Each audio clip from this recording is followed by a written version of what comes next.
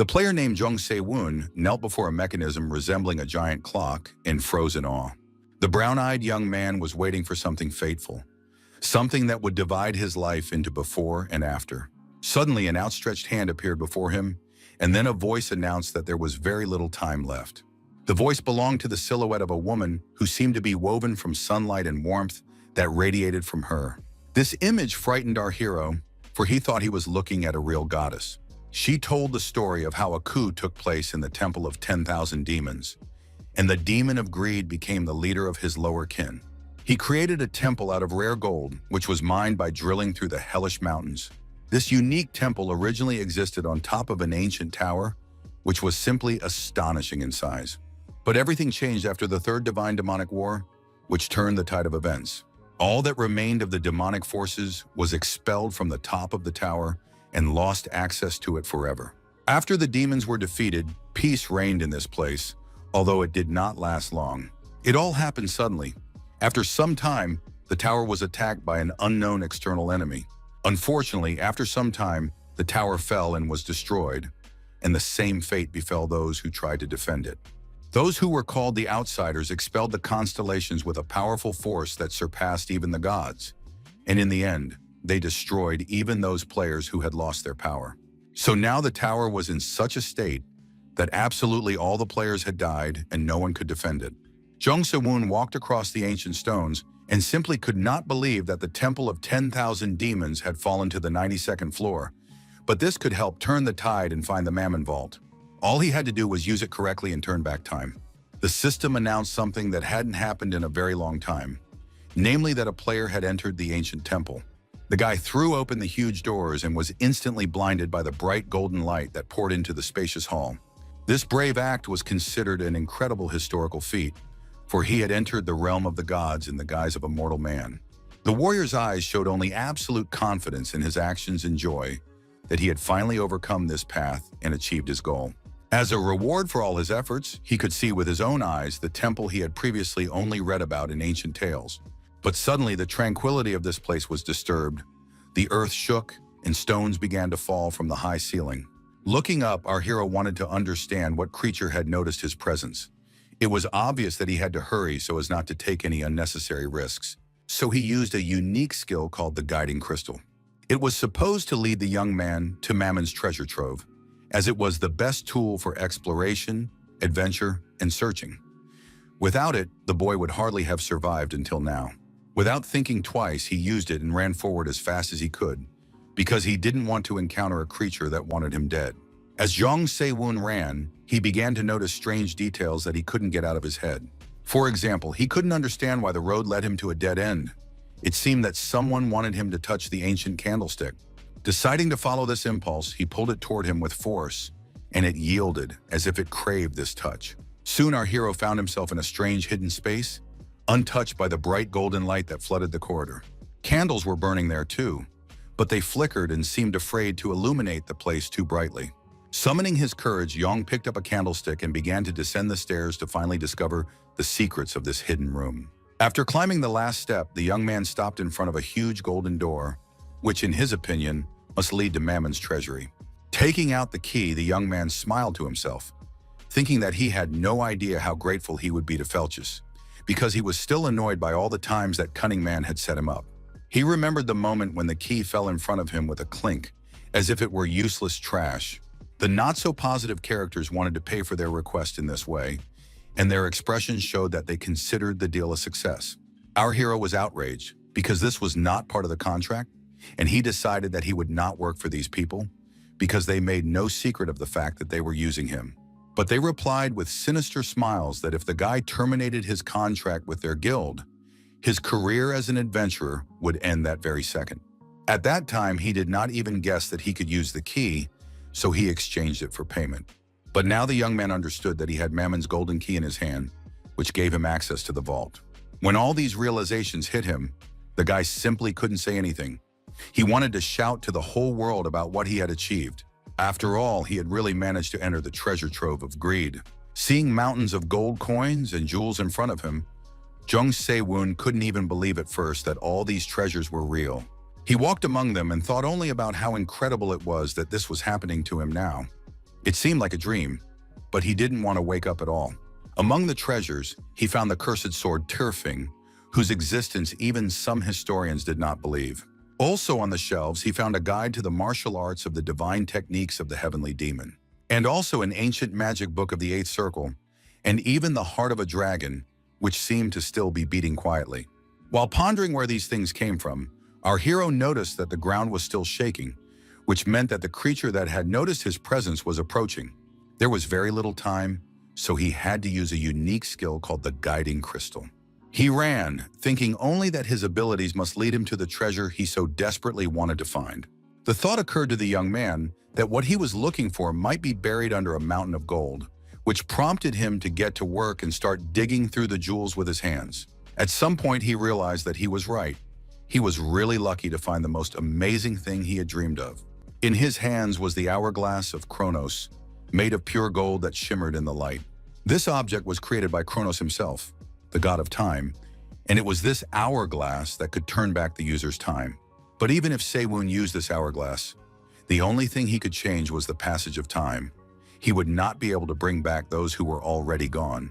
But if the guy comes back and stops the divine demonic war and conquers the tower to stop the outsiders, then everything could be different. The hero might at least be able to prevent the worst-case scenarios that led to the catastrophe. There was only one way to find out if this was possible, and that was to do it right now. So Jong abruptly turned the clock over and made the grains of sand pour out quickly. The magic began to work, which could be felt by the fact that everything around sparkled and the air seemed to become electrified. System alerts indicated that time inside the tower had reversed for the first time.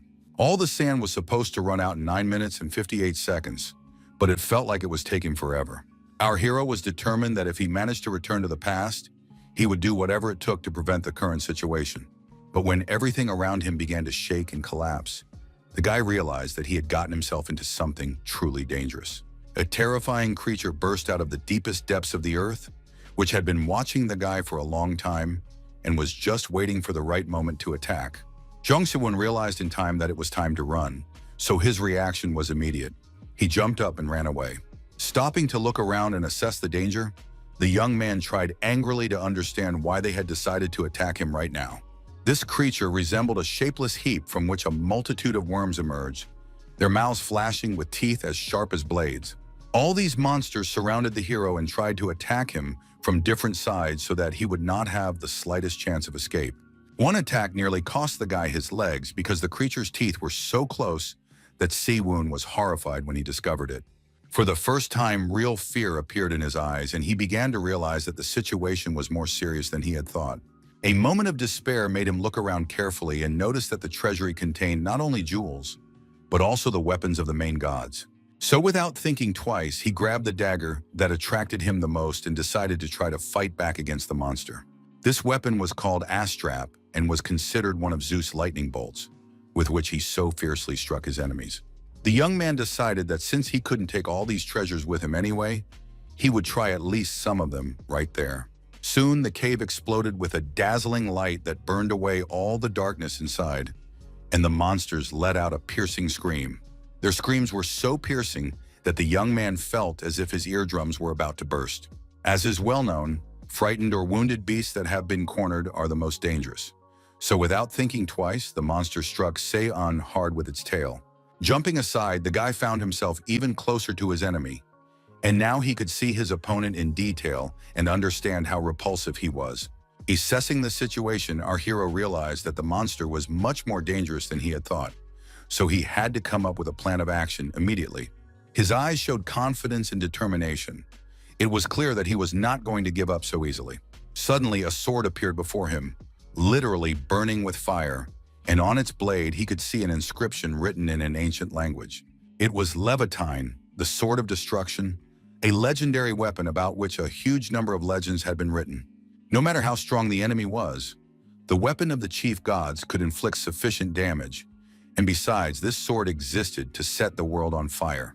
Armed with these relics, the young man entered the fray, expecting that this time he would emerge victorious. But the monster was not one to give up its life easily, so the creature became even more ferocious as it launched another attack. This was followed by an explosion, and the cave was once again illuminated by a dazzling golden light. The two forces collided, and it remained to be seen who would win this time, the one who embodied light or the creature that was born of darkness itself. Jung Se-woon made every effort to dodge the attacks and at the same time launch counterattacks that would help him kill the creature. His eyes burned with a real fire that seemed capable of burning everything it touched. Therefore, it was not surprising that another massive flash of light followed, illuminating even the darkest corners of the cave. Our hero realized that the outer layer that covered the other creatures was forming right now. Clutching the fiery sword in his hands, the boy looked fearfully at the charred particles of the monster that were burning out before his eyes. Soon, something new formed from these remains, a beast that resembled a wild boar in appearance, but its size was significantly larger than normal. A second later, it rushed straight at Seon with incredible speed, perhaps wanting to take advantage of the moment of surprise. Seeing the power of this creature, the hero began to doubt whether Levantine would be able to cope, and then he saw the spear. It was a spear of light called Brionac, and it was more powerful than the sword in the young man's hands. When he took it in his hands, he felt a surge of strength, as if power was flowing through his veins, along with the light emanating from the weapon. It belonged to the god of light and was capable of piercing absolutely everything, so it had to be put to use. And Seon did what he had to do without hesitation, swinging his spear, taking aim, and trying to hit his target. Swinging his weapon, he released a burst of energy that helped guide the spear where it needed to go. And in the end, the target was hit. The entity that was woven from shadows and hatred now screamed piercingly, testifying to its defeat. The spear of light literally tore a giant hole in the monster, causing it to freeze in place from the sudden pain. But the power seemed to continue to grow, and Se-woon covered his eyes so as not to be blinded by the powerful stream of light that was taking up more and more space. The guy felt tired and exhausted. He understood that the situation and its solution were much more complicated than he could have imagined. Soon a system window popped up in front of him, notifying him that he was the first player to kill an outsider. Jung Se-woon became the man who managed to accomplish a great feat that could not be ignored. Meanwhile, the sand in the hourglass had almost completely fallen, which meant only one thing. Very soon, the passage of time would change for at least one user. The Chronos clock began its work, as evidenced by the fact that it flashed brightly and dissolved into a golden light. The next system notification said that the Vault of Greed had collapsed. After that, everything around him shook so violently that our hero thought the walls were about to collapse on his head. The guy found himself in the center of a strange circle that protected him from the debris, and he was informed that the vault no longer had an owner. The only player inside the vault who possessed the golden key was Seo-un. So, to his great surprise, he was recognized as the owner of this vault. The monster that attacked him was destroyed, and only from the system notification did the hero learn that its name was the Maw of Gluttony. Suddenly, the boy noticed a dark sphere approaching him. As it turned out, the power of the defeated enemy had been transferred to him, and now he possessed its might. This frightened the young man, because until that moment he had no idea that such a thing was even possible. But what surprised him most was the message that his cause and effect relationships were changing to the opposite, and it was unclear what that meant. More and more light began to spread around him, seeming to fill every cell of his body with a pleasant warmth and a feeling of strength. The following notification warned that all of Jung Se-woon's skills would be erased without a trace, and the experience he had gained in the tower was completely reset. It was time to return to the days of training, when a gentle wind blew green leaves from the trees and carried them against their will into unknown distances. But the large group of people paid no attention to such trifles and were completely absorbed in the circumstances in which they found themselves. No one understood what was happening and why they were in this strange place, because just a few minutes ago, they were all at work, at home, or in their usual places. When the system windows appeared before them, their confusion increased several times over, because they had never seen anything like this before. And what frightened them most was the phrase that the training was just beginning. No one could understand what training they were talking about or what was going on at all. It was all like some kind of strange dream, except that no one could wake up. Jung Se-woon looked around and thought that it seemed he had really managed to get into the past. Meanwhile, people began to get angry and demand some kind of explanation, but everyone was in the same situation and no one knew anything. People were very unrestrained and chaotic, so the hero decided to stay away from them, but it didn't work out. Someone grabbed his arm and tried to hold him in place, Terrified, the man tried to figure out what was going on and what he had done wrong that fate had brought him to this place. Our hero immediately noticed that he remembered this guy. His skills from the past were gone, but his memory was working as it should. So, an image immediately popped into his head of this poor guy who had been brutally murdered during training, his neck literally torn apart and left to bleed to death. Now, Seo-woon really didn't know how to calm this man down, because very soon he could say goodbye to his life. And the guy himself couldn't understand how it was possible to remain calm in such a crisis situation, which could not be resolved in any way. They had been brought here for some unknown reason, and there was even a suggestion that it was all a prank and that there was a hidden camera somewhere filming their reactions. At first, Seo-woon thought about how to calm the crowd, but then he realized that no one would listen to him, no matter what he said. The training began, and the system warned that there were just over 4 minutes left before the first wave of monsters. No one understood what the words "wave of monsters" meant or what to expect from this strange place, but everyone guessed that nothing good was in store. Looking at everything that was happening, our hero made a mental note that so far, everything was going as it had before. He decided to open his stats and check his indicators. They weren't very high, but he had some unique skills. Before, the guy didn't understand, but now he fully realized that his stats were quite serious. But something in his statistics was new, and he couldn't understand what kind of authority he now had in his arsenal. He remembered the reports that announced that the Vault of Greed had collapsed and now had no owner. At that time, only Seo-woon was inside the building, so he was recognized as the new owner to whom the power would be transferred.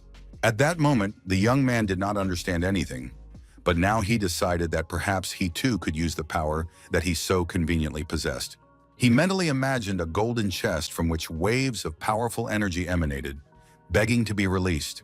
The repository of greed was opened, and the young man gasped in surprise when this power began to break through the protective spells of the chest. Inside were hidden unique relics, the first of which was the breath of the red fire dragon, Firax. There also lay the legendary Mjolnir, Thor's hammer, which belonged to the god of thunder himself. That was not all. The young man also became the owner of the heavenly demon, who commanded martial arts and was passed down from generation to generation by the leaders of the demonic cult. It became clear that if the hero had such power, he would be able to accumulate enough strength to fight the outsiders. The system announced that the first wave of monsters was about to overwhelm the people, who needed to defend themselves and prove their right to exist. People looked at the notifications with fear and did not know what to do or what to expect, because the approach of monsters clearly could not mean anything good. Soon they noticed a pack of wolves approaching them very slowly, even leisurely, confident that their victims would be unable to do anything. Now even the bravest and most reserved men panicked and made every effort not to scream in fear. Meanwhile, the wolves continued to advance slowly, their burning eyes hinting that they would not let the men go so easily. Blinded by rage, the monsters began to howl ominously, warning their potential victims that there was nowhere to run and only a miracle could save them. After the leader gave the signal, all the other wolves rushed into the attack to finally begin their long-awaited hunt. Despair and fear overwhelmed the people like a raging avalanche, so they began to run away in panic, not thinking that they were making their opponent's entertainment even more interesting. They ran until the beasts surrounded them and closed in, leaving the poor users with nowhere to go. So now, feeling their absolute superiority, the beasts began to advance slowly, enjoying the fear of their trapped victims. No one knew what to do or how to avoid death, because they didn't want to give their lives and bodies to be torn apart by these creatures. Consumed by fear, the people did not even notice that a brave soul had emerged from the crowd. He said that if the poor souls did not want to die, they would have to fight to prove that their lives meant something. One of the men grabbed the brave man by the shoulder and asked if he really didn't understand the complexity of the situation. He tried to explain to the guy that they couldn't fight such powerful monsters without weapons or any training, so his suggestion was absurd. But then another man approached the rebel and asked if he had any other plan that would help them all save their lives. The stranger's name was Kang Han-chul, who, based on the man's manner of speech, concluded that he had some kind of proposal that he had not yet voiced. Meanwhile, Si-woon, unbuttoning the top buttons of his shirt, said that everything was very simple if they followed a certain plan. He said he was going to deal with these monsters, while Han-chul should focus on protecting all the other users. Without further ado, the brown-eyed man agreed to this, but he didn't understand how the young man planned to deal with the monsters alone. Our hero would be aided in this by the basic kicking technique from the Shaolin sect, which he had extracted from the Vault of Greed. Activating the necessary skill, the young man decided that the time had finally come to test his strength. The wolves did not stop their advance. They moved very quickly and deftly, as if they did not feel the ground beneath their feet. When the creatures finally reached their victims, they immediately pounced on them, growling loudly. Our hero immediately reacted to the dangerous behavior of the beasts and realized that it was time to put all his skills to use. Without hesitation, he applied the 10 martial arts techniques and struck his furry enemy squarely in the jaw, causing him to yelp loudly. The wolf was in incredible pain, breathing heavily and unable to get up on his paws to defend himself. Looking at their wounded comrade, the other beasts decided to avenge him and began to close in on the young man in pairs. Their fierce eyes burned with hellish flames, and their sharp, deadly teeth clicked, hinting that they could tear human flesh apart without effort. No matter how frightening this scene was, the young man did not give in to his emotions and rushed into battle, realizing that only he could save everyone from the bloodthirsty beasts. He clearly understood what moves he needed to make to inflict maximum damage on his enemies and make them less dangerous. Activating his skills, he unleashed a barrage of power on the wolves that they clearly could not cope with.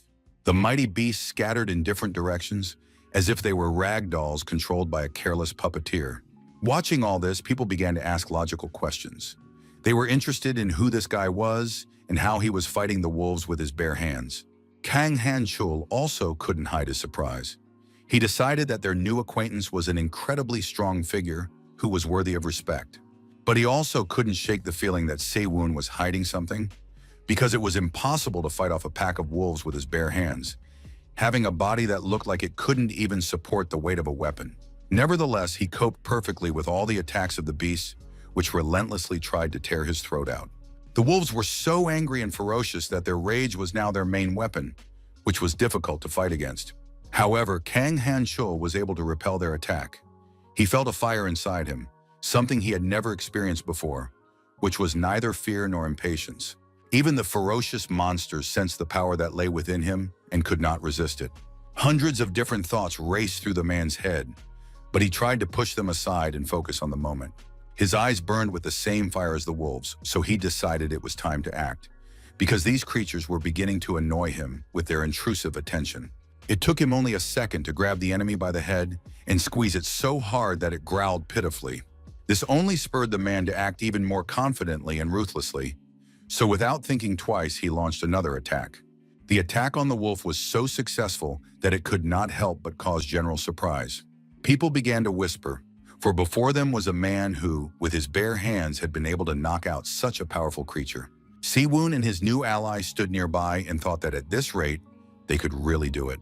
But Han-chul was still very interested in whether there was anything that could be used as a weapon against the remaining enemies.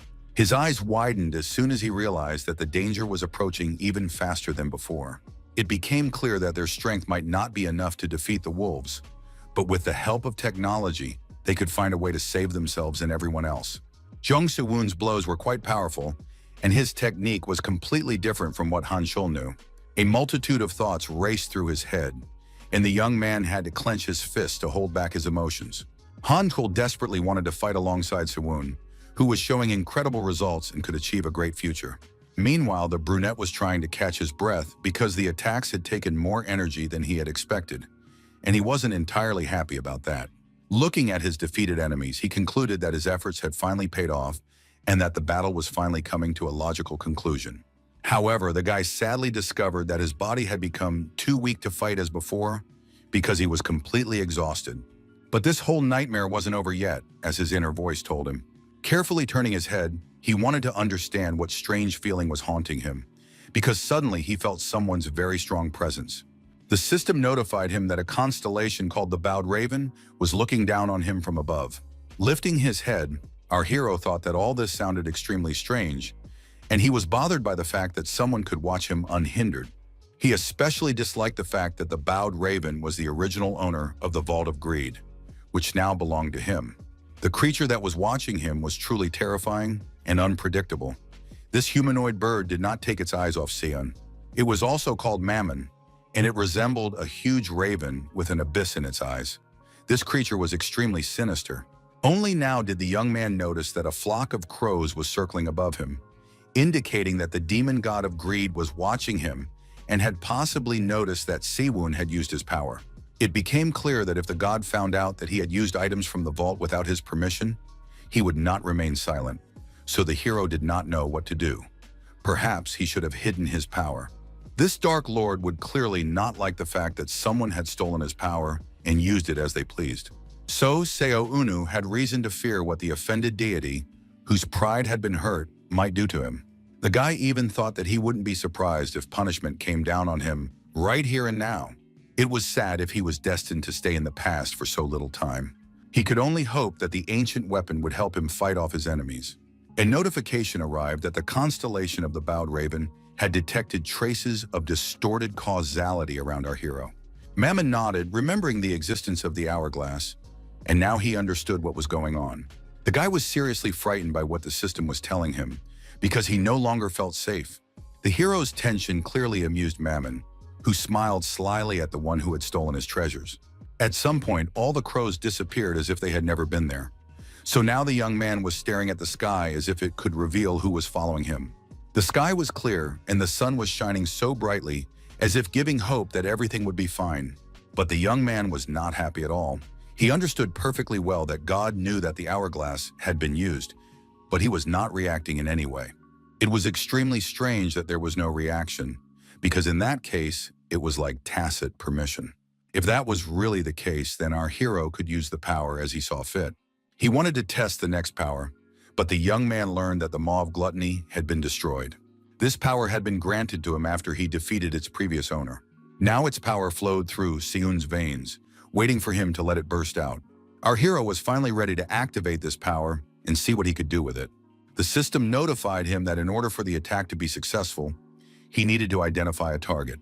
Looking at the dead enemies, the young man thought that at the moment, this might be somewhat difficult.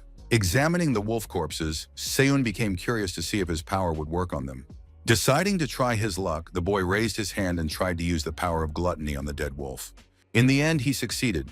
He had indeed summoned this power, and now powerful magic burst from his palms. The magical jaws reached the wolf's body and clamped down on it with sharp teeth, intending to tear it into small pieces. Soon this thing devoured absolutely everything, leaving not even a small bone behind. The sight was disgusting and extremely terrifying. System notifications informed the guy that he had devoured the brown wolf, taking all its nutrients, strength, and agility. The hero thought he was hard to surprise, but all these system notifications did it without much effort. He couldn't imagine that simply by devouring a corpse, his stats would increase and grow dramatically. It seemed too simple. This led him to believe that if he used this power to its fullest, it would be no problem to push his abilities to the limit. But then a sudden thought pierced his brain. Mammon wasn't the only one who could have noticed that he was using his power. Beelzebub, the demon god of gluttony, could also discover that a power similar to his own was at the disposal of an ordinary human. As soon as he thought about it, a notification informed him that another creature, known as the Hungry Prince, was now watching him. Swallowing hard, the young man realized that cold sweat was running down his body. Yes, he had been lucky with Mammon, but who said his luck would last long? At first, the demon wanted to say something, but then decided that his meal was much more important than sorting things out. Such a dismissive attitude caused even more fear and doubt within the boy, because it was unclear how to act. The boy wondered why the demon's revenge had been postponed, and he had chosen to continue his meal. Perhaps this powerful creature was dying of hunger. Smiling, our hero thought that since things were taking such a turn, it might work in his favor. Activating his power, the young man thought that since the demon was so hungry, he should let it eat as much as it wanted. Gluttony was applied to the maximum, so even when Siwon felt a slight exhaustion, he did not stop his actions. Hungry mouths, woven from powerful energy, reached out to the bodies of the fallen monsters, wanting to devour as much flesh as possible. They sank their teeth into the corpses and tore them apart, leaving not even small bones behind after their work. In the end, 2 more wolves were devoured, who in life could not have imagined that they would be so abused. The system announced that the Hungry Prince constellation was rejoicing with joy. Everything had worked out exactly as the boy had expected. The nutrients were absorbed, and his strength and agility increased. This time, the stat increase was much smaller than last time, but that was okay, because he was happy that none of the deities wanted to destroy him yet. So at the moment, Seon's goal was not to increase his stats at all. He was concerned that all the deities watching him were well fed. A notification arrived informing him that the hungry prince was still feeling very hungry and considered the meal he had been served to be a mere snack. This behavior was not surprising since Si-woon was dealing with the god of gluttony, but he decided to end the peculiar negotiations there. After the monster's attack, the area became quiet and even peaceful again. The only reminder of the battle was the blood that covered everything around. The people became bolder and, following the example of their leaders, they too began to hunt the wolves as a crowd. Finally, someone shouted loudly, announcing that they had finally defeated all the bloodthirsty wolves. Joyful cries rang out around them. People waved their blood-stained weapons and rejoiced that they had not perished in battle. They were told that they had successfully survived the first wave of monster attacks, so their adaptation had been very successful. So all participants received 50 points, which left people confused and joyful. Seowon quietly watched the crowd, knowing all the ins and outs of the system, as this was not his first time dealing with it.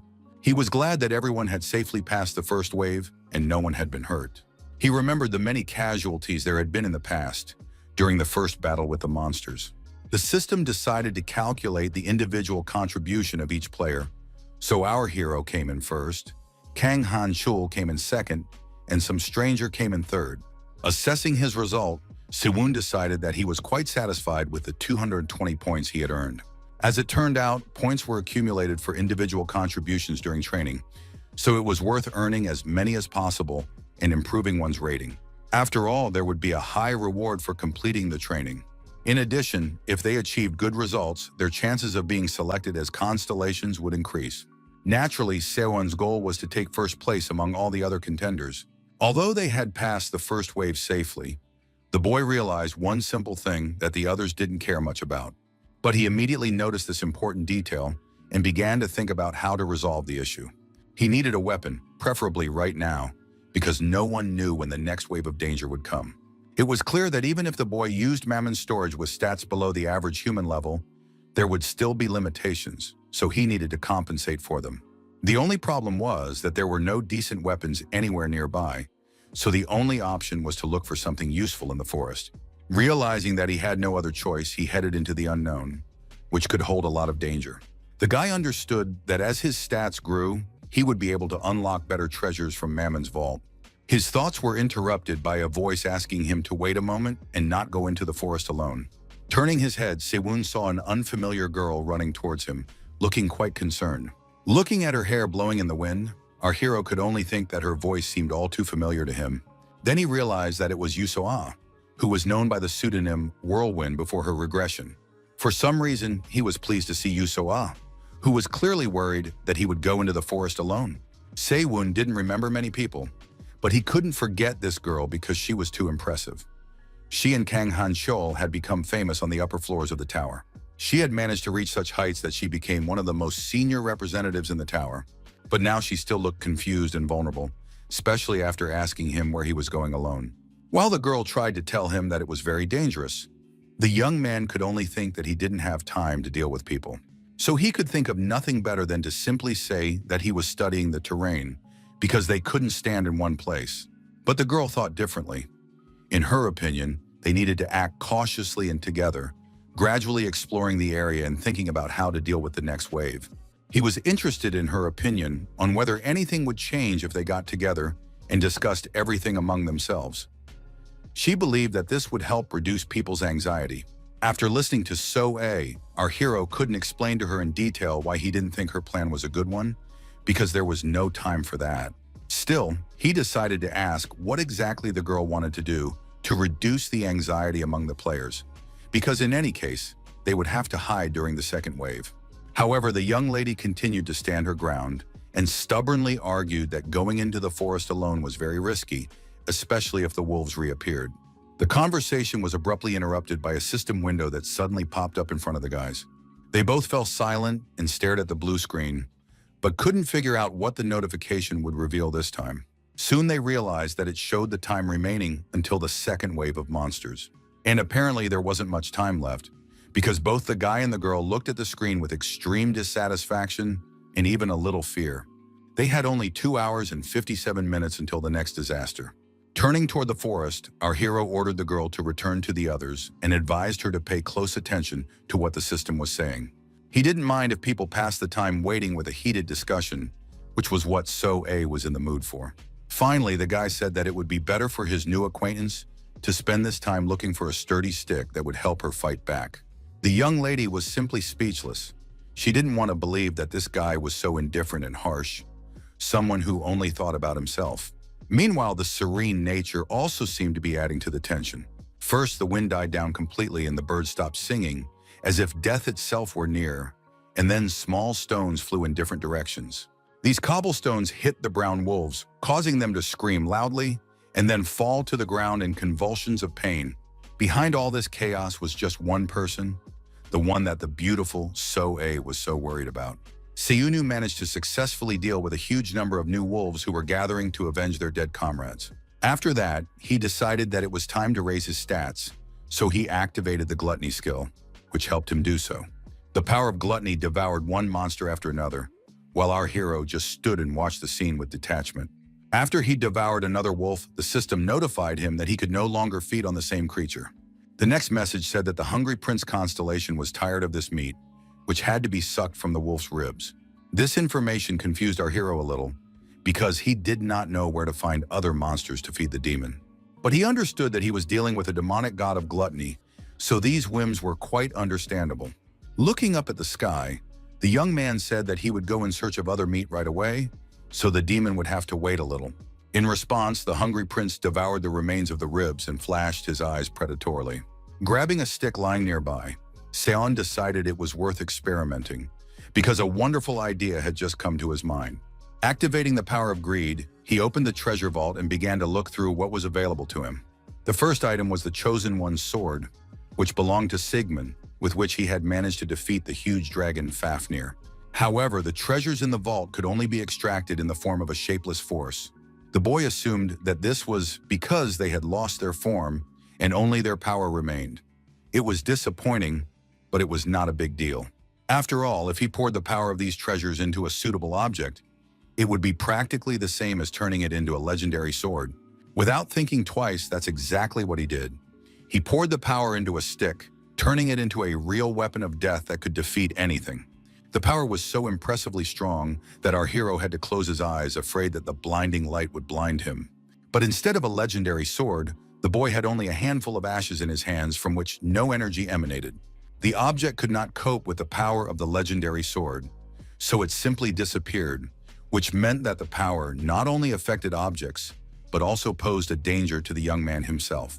Now he was using a basic martial arts manual, but if something stronger had been used, there would have been no trace of it left, just like the branch he had used.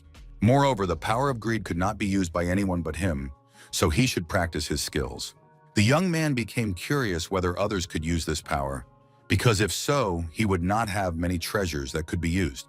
He needed to increase his abilities, but for now, first and foremost, he needed to acquire a weapon. So our hero set off to wander through the forest in search of something that could serve his purpose. But something inside him screamed that even if he searched the entire forest, he would not find anything suitable.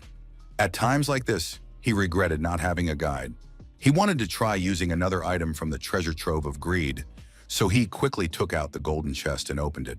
The young man extracted the spirit of a knoll, a low-level monster with the head of a hyena that uses its excellent sense of smell to track down prey.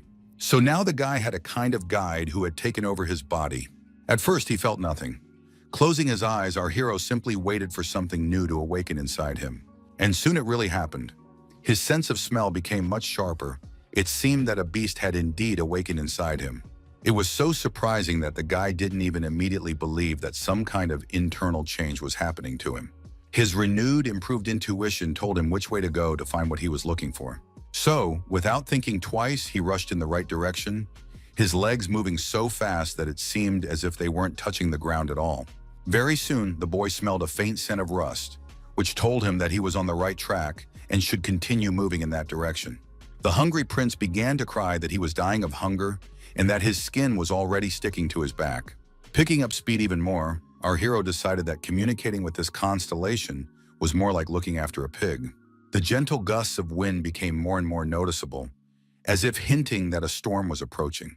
The place where our hero's newfound sense of smell led him was much further than he expected, so Se-woon was out of breath. His intuition told him that the monster was lurking somewhere nearby, but he couldn't figure out where to expect the enemy's attack. But suddenly he felt something else, a strange sensation that enveloped his entire body and made him freeze in place. It was hard for him to believe that this was really happening, because he had never been able to predict anything so clearly before. He literally knew exactly which side the enemy would come from, so his intuition did not fail him. The huge beast was walking slowly in the shadows of the trees, but Se-woon knew exactly where it was, because his heightened sense of smell was working for him. But the boy's feet froze in place as soon as he realized he had no idea what kind of creature he was facing. At that moment, a red eye flashed in the darkness, followed by a huge paw that inspired genuine terror. Then a sinister muzzle emerged sharply from the shadows, emitting a terrifying growl so loud that it seemed to make the earth itself tremble. At that moment, our hero realized that he would have to face someone much stronger than the creatures he had encountered before. Looking at his growling enemy, the young man thought about a plan of action, because for some reason he hadn't given it any thought before. Looking at the ferocious gray wolf, one could conclude that the guy's appearance was not a surprise to him. It seemed that he also possessed an exquisite intuition. Feeling the energy of this monster, Se-woon realized that before his regression, he would have simply run away. But now everything had changed, so he decided to stay and fight. A greenish flame engulfed our hero's body, demonstrating his strength and magic, so that the beast even staggered and moved back a little. This gave the guy confidence, which until that moment had threatened to leave him, but now he was almost 100% sure that he could handle it. The monster let out a battle cry and rushed into battle, showing off its deadly fangs, which were as sharp as razors. But the young man did not let the villain get close to him, striking him hard in the face and making him whimper pitifully. This attack helped Se-woon understand a few things. First, his enemy was not just big, but huge. Second, the wolf was much faster than its fellow creatures. The creature was clearly no ordinary monster, so he needed to come up with a clear plan that could help in this situation. A second later, the boy realized that his neck was starting to hurt. It turned out that the wolf had managed to cut his skin and draw blood. It was quite obvious that the enemy wanted him dead, and apparently the monster wanted to finish him off with one blow, hitting a vital spot. The smell of human blood excited the creature, which was already exhausted from its desire to feast on fresh flesh. If the hero had not mastered the 10 ways of martial arts, there would hardly be anything left of him. So there was only one right decision: to move as quickly and as maneuverably as possible, and of course, with the utmost caution. Jumping up, he decided to use a skill that had not been used until now. The 10-way martial arts contain many different techniques, but for this situation, a strike from behind was most appropriate. However, the consequences of the strike came as a real surprise to the boy, and not a pleasant one at that. After the blow, the wolf was unharmed and, moreover, did not even lose its balance, simply standing in the same position as before the attack. Se-woon had expended a lot of energy, and he felt it acutely as his legs were shaking, and it was almost impossible to stop them. Trying to understand what had happened and why his attack had been so ineffective, the guy assumed that it was all because of his low stats. Looking at the vicious wolf, it was clear that it had also been injured. Our hero had hit it in the stomach, and now that area had darkened, as if a circle had been burned there. But a minute later, there was no trace of the wound. The burn had healed, proving once again how strong the monster was. With a sharp lunge, the wolf tried to pounce on the guy again, this time its jaws almost biting the poor guy's head, which could have fatally injured him. Fortunately, the boy managed to jump aside in time. He knew he had strength and speed, but it wasn't enough to defeat his enemy. The creature's powerful paws clawed furiously at the ground, clearly extremely irritated at its failure to kill the boy. Now they stared intently at each other and watched their slightest movements to immediately understand who would break the temporary calm and rush to attack first. Se-woon thought that there must be some way to help him in this hopeless situation. Meanwhile, brown wolves began to emerge from the thicket of the forest, slowly approaching the scene of the massacre. They bared their sharp teeth as if supporting their leader, urging him to finish off the insolent man as soon as possible. When Se-woon saw all those approaching him, he couldn't believe that he would have to face such a huge number of opponents. He wanted to scream because he felt he was being treated unfairly. He couldn't even handle the gray wolf, and now it had called in reinforcements. Things were not looking good, as all the factors indicated. It was clear that at this rate, our hero would not even be able to escape, let alone engage in a full-fledged fight with several opponents. Not far from him, the guy saw a sword stuck in the ground, seemingly waiting for someone to notice it. The wolves did not hesitate. They were fierce and cruel, so they immediately rushed at their enemy, wanting to tear him to pieces. The rusty sword was not the most reliable weapon, but Seiyun had no alternative, so he didn't turn up his nose and pulled it out of the ground. The old weapon easily left the place where it was found, as if singing in the hands of its new owner. It seemed that the hero was holding only an ancient weapon, but after swinging it, it became clear that the blade was still sharp. The wolf found this out the hard way, as the rusty metal cut him badly. So everything was going exactly as Seiyun had thought, and the plan he had created in his head was slowly coming to life. He definitely had the best sword he could find at this stage, so he appreciated what he had. While the guy was fighting, the system notified him that the constellation of the Booed Raven was looking at the sword with a strange expression on its face. This indicated that the young warrior had found the weapon that was the real goal of this journey, and he decided that he was moving in the right direction. Looking at the slain wolf, it became clear to the hero that now that he had such an advantage, he simply could not back down and retreat. He wanted to finish off the monsters before the new wave began. Therefore, a confrontation with the gray wolf was inevitable, for it was the most important monster to be defeated.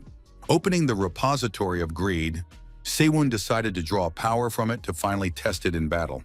Now he had access to the fencing skills of the Hamel family, whose main technique of the basic longsword style was passed down only to direct heirs. But now everything was different. Jong Se-woon could also wield this unique power, and he couldn't wait to find out what he was capable of. Meanwhile, the wolves continued to try to deal with the young man, who was confident that he could handle them. Flashing his weapon, the young man decided to prove that his confidence was not unfounded. So he directed his power straight at the creature's face, which was approaching him with incredible speed and agility. Fortunately, our hero had enough skill to stop the sudden attack. Managing to block the lunge with his sword, it became clear that now was the best time to finish off the monster once and for all. And he was right. With a few precise and sharp blows, he managed to neutralize his opponent and make him whimper pitifully in pain. So, after landing from the blow, it felt like everything was going exactly as it should, as if someone above had created the perfect plan. And the enemy's blood, slowly spreading across the grass, was the best proof of that. The gray wolf was not yet dead. These attacks had enraged him so much that he was ready to tear and throw everything around him, just to harm the one who dared to raise a hand against him. Looking at his opponent's anger, at his tightly clenched jaws, it was clear that everything was going exactly as it should. The skill of the family, which had risen to the rank of imperial fencers, helped in this, so the effectiveness of the current attacks was guaranteed. Although Seiyun enjoyed the battle, he clearly understood that it was time to end it all, because he didn't have much time left. But doing so was not as easy as saying it, because his opponent was not some little dog, but a huge gray wolf with powerful jaws that could easily crush anyone. There was nothing else to do, so continuing the fight was the only option. Gripping the rusty hilt of his sword tightly, the young man sprang into action. He acted quickly enough that his lunge was successful, and the blade of the sword plunged straight into the wolf's mouth. When the guy pulled it out, foul-smelling blood gushed from the monster's throat, and the victim began to choke, indicating damage to vital organs. The wolf did not expect that a human could defeat him so quickly, so he was stunned by what had happened and was unable to repel another attack. It was the last one for him, after which the creature fell to the ground and did not move anymore. Seon even felt a little sorry for the enemy, who had been so dangerous and powerful just a moment ago. After the creature breathed its last breath, the system announced that the main monster of the wolf forest, known as the Guardian of the Graves, had been defeated. This message couldn't help but make our hero smile, because he understood that he was getting stronger with each passing moment. His level had been raised, and another 500 points had been added to his personal achievements. In addition, his inventory now included a gray wolf skin, which could be useful in the future. But on this journey, besides weapons, there was another goal, not so obvious, but nonetheless important. The guy understood that increasing his personal merits was a vital task for him. There were several ways to do this, and he had known this information since his previous life. The first way was straightforward. He had to actively participate in battles, such as the monster raid that took place during his training. The next way was more difficult, as it required finding a monster on his own and defeating it in a one-on-one battle. But the most brutal of all was the third way, because it required the player to engage in violent bloodshed. In order to be at the top of the food chain, it was necessary to defeat all other players, no matter what the cost. As terrible as it sounds, as the end of training approaches, the number of players who will turn their swords against each other will increase significantly. While the guy was feeding the constellations with the power of gluttony, he thought about how fighting other players was an easy and accessible way to get high personal merits. The system announced that the Grave Guardian wolf had been devoured, and its nutrients had increased Sion's strength, agility, and health stats. Assessing the situation, the young man realized that boss monsters could greatly increase his stats. Furthermore, it became known that the Hungry Prince constellation was pleased with the taste of the meat and said that it suited him. This delighted our hero, and he decided that it was worth returning to the other players. But before that, he wanted to check the items that were now in his inventory. From now on, he possessed the sword of a forgotten hero, which had been forgotten and rusted over time. But despite this, it increased his attack power against monsters by 10%. The gray wolf skin was Class D. It belonged to the one who once ruled his fellow wolves, and it still retained its former grandeur. It gave its owner and his allies charisma and instilled fear in his enemies, as well as increasing movement speed by 5%. With such items, there was every chance of raising his rank to D+ level. The system reported that the Bowed Raven no longer considered his weapon to be complete junk. It was funny that the demon god of greed only became interested when he checked the item. But at the moment, the young man was more interested in how much time was left before the next wave. As if answering his question, the system reported that there were only 12 minutes left until the second wave of monsters. Putting on the gray wolf skin, the boy smiled and decided that he had to hurry if he wanted to stay alive. Time flew by unnoticed, and soon the next wave of monsters began their attack. To prove that he was worthy of living, the boy had to stop these creatures.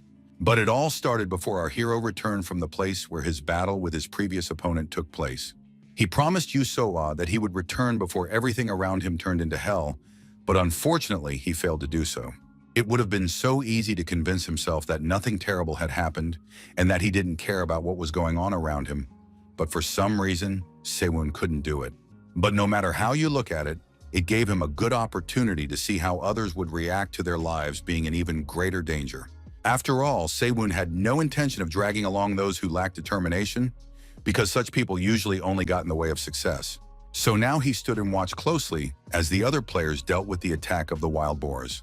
The monsters were very fast and ferocious, which meant that people would have to act immediately if they wanted to save their lives. Some couldn't take it, panicked, and ran away screaming. It was difficult for them to realize that everything around them was trying to kill them. Others, on the contrary, fought with such enthusiasm that one could only admire them, for they made impressive efforts. Yu Seo-ah and Kang Han-chul were just such people. They clearly understood that only they could protect themselves and that no one else would fight for their lives. Looking at the whole picture, our hero thought only that from that moment on, a serious battle for survival had begun, one that would continue for a very long time. Soon, people began to come to their senses and realize that they needed to develop some kind of battle strategy. One man shouted that they needed to block the boar's attacks. He was a distinguished-looking man, but fear had driven him to hide behind an employee of his company and order him to protect him. Seeing the guy's confused look, the man kicked him hard, sending him flying face down. He shouted that if the boy didn't want to be fired, he should fight more actively. Sewon behaved very quietly, which allowed him to understand that he was facing the head of the Tovin Corporation, a despicable man who wanted to survive at the expense of other people's efforts. Everything was clear with this character, so our hero moved on to see what the others were doing. Despite the fact that chaos and panic initially reigned on the battlefield, now people had gathered and were fighting even better than could have been expected. Han Choriol and Yusoa were particularly impressive, fighting as if they were experienced warriors, with real fire burning in their eyes. Despite her fragile appearance, the girl was striking in that she had an unyielding core within her that helped her act fearlessly in such situations. Considering that they had no equipment, they did quite well, so they couldn't help but stand out from the crowd because they had great potential. Taking a step forward, the young man decided that it was time to finally step out of the shadows and show what he was capable of. A confident smile lit up his face as he began to move toward the chaos that was unfolding around him. The first to notice that Sewon had joined the battle was the girl, who was very observant and noticed absolutely everything. She understood that only she could organize her own defense. So if she hadn't found a club, she would have been completely ineffective in battle and most likely would have already been killed. It was obvious that these boars were on a completely different level compared to the wolves, which now seemed like cute little dogs. It seemed as if they could sense their victim's fear, and this made their eyes burn with a hellish flame that only death could extinguish. Yusoa looked around appraisingly and concluded that even though they were fighting back well, the creatures continued to advance on them. Only now did the girl notice that her jeans were torn and there was a serious wound on her leg, from which a lot of blood was flowing. She didn't understand when it had happened or why the last words of the dead continued to play obsessively in her head. She had no time for such thoughts, because if she continued to sit in one place, she would become a target for those who were so eager to kill her. Before the girl had time to think about it, she noticed a huge boar running towards her, its small eyes flashing maliciously. There was only one way out: to forget the pain and clench her improvised weapon tightly, which could save her from certain death. Looking into the eyes of this terrifying creature, Soe decided that she simply had to hold on a little longer. She was scared, her palms were sticky with sweat, and the club was shaking slightly. But the girl decided that she would not run away. She wanted to defeat the enemy at all costs. She had to wait just a little longer because the boar was bound to get closer any minute, given its impressive speed. Just when it seemed that the end was near and the girl was about to die, Seon entered the fray and struck a single blow with his sword. Opening her eyes, the young lady could not believe that someone had helped her and literally saved her from certain death. But it had really happened. The boar that had intended to kill her was cut in two and now lay right at her feet.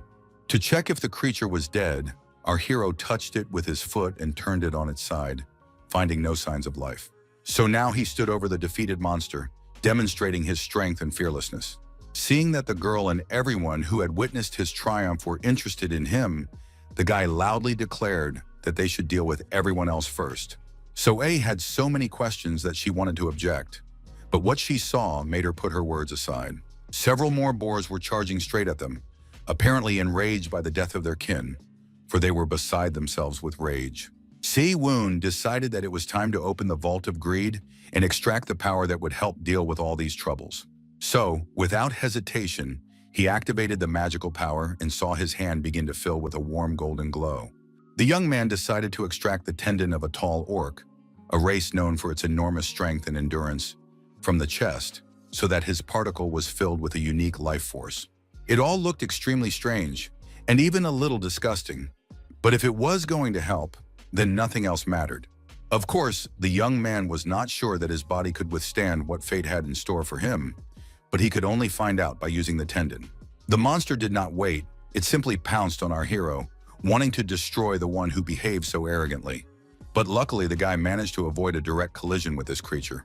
He jumped high and flew up, not letting his opponent get close. Seo-on's eyes lit up, indicating that he had chosen his target and intended to do everything to destroy it. So he unleashed his wrath on the boar, which did not expect such a powerful attack. Screaming in pain, it tried to run away, but to no avail.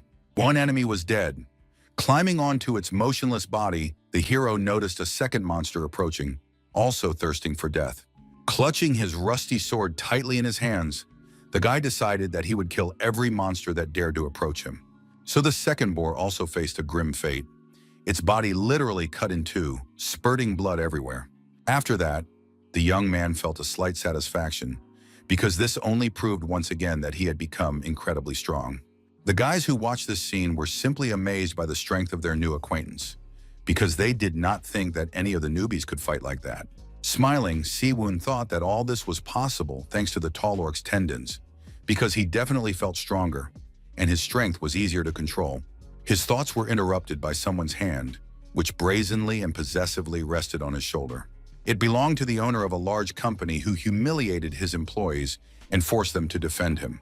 The man assessed the young man's fighting skills and said that he was on a completely different level than the mediocrities who defended him. Noticing a dirty handprint on his coat, the young man tried to brush it off with disgust while the gentleman told him about his idea. The insolent man wanted a skilled fighter like Sewon to protect him and become his personal bodyguard. He proudly said that he was the CEO of the Tobin Corporation, which absolutely everyone knew about. Waving his hands grandly, the gentleman promised to generously reward the young man if he agreed to become his bodyguard, even asking him how much he wanted. Se-woon was even promised the position of department head at Tobin, which was much more lucrative than any offer from any other company. After thinking for a moment, the young man dryly said that it all sounded like a good deal. The man thought that the decision had been made and said that the young man had made the right choice. All Se-woon had to do was protect this insolent young man, and he thought that this was actually not a bad option because he was looking for a good meat shield. These words frightened the gentleman so much that he opened his mouth and couldn't make a sound. There were simply no words in his head to express his indignation, but he didn't need to speak. Se-woon kicked the scoundrel and he rolled across the ground like a ball. Outraged by such behavior, the man began to shout and ask what this worthless kid was going to do. His cry fell silent as soon as he heard the animals moving toward them. It wasn't one or even two boars, but four, so he didn't stand a chance. The monsters slowed down a little as they approached the man. He looked at them with fear in his eyes and tried to understand why they had suddenly slowed down. In the end, he stopped caring, because his life was at stake, and it could end at any second. When the boars attacked this despicable man, Seo-woo didn't feel sorry for him at all. People like him cause a lot of problems just by being there, so it was better to get rid of him now. Looking at the faces of So-er and Han Chor-yul, it was clear that they also had no pity for the man. Yes, they were surprised by this outcome, but they felt no compassion for him whatsoever. The crouching raven watched all this with a sly smile, and the hungry prince begged for tasty prey again. Finally, the wave of monster attacks was over, and people surveyed the battlefield and marveled at how many boars they had to kill to survive. The system announced that all participants had successfully passed this test and could move on. The joyful people laughed with happiness and hugged each other. Not only were they safe and sound, but they also received 50 points each, without counting individual contributions. The top three were the same people: Se-eun in first place, Han Chol in second, and So-a in third. To improve his performance a little more, our hero decided to eat the brown boar. He was right. Once all the nutrients were absorbed, his strength and endurance increased by several points. The hungry prince devoured the boar with pleasure and eagerly awaited the continuation of the banquet. He decided to keep one for himself because people also needed something to eat, and battles took a lot of energy. Before his regression, he had eaten only wolf meat, and he still remembered how terrible the flesh of predators tasted. It was difficult to imagine a more disgusting dish. As he began to cut up the boar, the young man thought that the rust on his blade could be dangerous, but now he couldn't worry about all the details, and he had no alternative. While he was busy with the meat, someone approached him and quietly apologized for interrupting. Turning his head, someone looked disapprovingly at the person who had decided to break the pleasant silence that had reigned after the noise of the battle. Standing in front of him was an unfamiliar girl, her eyes following the guy with interest, and eventually she asked if she could help him. Se-woon's eyes immediately fell on her hands, which were covered in small cuts. She said that she owned a small restaurant and knew a thing or two about cutting meat. Deciding that the chef would do a better job than him, the young man allowed the stranger to help, and she beamed with joy when she received permission. The others also perked up. Someone took the initiative and offered to gather firewood, while others wanted to set up camp and find a source of water. However, some were against building a fire, as it could attract the attention of predators. Our hero watched all this closely, pleased that the players were slowly coming to their senses and adapting. He decided once again to open the Vault of Greed to see what other skills he could unlock. He was most interested in abilities related to the use of fire. One of these skills was called Fire Flame. It was imbued with the power of a lower fire spirit and stored its energy, making the flame difficult to extinguish. This power meant that one did not have to think about how to light a fire, as a single spark was enough to start a real fire. So soon, people were warmed by a large bonfire, which made this difficult evening a little more comfortable. A huge moon lit up the forest where our heroes were. The night was quiet, with only the occasional whisper of the players. The pleasant aroma of roasted meat wafted through the air, instantly whetting the appetite of the tired guys. Cutting off a decent piece, Se-woon began to bite it cautiously, assuming that the meat of monsters would taste very unpleasant. But the hungry prince licked his lips impatiently, tempted by the delicious aroma. But Se-woon had no intention of sharing, because he needed to eat too. While he was eating the meat, sitting on a rock, someone approached him from behind, their footsteps so quiet that our hero simply did not notice them. They brought him water and told him that in order for his body to recover faster after the battle, he needed to drink water. The benefactor was Yusoa, who clearly wanted to establish friendly relations with our hero. While he was drinking water, she cast a curious glance at his rusty sword, which was lying nearby. After a few minutes, the girl finally asked if the guy had managed to find this weapon in the forest. Shrugging his shoulders, he replied that he was just lucky. The young lady looked sadly at her wooden stick, clearly a little jealous of Sewun's luck. Our hero remembered hearing that before she developed her skills and talents, his acquaintance had always trained with a sword, and it was clear that she would not be able to reach her full potential with a wooden stick. Deciding to help Seoe, the young man told her to look closely at the system message. Following his advice, she carefully examined the notification and noticed that she had 100 points in her account, but she didn't understand what that meant. Her face lit up with genuine surprise when she was told that she could buy a sword with that amount. It seemed impossible. But Sewun just said that she should focus on the points, and then a store menu would appear in front of her. It all resembled a game. Nodding his head, the young man said that it was a kind of game, and that the one who could adapt to the system and understand its rules the fastest would survive. So A was completely absorbed in choosing a sword, her hand trembling slightly when it came time to make the final decision. Suddenly, a sword fell from above, landing right at the feet of the girl, who still couldn't accept the reality of what was happening. Examining the perfectly balanced weapon, So A asked how her acquaintance knew that such a thing was even possible. The guy said that he had simply adapted quickly to the situation. Smiling, the beauty said that she had thought in vain that she was quickly adapting to the current realities, but her new friend was coping much faster. The girl asked with interest if he had mentioned her name earlier. When talking about adaptation, the hero did not know how to explain that he knew it, but his acquaintance did not press him for answers. She simply thanked him for his help, and this brought a sincere smile to the young man's face. They sat by the fire almost all night, and all that time the guy thought only about how interesting it would be to work with this girl in the future. The long-awaited morning arrived, and the sun's rays gave everyone hope that the dark days would always come to an end. The fire was just dying down, as Sewun had kept it burning until almost dawn, wanting his new acquaintance to stay warm. But a peaceful life was only a dream, because there were only 58 minutes left until the third wave of monsters. So A's leadership qualities kicked in as soon as she saw the system notification, and she decided to wake everyone else up immediately. Upon learning of the imminent arrival of the third wave, people began to panic. They were scared and didn't know what to do. So A quickly realized what to do and said that they needed to bring stones from the forest to throw at the monsters, because support from behind would be very useful to them, and she asked everyone else to find sticks. Our hero watched the girl appraisingly. She had changed. It seemed that receiving the sword had unlocked her hidden leadership potential, which she was now putting to full use. It became clear that people were panicking much less, most likely because of So A, who had taken on the role of a strong leader and given the players a minimal sense of security.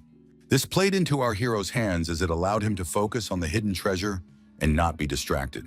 After materializing the chest, the guy opened it and squinted, because the dazzling golden light hurt his eyes. This time he took a mana circle out of the Vault of Greed, a secret teaching method that was passed on only to those mages who were sensitive to mana. The mana circle was the most basic element a mage needed for his sorcery to be successful. This particular circle was known as the least effective of the 7 towers, but it was also useful as there were always different teaching methods. He knew that first you had to lay the foundation using the blue tower method, and only then use more advanced teaching methods. But he shouldn't forget about Dantian, because its importance couldn't be underestimated. Taking a deep breath, the guy closed his eyes and tried to focus on his own power, which was splashing inside him. The hero knew that he could gather mana using the circle, but this was only a training method for using magic. To use martial arts, he had to improve his Dantian at every opportunity. He felt the energy around him. It reminded him of a smoothly flowing river whose waves calmly washed the shore. Reflecting on the nuances of the blue tower, learned thanks to Mammon's treasures, the young man began to control his breathing. However, he could barely feel the energy coming from his lungs, and this was a little stressful. Despite this, our hero decided to try to carefully reach out to the energy that was locked deep inside him. He was curious to know if it was something that would remain inside him forever. He reached for this power with his hand and wanted to know if it would join him, After all, there weren't many energies that could allow this, and not all of them gave such privileges. But those who gave their permission were forever rooted in our hero's heart and were the ones who showed him the way. The system notification announced that the first monocircle had been successfully created thanks to the Blue Tower's training method. Now that the circle had been created, it was possible to collect and use magic, its level affecting the speed and power of the magical energy. The system considered that the boy had accomplished a remarkable feat, so it gave him 1,000 points as a reward. This attracted the attention of the new constellations. The three sisters with their backs turned were extremely surprised. The Heavenly Mother exclaimed in admiration, and the All-Knowing became interested. Several deities from the goddess of magic Hecate to Isis and Brahma found it simply amazing. However, Mammon and Beelzebub were already on his side, and even though the boy was not their apostle, these deities were superior in rank to the constellations that had just appeared. The hungry prince was extremely saddened by the fact that many guests had appeared, and the bowed raven frowned and took out a treasure from the vault. The young man was distracted from these thoughts by a sharp sound that came from behind the bushes and grew louder and louder. The next message surprised our hero a little. It reported that the bowed raven had blocked all messages from lower-ranking constellations. Blocking communication was a very serious interference with the system and required enormous effort, which indicated that the deity who did it was quite high-ranking. The guy assumed that the blocked constellations were simply furious at such insolence. The hungry prince, however, felt relieved at the absence of guests, while the bowed raven calmly observed what was happening. When the stream of messages subsided, the young man decided that he needed to return to his mana training. Despite its low effectiveness, he wanted to use the Blue Tower training method, because Si-Woon clearly felt that this skill clearly strengthened the mana circle. Closing his eyes, he focused on his inner voice and what was happening inside him, trying to abstract himself from everything else. As he plunged into the depths of his consciousness, a stranger approached him and began to call him insistently, saying that it was impossible to fall asleep while sitting. The stranger began to tug at his shoulder and order him to get up immediately, because there were only 12 minutes left before the new wave of monsters arrived. Hearing the noise, Se-Woon finally opened his eyes, extremely dissatisfied that some stranger had disturbed him. The blonde guy smiled slyly and was clearly pleased that he had managed to wake up this weirdo, who seemed strange to him. Laughing, the guy said he thought Se-Woon was dead because he hadn't moved for an hour. But our hero didn't share his amusement and dryly asked why he had been disturbed. The young man's composure surprised the blonde man, who reminded him that they were all in the same situation, so it would be better to stick together. His name was Park Jong-pil, and Se-Woon remembered that this man was the one who tormented the weak and forced the stronger ones to steal food before the regression. This scoundrel was convinced that adults should die so that younger people could survive. He killed ruthlessly and literally walked over people's heads to achieve his vile goals. And now this guy wanted to form an alliance with our hero. Si-Woon thought that perhaps this was because the situation had changed fundamentally. Initially, the blonde guy was the kind of person who lived by the principle of the strong against the weak and the weak against the strong. Now, with a sly smile, he claimed that he just wanted to be friends, because Si-Woon seemed to have no close friends at all. But it was difficult for the guy to believe in this man's good intentions, because he still remembered the hard times he had to go through because of Jong-pil, who even dragged him into the forest as a scout. But thanks to that, he understood the power of the guiding crystal, so only the result of that incident mattered. Now Si-Woon decided to act differently, so he asked an unexpected question about how fast his interlocutor could run. The other man didn't understand why he was suddenly asked such a question, but instead of explaining, he was simply patted on the shoulder. Then Si-Woon said that the skill of running fast would be very useful to the guy when he acted as bait, and these words frightened the blonde man. At that moment, a message came in that the third wave of monster attacks was beginning, so people would once again have to prove their ability to survive. Of course, they were very scared again, but now they looked more composed and confident about what to do. Finally, they heard the terrifying footsteps of the monsters and realized that trouble was rapidly approaching. So A once again took on the role of leader and fearlessly ordered everyone to get ready. In her opinion, no one would be hurt if they stuck to the plan.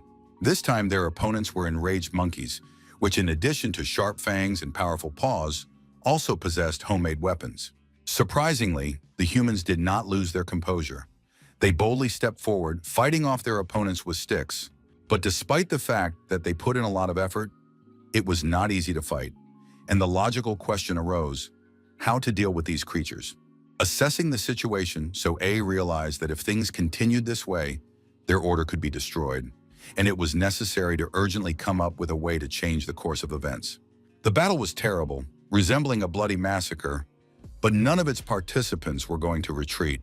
Sewon realized that they needed to take more serious action if they wanted to defeat the giant killer monkeys.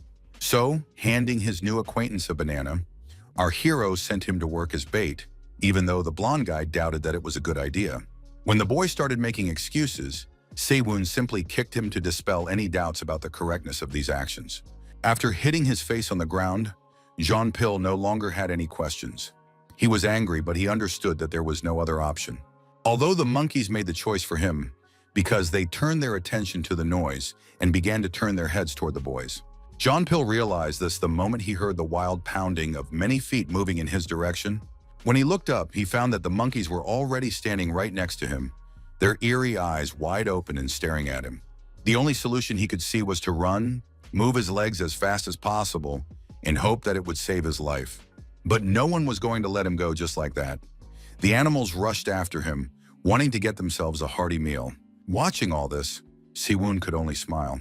He thought the guy would get hit at least a few times, but the blonde turned out to be much quicker than anyone could have imagined.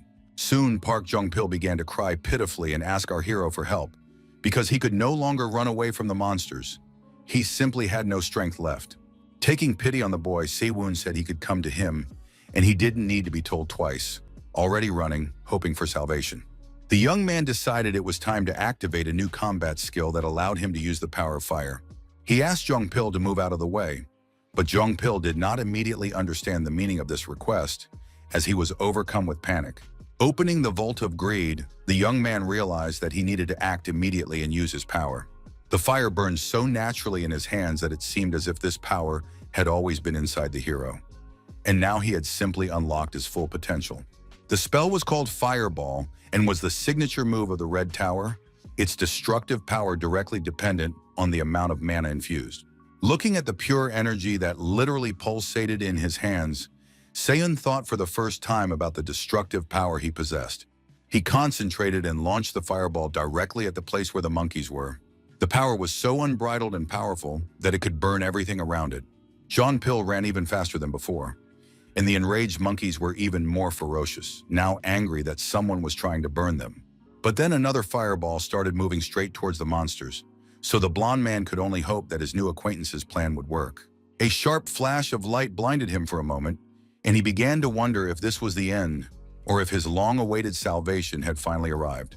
Then there was an explosion that instantly snapped him out of his stupor, and now the guy was running in the other direction, praying for salvation from the fire that could turn him to ashes. Turning around, the blonde man asked in surprise, "Did Sewon really use such impressive magical power?" Other players watched what was happening, unable to believe the reality of it all, as it resembled the plot of a science fiction novel. People tried to understand whether they could also discover such abilities in themselves. Sewon decided not to interfere in the battle anymore, because then he would deprive others of the opportunity to gain experience. In any case, he understood perfectly well that he could earn points in other places where he would have no competition. Activating his power, our hero began to devour the brown monkey. It looked disgusting, but this action was simply necessary. Thanks to this, he got enough nutrients to improve his performance. The hungry prince was very pleased that the boy had prepared the prey so well. He was distracted from his thoughts by Park Jong-pil, who began to swear that he would serve his savior for the rest of his life. Sewon didn't know if he could trust the blonde man, but now he didn't seem as cruel as he had been in the past. So he decided to give him a chance and told Jong-pil that he could continue to help him. The boy said that if his savior needed anything, he would be happy to help, but Sewon didn't need anything at the moment. So he ordered his ally to eat bananas, because he would have to run a lot. Meanwhile, other monsters began to appear, and now, along with the monkeys, wild boars also posed a threat. For some reason, the animals were in no hurry to attack the people. They paid no attention to them at all, and dug in the ground instead of attacking their enemies. The animals' behavior seemed extremely strange, as they were clearly trying to find something. But when they sensed someone approaching, they instantly stopped digging, raised their heads, and began to growl loudly. The sounds were so unpleasant and frightening that even the birds were scared and decided to leave the area. It took Sewon only a couple of minutes to deal with the monsters. They didn't even have time to get their bearings before they were dead. After that, his level was immediately raised. The young man was surprised because usually this happened after the fifth wave. Perhaps the power of authority had helped this time. This time, the third wave was completed fairly quickly, so all participants received 50 points. Everything indicated that the main quest was also over. Our hero was surprised because he thought it would take much more than 10 minutes, which indicated that people had become more decisive. When the personal contribution ratings were displayed, it became clear that the second and third places had changed. The difference between the players was small, and the reason for this could have been the availability of normal weapons for Soe. Thinking about this, the young man noticed that the last boar had finally approached him. He had been waiting for him because he planned to devour his body. This was no ordinary boar, but a boss monster called the Gravedigger. Opening the repository of greed, the guy decided it was worth trying out some new ability on it. He chose an ability called Sharpness. This magic had been developed in the colorless tower, and mana was used to increase the sharpness of weapons. Our hero couldn't wait to get this whole mess over with because there wasn't much time left. The huge creature rushed straight at the guy, and judging by its size, it was clear that it had the advantage. But you'd have to be a real fool to underestimate the abilities of Seyun, who boldly swung his sword. One thrust was enough to deliver a precise blow with a sharp blade that easily cut through the thick skin. All actions were performed so precisely and correctly that after one strike, a system notification appeared stating that the victory belonged to the young man. The creature screamed loudly. It did not expect that some human would be able to defeat it so easily. Notifications informed him that his personal merits had been increased and that he now had a giant boar's fang in his arsenal. Holding this unique item in their hands, it was simply impossible not to admire it. It was clear that, unlike the gray wolf skin, which resembled a cloak, this item was purely material. Obviously, it couldn't be used without processing, so the best solution was to keep it with them for a while. But there was something else that caught the hero's attention. A bright light shining nearby, its rays shining directly into his eyes. The beam burst out of the ground and turned into a real pillar of light that was both awe-inspiring and frightening at the same time. Soon, the system informed him that the young man had at his disposal the tool of a forgotten hero, which helped to control the sword. The boy immediately guessed that this was what the boars were trying to dig up, an ancient relic associated with the forgotten hero. The only way to learn more about this item was to use it and unlock its potential. Meanwhile, the players tried to deal with the aftermath of the third wave of the monster attack, carrying away the wounded and helping those in need. Trees had been cut down in a certain place, perhaps to set up camp. The location did look quite suitable. Touching one of the stumps, the young man activated the forgotten hero's tool and pulled out a sword. Opening the vault of greed, the boy also extracted a secret that was only given to those who began to forge in the Black Rock Gnome tribe. After examining his sword, Seon realized that he had to organize sword maintenance before the new wave. Touching the rusty blade, our hero thought about how he had never sharpened swords before the regression, but this activity seemed very impressive and quite interesting to him. It seemed to allow him to better feel his weapon. An elderly man watched his work, convinced that there were hardly any blacksmiths left who could sharpen swords without using a polishing machine. Noticing him, Seon asked if the man knew anything about this craft, and the old man proudly replied that he had been making a living from iron for several decades. After examining the whetstone, the gentleman concluded that it was in excellent condition and asked where the young man had found such a high-quality item. The young man said he had found it by accident. Getting to work, the man said that even though the sword was old and rusty, it had perfect balance and minimal damage to the blade. Watching the master at work, the young man couldn't help but wonder if there had been such a person in the camp before, because he got the impression that this was no ordinary blacksmith. Seeing his reflection in the blade of the sword, the old man finally stopped and said that he had not been so focused in a long time. Looking at his weapon, our hero could not believe his eyes, for it seemed that he was holding a completely different sword in his hands. It even felt different, as if a layer of rust had been holding back the true power and potential of this object. Now the sword of the forgotten hero, who had disappeared long ago, had regained its former glory, all thanks to the skillful craftsmanship of the blacksmith. The old man cheerfully said that although the sword felt simple, it was the most sensitive of all those he had ever dealt with. After that, our hero asked the gentleman to also take care of the fang of a giant boar and the skin of a gray wolf, as with the right treatment, they could be very useful. The system notified that the soldier with the golden crown had shown interest in a player named Go Chung-sok. Seeing this name on the blue screen, our hero literally froze in place, because now he knew for sure that this was no ordinary blacksmith. The soldier with the golden crown himself, one of the 72 lords of the 7 deadly sins, was interested in him. He was the 28th and was known as Duke Bareth. This deity was incredibly powerful and deservedly held such a high position among the others. There were those who considered him an ordinary fanatic who liked to appear in public on his impressive scarlet horse. But Bareth was skilled in alchemy and was able to turn metals into gold. His skill with iron could only be compared to that of Hephaestus, who lived on Mount Olympus. But there was one huge difference between them.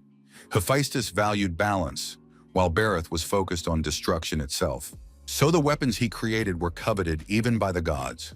When Mr. Chang-sok saw this message, he was completely confused and couldn't understand what it all meant. Se-woon said that the constellation had taken an interest in the old man, but this explanation only raised more questions for Mr. Chang. Then the young man explained that constellations were the names given to divine beings who were transcendent and lived at the top of the tower. Now Chung-soka was interested in why they were interested in him and how his new acquaintance knew all this. Smiling, the young man shared that he was receiving attention from another constellation. Still, the man didn't understand what to do. Se-woon comforted him and told him that he should just behave as he had before. The young man shared that the constellations were not only harmless, but could even be useful, as their attention gave certain privileges. He gave the example of his ability to control fire and said that everyone could do something similar. Smiling, the old man said that it all sounded very tempting and he would like to try it. Reaching out his hand, the young man said that in that case, he would very much like to work together. Responding to the handshake, Chang-sok said that this alliance was much better than fighting alone with only a wooden stick. A faint smile lit up the young man's face. He was glad that he now had such a talented person by his side, because with him around, he would have less to worry about in terms of equipment. The system reported that there were 3 hours and 21 minutes left until the 4th wave of monsters. The repository of greed was opened again, and a skill of 3 talents was extracted from it. It was a method of observing everything in space. Focusing on the power within himself, our hero began to immerse himself in the magical energy that this skill provided. Since he had created a mana circle, his next step was to become a Dantian. The main thing was not to lose his determination. The mana circle was created in his heart, and right now the guy could feel it. The power, like a living organism, was emerging inside him. Dantian was the name given to what opened up in the lower abdomen. In order for this flow of energy to open, it had to be directed and moved independently, without expecting or demanding anything. Soon news came that the young man had successfully opened his Dantian with the help of the 3 talents skill. Opening his eyes, our hero was simply amazed, for it seemed to him that he had awakened after a long sleep and was finally able to unlock his true power. The opening of the Dantian allowed him to control his internal energy, which increased the effectiveness of all martial arts. After catching his breath, the guy finally came to his senses and realized that there was only an hour left before the next wave of monsters. Opening his eyes, the hero noticed someone standing in front of him, watching him closely. It was Mr. Chang-sok, who had finished cleaning the weapon and was handing it back to its owner. The blade literally shone in the sun, so well polished was it. Taking the sword, Se-woon examined it and nodded approvingly, saying that the work had been done much faster than he could have expected. Chung-sik was clearly tired, and he shared that he would like to find some materials for polishing. Our hero decided to look through his belongings. In his arsenal was a gray wolf cloak, which skilled craftsmen had processed so carefully that it retained its original strength. The item was truly unique, but whether it could help with polishing was a big question. Now the inventory also included a dagger made from a fang, the blade of which had been sharpened and shaped using a special grinding method that allowed it to reveal its full power. The craftsman who made it from the material provided by Se-yeon asked if he liked the final result, and the guy was not just satisfied, he was delighted. The new dagger was truly impressive, as it was a D-level item, and without any additional tools as expected, it was worthy of Barrett's attention. From the leftover leather, Chang-sok made an excellent sheath that held the weapon perfectly. Looking at the master's work, the young man said that he preferred him to take care of the equipment in the camp instead of participating in the battle. Chang-sok did not mind using his skills for the greater good.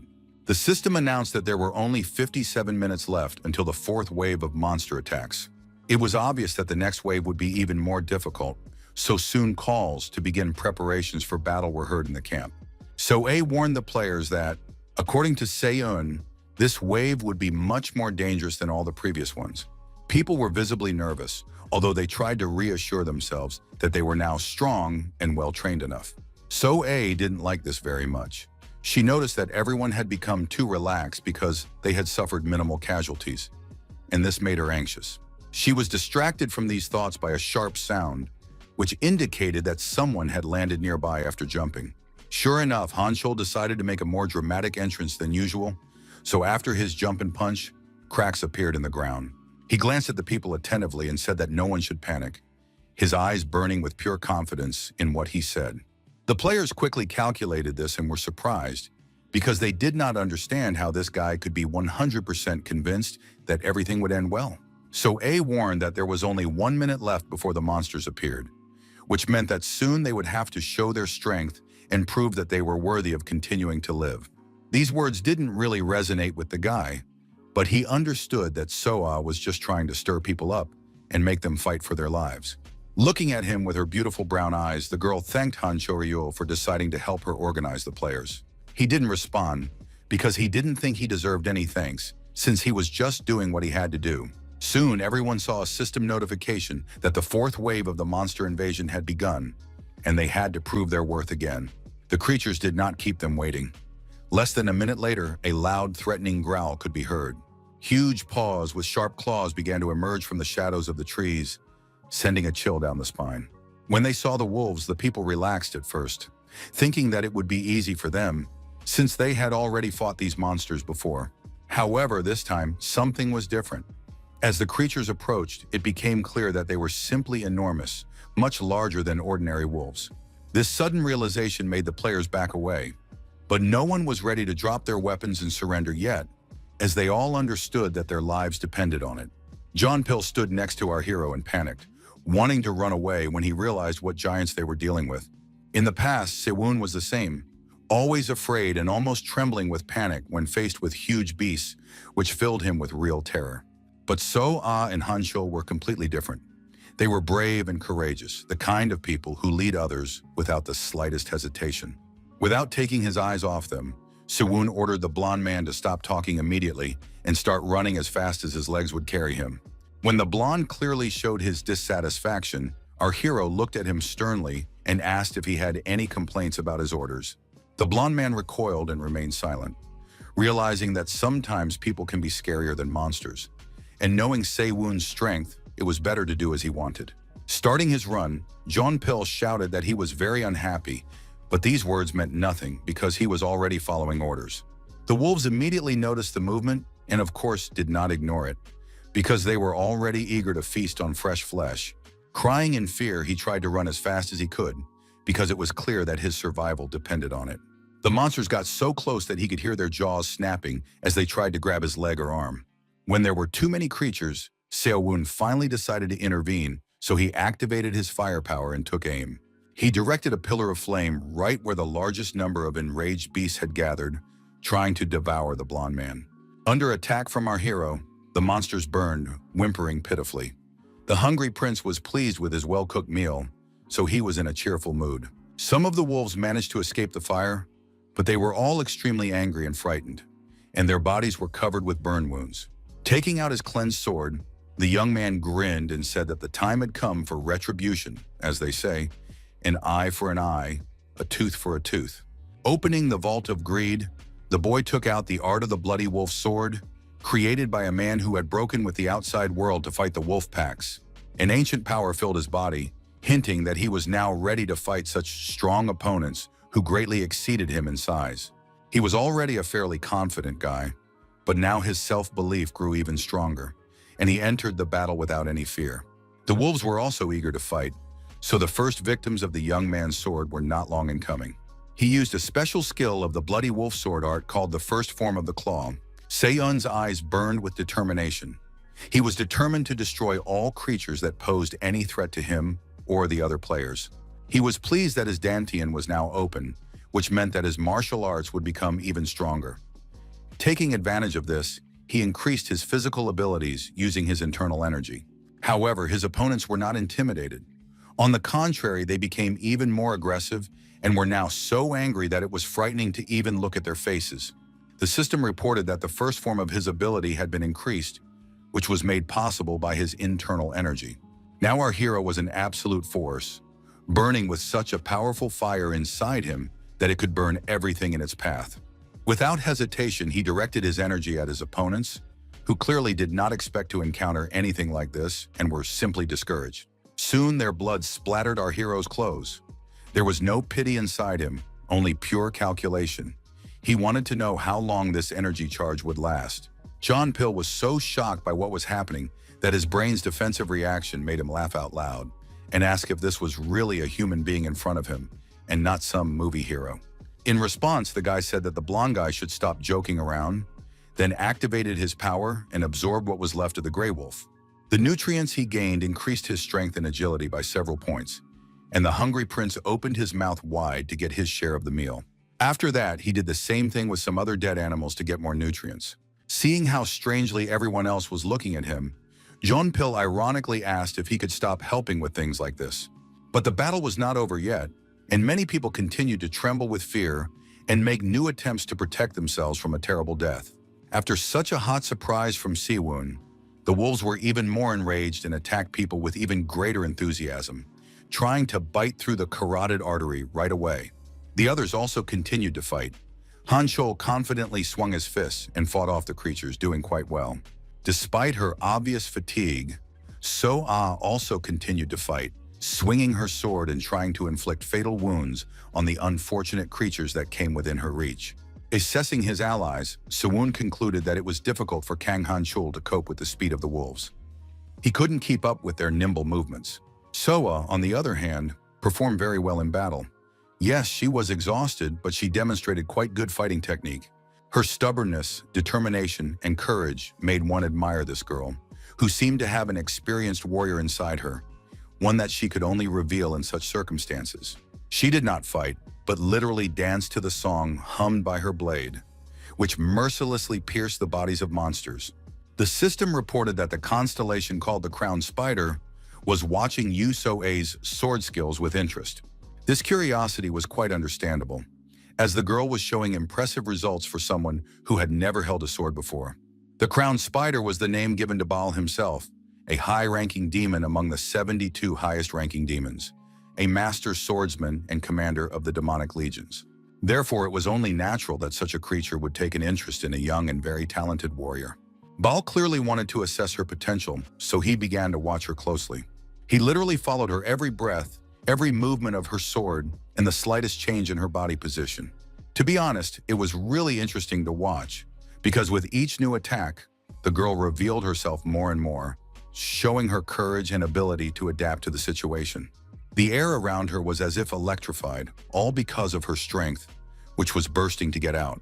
The speed of her sword swings was simply incomparable, showing a level that was decent for experienced warriors. Even though she was holding only one sword, it seemed as if she was striking with several blades at once. The wounds on her victims' bodies appeared with incredible speed, and she resembled a Valkyrie worthy of legends. So Seon was also interested in watching this situation unfold. He was curious to see if Baal would consider this girl worthy of his power. She struck another wolf, and did it so skillfully and quickly that at first it was not even clear when she had managed to inflict the wound. Meanwhile, So-A had already moved on to the next furry beast, which was no luckier than its predecessor. Stepping aside, the girl decided to assess the results of her work and catch her breath, because despite her talent, she was still human and could get tired. People cheered her on and urged her not to stop, because she had a great chance to finish off another wolf right now. Even the Crowned Spider raised its front legs in delight and watched everything with curiosity. Sun realized that Bao was pleased with what he saw. He clearly liked the girl and was determined to become her patron. Soon, the system announced that the fourth wave of adaptation had been successfully completed. All participants received 100 points each again, and the calculation of personal contributions began. Looking at So-Ah, who was standing next to a huge number of dead wolves, it was safe to say that she was in the top 3. The rankings showed that she was in second place after Sewon, and Kang Han Chul was in third. So Ah was surprised but very pleased with her results, as she now had a total of 900 points. However, the battle had exhausted her body so much that she began to fall, her legs feeling like cotton wool and unable to support her body. Sewon was nearby and managed to catch her, preventing her from hitting her head on the rocks. Her limp body rested in his arms. Looking at her beautiful face, the boy smiled and thought that she had done an amazing job. The others were also in bad shape. This time there were many wounded, and everyone wondered if there was not a single doctor among them who could help. There was a doctor, but he said he couldn't do anything because he didn't have the right tools with him, and a superficial examination was unlikely to help. The players looked at him with displeasure, clearly condemning him for deciding to do nothing instead of helping in any way he could. Carefully laying the girl on the ground, Sewon got to his feet. He was also angry at the man because the doctor, who had sworn to help people, had not lifted a finger. Hundreds of curses raced through his head, but that wouldn't help now. You can't force someone to be better than they really are. When our hero approached the victims, they angrily asked what he was trying to do, accusing him of not helping them much in the battle. But instead of answering, the young man pushed aside those who were blocking his way and continued to approach the wounded. Opening the vault of greed, he decided that there must be something there that could help heal the wounded. Soon his hand lit up with a bright greenish light. It seemed that the vault had indeed provided him with the necessary ability, and now he could help. As it turned out, he now possessed the healing beam, a basic spell from the White Tower that helped eliminate ailments. The greenish light touched the skin of the first victim, and to his surprise, his wounds began to heal before his very eyes.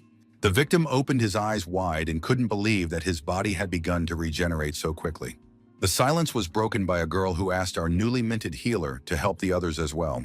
Since this power could not be used too often, the young man decided that he would only help those who were in critical condition. When he was done, the young man decided that he had done more than enough. There were no fatalities, and the seriously injured would now be able to recover quickly without magical intervention. But his rest by the tree was interrupted again.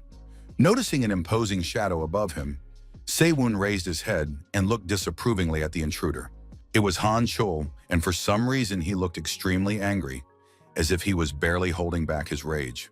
Sensing that something was wrong, our hero looked closely at the guy and asked if something bad had happened, since he was in such a bad mood. The only response was a contemptuous look from Han Chol, which raised many questions about where such sudden hostility had come from. Then the guy said something that alarmed and surprised Sewon. He asked the hero to fight him, but then, remembering the old days, the young man smiled and said to himself that he was dealing with a typical Kang Han Chol.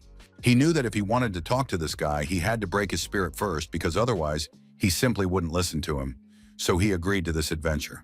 His current opponent specified that Sewon had to take up arms, use magic, and show him no mercy.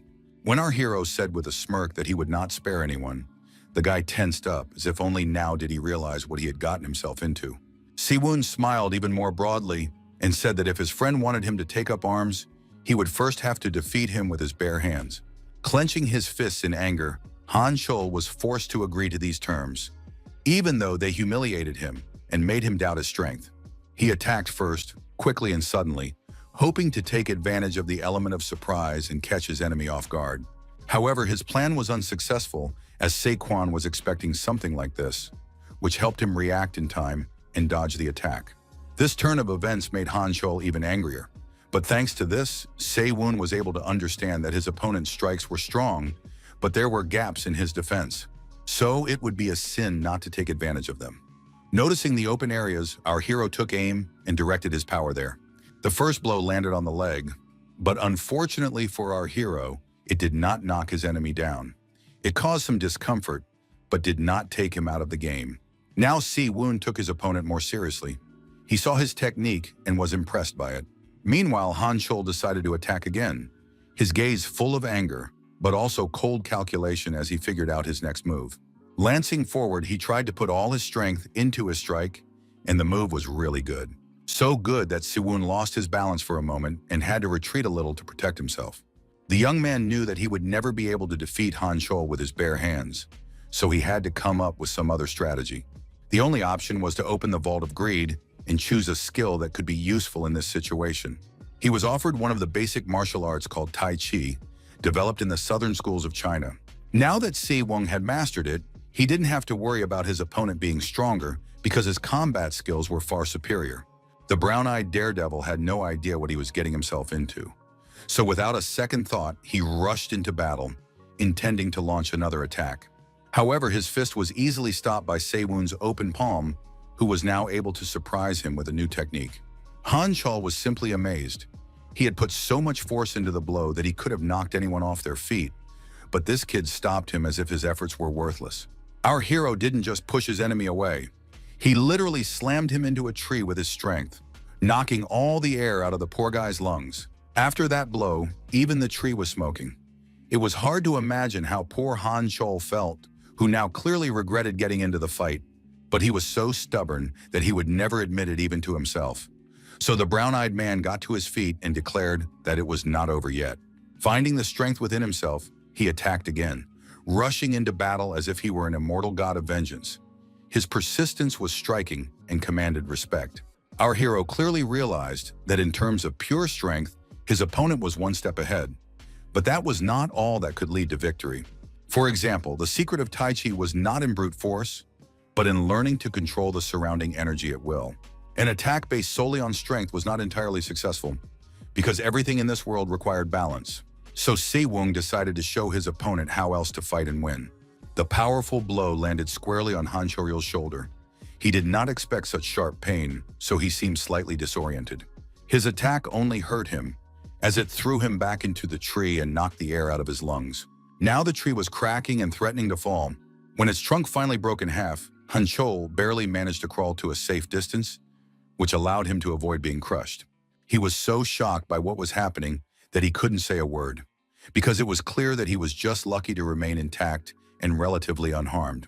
Se-woon slowly approached him, and at that moment it became clear that the brown-eyed daredevil had lost, even though he had fought with dignity. To cheer up his opponent, our hero patted him on the shoulder, as if to let him know that he had seen his strength and appreciated his potential. Han Choryul's shoulder was badly injured, and his former opponent decided to heal the young man so that his arm could continue to function normally. Se-woon asked him not to rush because he had already proven that he was strong enough, and now his body needed to heal. This behavior greatly surprised the defeated young man because he did not think that the person he had been fighting just a few minutes ago would help him. Moreover, Se-woon offered him a helping hand and suggested sparring twice a day to improve his skills. It was a really good offer that would help both guys improve their fighting skills. For a few seconds, Han Chol just stood there silently, unsure whether to accept the offer, as he felt there must be a catch somewhere. But then he decided that he needed to take advantage of every opportunity that fate gave him. So he shook hands with his former opponent, who now seemed to be becoming his friend. He liked to think that now he had someone to train with, but he didn't show it and hid his emotions behind a stern face. Han Kolum became interested in the constellation called Old Man on a Crocodile, which was watching the brown-eyed warrior intently. Even if the strong young man felt some kind of attention on himself, he preferred not to dwell on it and move on.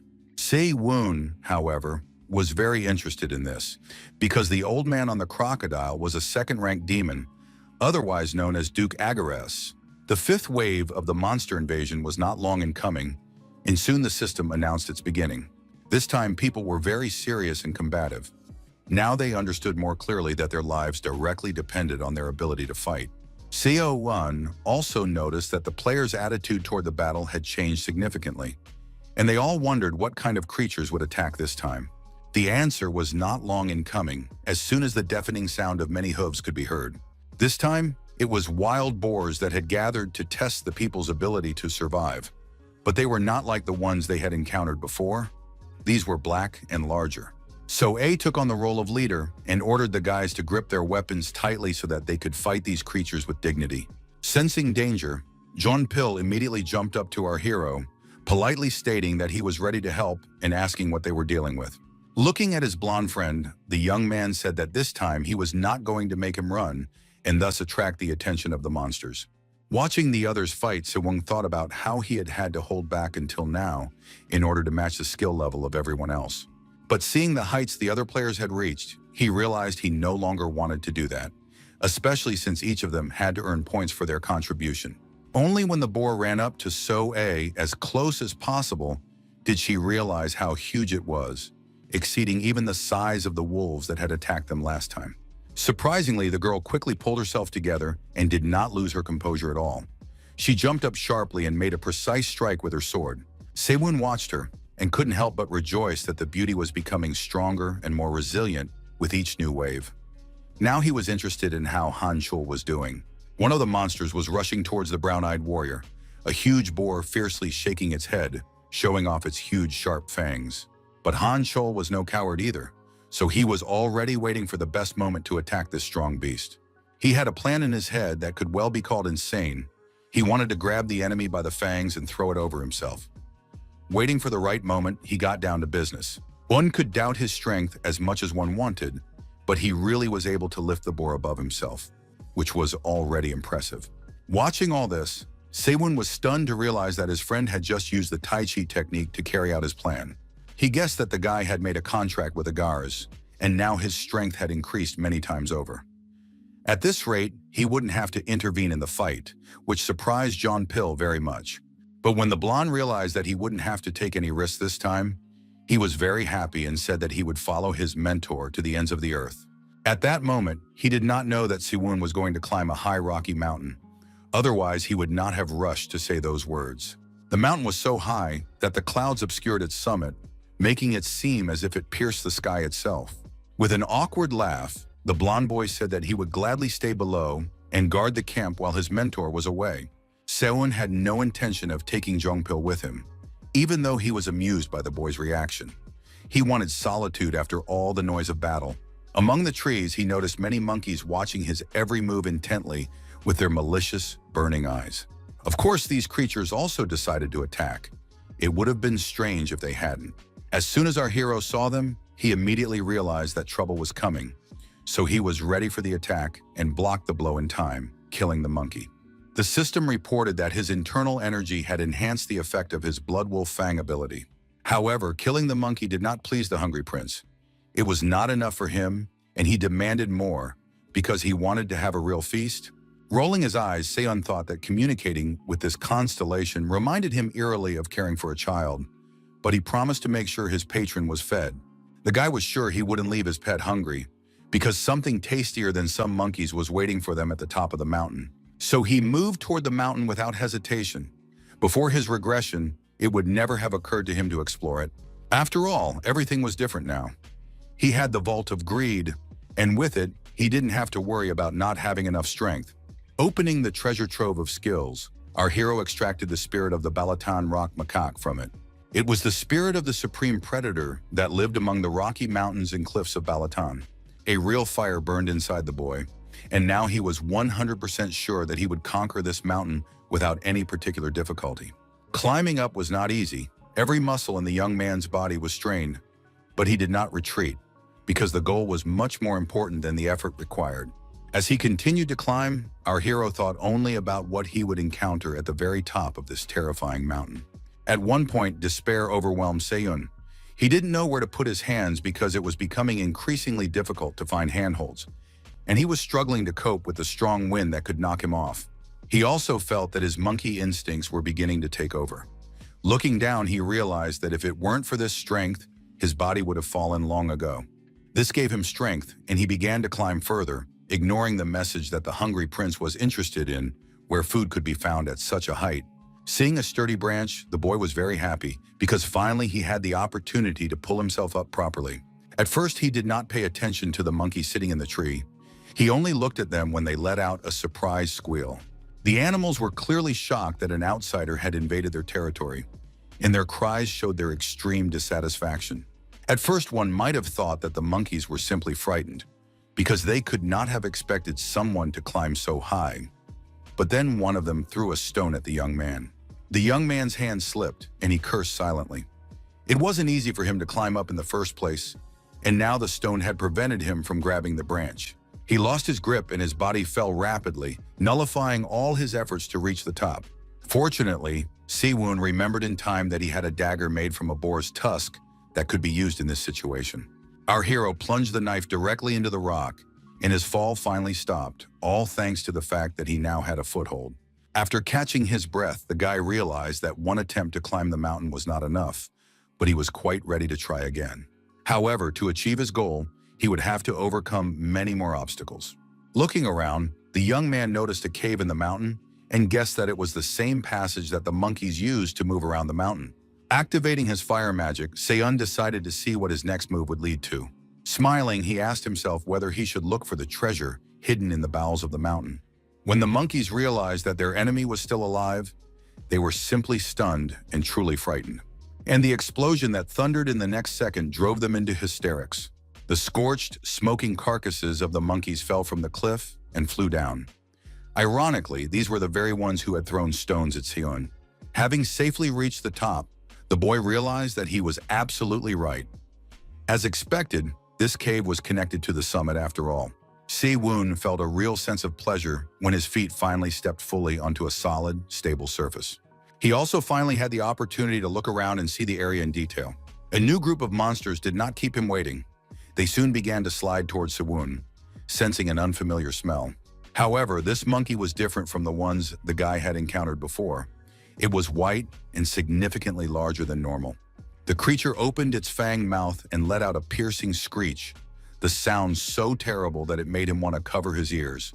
Surprisingly, Seon was glad to meet this creature, because it was obvious that it was the leader he was looking for.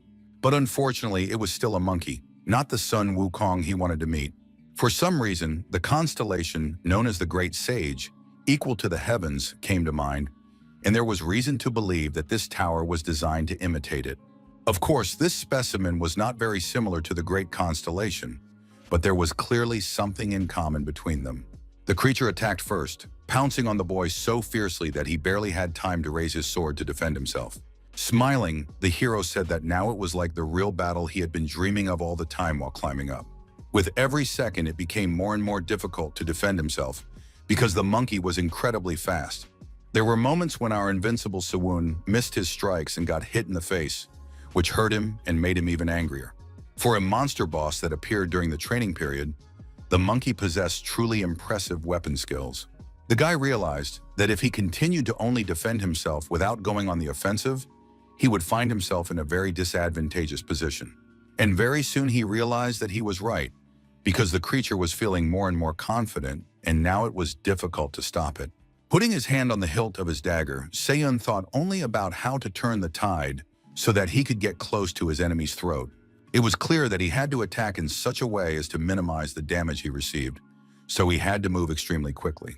Finally, the young man was able to get closer and now had the opportunity to engage in a closer confrontation with the enemy. He even managed to grab his opponent's weapon, which gave him a certain sense of control.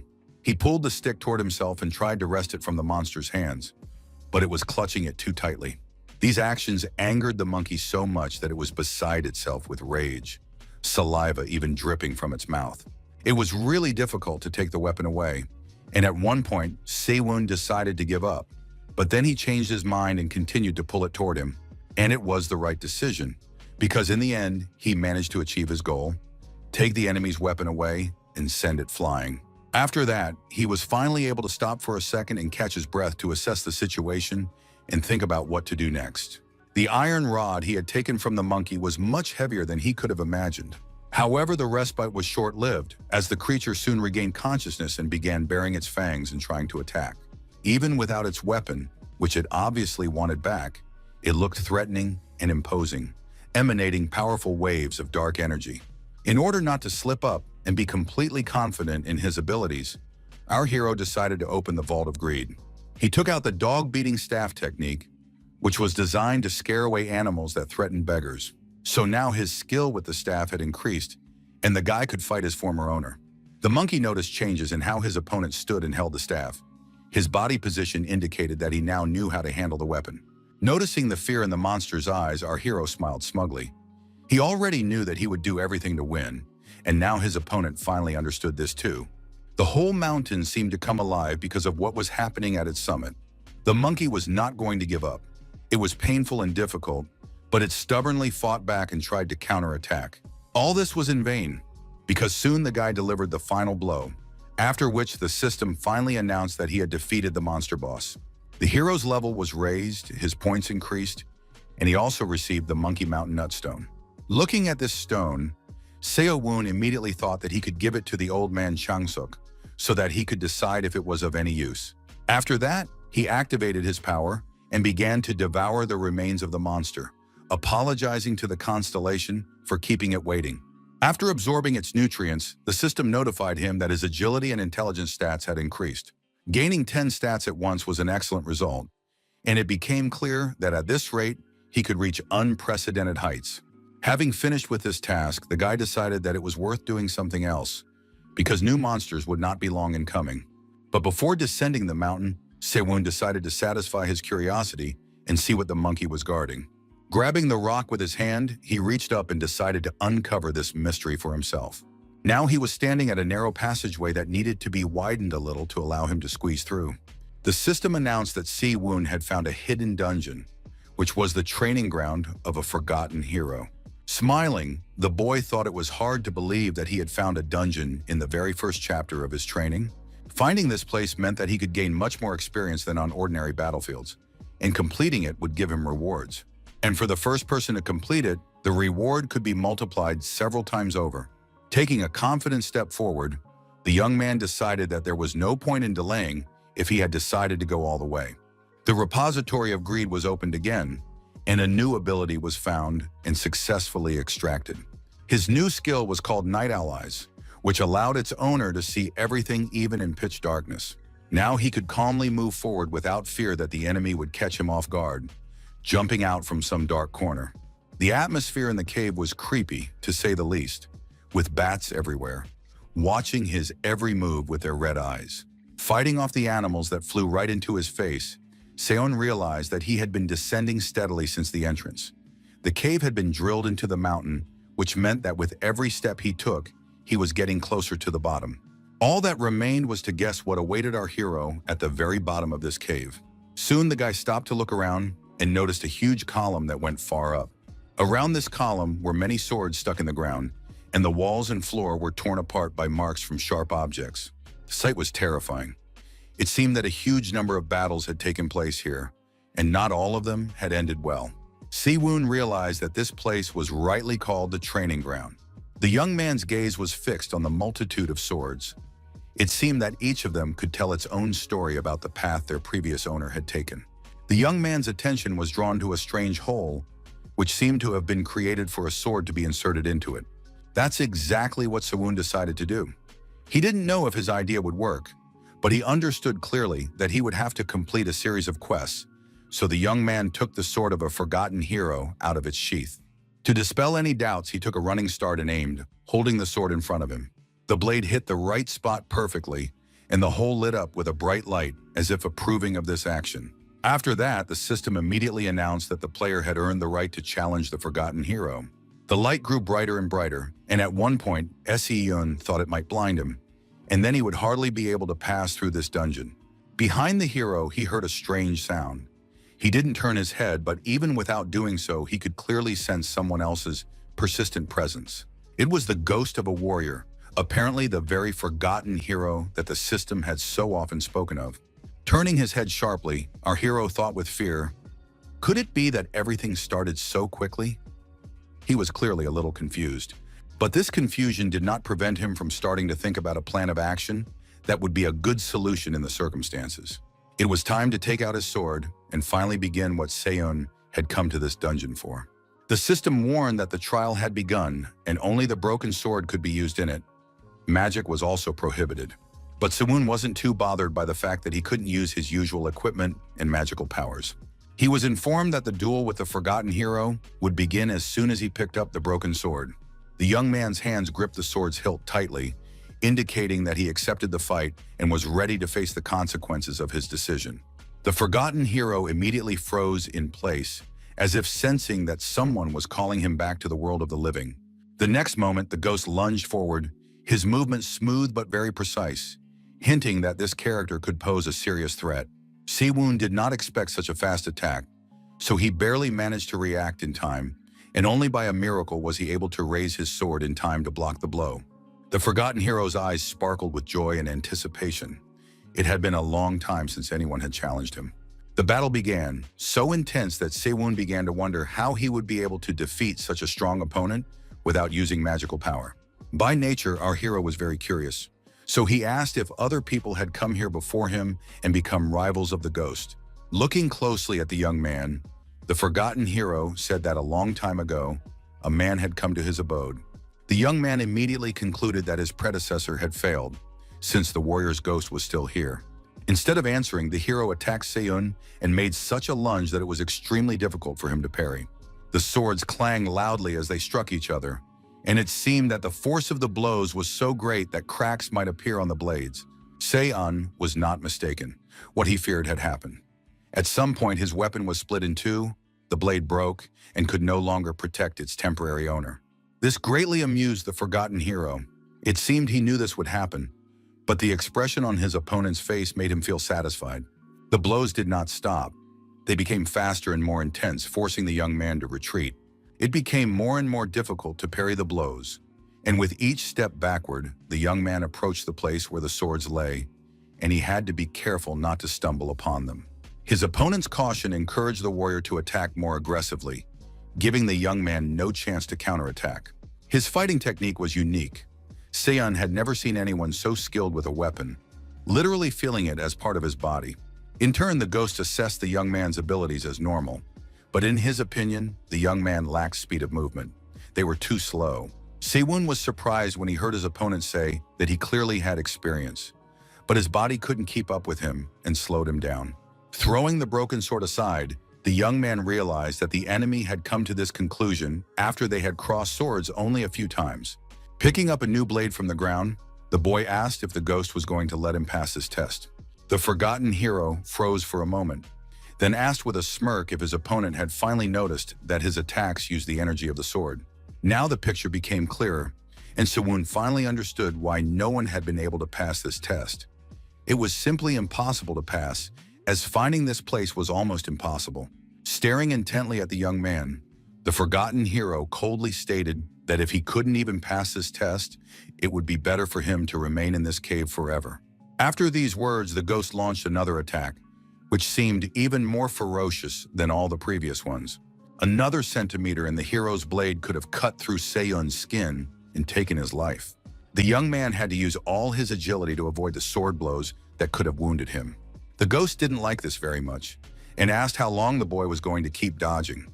The warrior was not a monster and did not intend to continue attacking in the same pattern. Seiyun knew that his opponent was right, because with ordinary monsters, it was enough to understand how they attacked.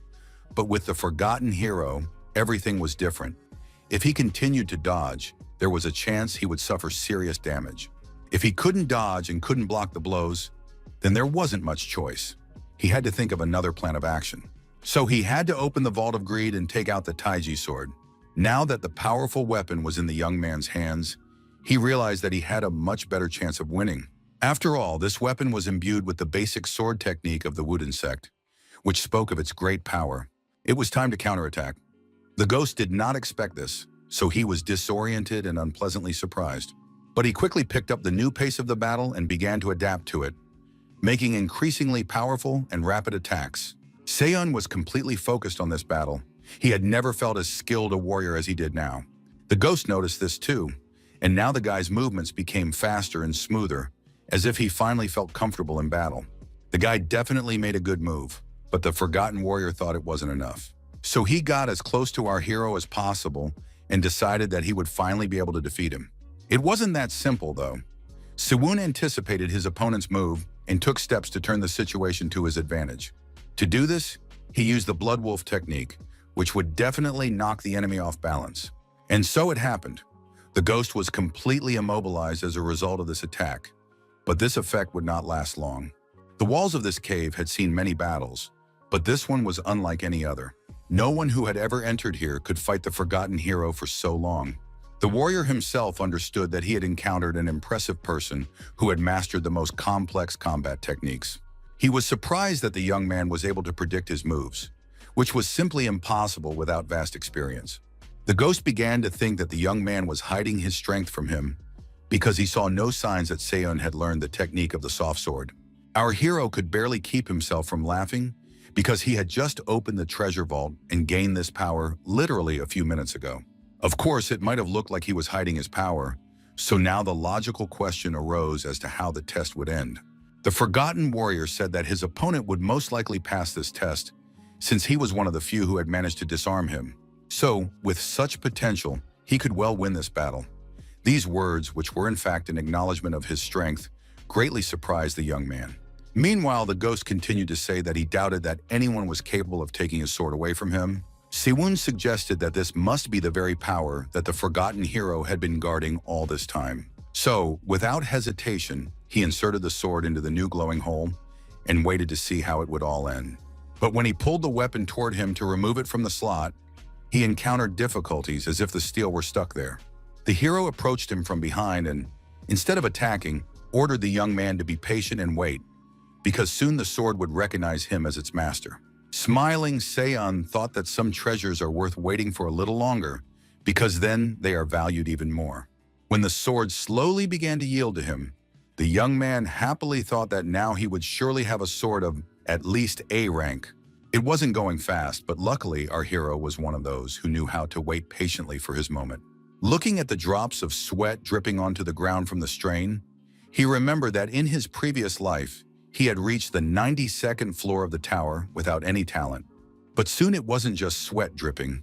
Seon felt a metallic taste in his mouth and realized that his chin was wet with blood. The tension grew with every passing second, and the sword remained in a strange crevice that glowed brighter and brighter. Not knowing how long this torment would continue, Siwon made a decision within himself that he would stand until the very end, until his strength left his body. As soon as he thought about it and made up his mind, the blade began to leave the opening, so that soon the young man had a unique weapon with a beautiful hilt in his hands. Before him was the true form of the forgotten hero's sword, a weapon that could be the stuff of legends. The hero himself smiled sadly and said that the young man was still struggling with the blade, but soon the unique weapon would accept him as its new master. After that, the ghost said that in the future, he hoped the young man would show him something even greater. Then he disappeared, literally dissolving into thin air. The system notified that Si-woon had perfectly completed the hidden dungeon called the Training Ground of the Forgotten Hero. His level was raised thanks to his feat, and as a reward, he received a lot of personal merit points and, of course, the sword itself. When the constellation Bent Raven found out about this, it literally flew up from its place. Meanwhile, a battle raged below, with the fanged monkeys wanting to devour as many people as possible. The sixth wave began, which meant that people had to prove once again that they had the right to exist. So A was one of those who coped perfectly with this task. She was the kind of person who thought about others even in the most difficult situations. So she ordered her comrades to keep their formation and not forget that their advantage lay in unity. Hanchal only heard her words with half an ear. He was so absorbed in the battle that he didn't want to be distracted by anything. He increasingly felt that he was beginning to get used to a new way of life that forced him to prove his right to exist every time. Having finished with one monster, the guy stepped aside a little to assess the situation and understand how much more effort was needed. He noticed that So-A had quietly approached him and was looking intently at his face, as if trying to understand what he was thinking. Finally, she spoke, and the first thing that came out of her mouth was her concern that Se-woon had not been seen for a long time, and she was afraid that something might have happened to him. Han-chul did not respond. He was almost 100% sure that nothing terrible had happened to this resilient boy. But the girl wouldn't let up. She said she was very worried and wanted to go look for him, suggesting that the brown-eyed boy go with her. Closing his eyes in irritation, he said that there was no need for that. So-a's eyes flashed with anger. She couldn't understand how the guy could be so emotionless that he didn't care about anyone or worry about anything. Han-hul just shrugged and said that Se-woon wasn't so weak that they needed to waste their nerves worrying about him. The beauty wanted to continue her indignant speech, but something caught her attention and made her stop mid-sentence. It was a system notification showing the player's ratings. Seeing Se-woon's score, the girl thought that he must have been doing something they couldn't even imagine. She felt relieved and realized that they should continue to hold back the waves of monsters until Se-woon returned. Meanwhile, for the first time in a long time, our hero was finally able to catch his breath after everything that had happened to him. He was sore all over from the strain, and his arms were covered in veins from the tremendous effort he had put into pulling out the sword. He lay on the cold floor of the cave and looked at his new weapon, unable to believe that the ghost had disappeared as soon as the weapon was in his hands. All his internal energy and mana were completely depleted, so he had to exert tremendous effort to get up. He really wanted to test the sword's characteristics, but the young man understood that he first needed to fill his dantian. Sitting in the lotus position and placing his hands on his knees, the young man immersed himself in the depths of his power, and the energy around him began to glow with a bluish light. At some point, he felt a strong inner restlessness, as if something was preventing him from fully diving into himself. The strange sensation in his body became more and more insistent, and our hero wondered fearfully what it all meant. He realized that there was something behind him that was affecting him with its energy, so he turned his head and looked carefully. To his great surprise, literally a meter away from him was a huge pillar of light that seemed to be pulling him in with its power. Now it became clear that the reward for passing through the dungeon was not only the sword. The Vault of Greed opened, and the young man gained access to the Circle of Dark Mana, which was only passed on to direct disciples in the Black Tower. It was the most powerful cardio workout imaginable. The technique of the heart was so secret that it was passed down exclusively from generation to generation among the clan of magicians. Smiling, the young man decided that in that case, he would drain Lelin until he was completely dry. A bluish mist filled with power began to seep into the young man's body, filling him with its might. The system reported that the hero had successfully passed the 6th, 7th, and 8th waves of monster attacks. This information greatly surprised Seun, because he could not have imagined that he had spent so much time in the cave. It seemed to him that he had been there for only a short time. But it turned out that a whole day and a half had passed since he left the camp. The guy was very happy that his comrades had managed to hold out so well without him. Soon, the final test of the first chapter of training awaited them. The 10th wave was just around the corner, and it was sure to bring even more monsters. Given his current exhausted state, our hero realized that for some time, he would have to earn a living while staying in the camp. The system reported that Se-un had accumulated half of the jade of internal energy in his dantian, so all the martial arts he used would have increased effectiveness and destructive power. Also, thanks to the Black Tower's training method, he was able to form a mana circle, and the power of his magic increased significantly. Looking at his hands, which were literally sparkling with magic, the guy understood perfectly well that increasing his power so much in just 2 days was simply incredible. But what was even more incredible was that he was now the proud owner of a sword that could cut through rock, named Durandal. The system characterized it as a weapon used by legendary heroes, but its potential was sealed because it did not fully realize the power of its owner. Looking at this unique artifact, the boy couldn't believe that he had actually found it in the first chapter of his training. Even before his regression, there were only rumors about the existence of this sword, but no one had ever managed to find it. One could only guess at its true power, because even with its potential sealed, it was incredibly powerful. While he was thinking that his abilities might not be enough to remove the seal, the system warned that a new wave of monsters would arrive in 24 minutes. So the young man would have to hurry if he wanted to finally try out his new sword in battle. Without hesitation, he ran to the cave exit to make it down before the real disaster struck. Who would have thought that monsters would be such punctual creatures? They arrived exactly 24 minutes later and began attacking people. They were so ferocious that it was much more difficult to fight them off than in the past, and people couldn't help but wonder what awaited them next. Everyone was incredibly scared, but the guys did not forget that they had to keep order, otherwise everything would go wrong. However, this was extremely difficult to do, so soon the first casualties appeared, and there was no time to take care of them properly. At this time, the monkeys continued to advance, snapping their teeth menacingly and not giving the people a second to catch their breath. So A understood that if things continued like this, they would have no chance of victory because the forces were incomparable. Not only were there many more monsters, but they also displayed an incredible level of strength in their attacks. This did not scare the girl. She fearlessly went straight into the thick of things to attack and kill as many enemies as possible. She noticed a message from the system telling her that the crowned spider thought her movements lacked grace and that she needed to correct her posture.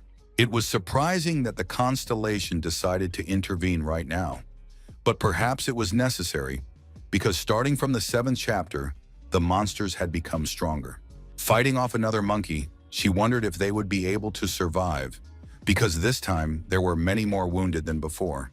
At one point, the hand holding the blade began to hurt badly, as if it had been seized by a sharp cramp that prevented the wrist from functioning properly. At that very moment, the ground shook, someone very strong landed, and the soil cracked. It was none other than Han Chol. The guy wanted to get rid of the monsters so badly that he was ready to use any methods and techniques. The old man on a crocodile constellation was quite a spectacular sight, and the crowned spider bared its fangs, hinting that the guy should not interfere. So A was very glad that they had come to her aid, because she understood perfectly well that if she made even one wrong move, she could die. She was given a chance to catch her breath, but the girl couldn't relax because she kept thinking about the wounded, whom no one could help. Sensing her thoughts, Hunchol said that if she fell while protecting them, the entire camp would be destroyed. She understood that he was right, but he was also seriously injured, so they were in trouble. Just as Sowa thought that if Sewon didn't come, they might die, she immediately heard a strange cry coming from nearby. It was Jean-Pil, who was running with several bananas in his hands, shouting that they were all at their limit and everything could be destroyed in an instant. He was running so fast that he neglected to pay attention, and because of this, his foot caught on a rock. The fall was hard, and only the higher powers knew if the blonde man would be able to escape the monsters that were following him. They opened their hungry mouths to sink their teeth into tender human flesh, and only a miracle could stop them. The blonde man himself understood that his chances were minimal, so he covered his face with his hand and did not even try to hide the tears that ran down his cheeks in fear. Suddenly, there was a bright flash that seemed to electrocute the creatures. They screamed and froze in place, then began to writhe in pain. So A's eyes widened when she read the message that the crowned spider was bowing its head before the demon god. Hancho Ryu received a similar notification and was just as surprised as his emotional girlfriend. Soon the flash faded, and one could see the charred bodies of the monkeys, which stank strongly of burnt flesh and fur. It was all the work of Se-woon, who arrived just in time and made a rather spectacular appearance that impressed everyone, even the constellations. The guy's appearance delighted Jean-Pil the most, who had already said goodbye to life 10 times and now seemed to have risen from the dead. He felt so calm at the sight of Se-woon, who radiated stoic calm and strength directed against his enemies. Opening the Vault of Greed, our hero drew the necessary strength from it and decided that there was no time to waste. He used a skill called Chain Lightning and struck all the monkeys within a radius of several meters. Assessing the situation, the young man realized that everything was much more dangerous than he had thought. Yes, the guys were holding up well, but if he had arrived a little later, they could have been seriously injured. But what was the point in thinking about that now? At the moment, everyone was safe and sound, and that was all that mattered. Suddenly, the system reported that the constellation of the Jolly Donkey Head was laughing and pointing at Park Chung-pil. It seemed that the blonde's cheerful disposition had not gone unnoticed, and he too had been chosen as a favorite.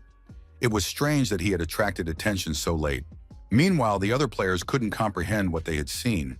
It was hard for them to believe that Siwoon had actually used magic. Looking at our hero, they began to call him the Blood Wolf, because his strength and bravery were no different from those of a powerful beast. Hearing this nickname, the boy was a little embarrassed. He didn't understand why they were comparing him to someone they had killed during the first monster invasions. Clearing his throat, Jean-Pil stepped forward, acting as if he wanted to make a speech.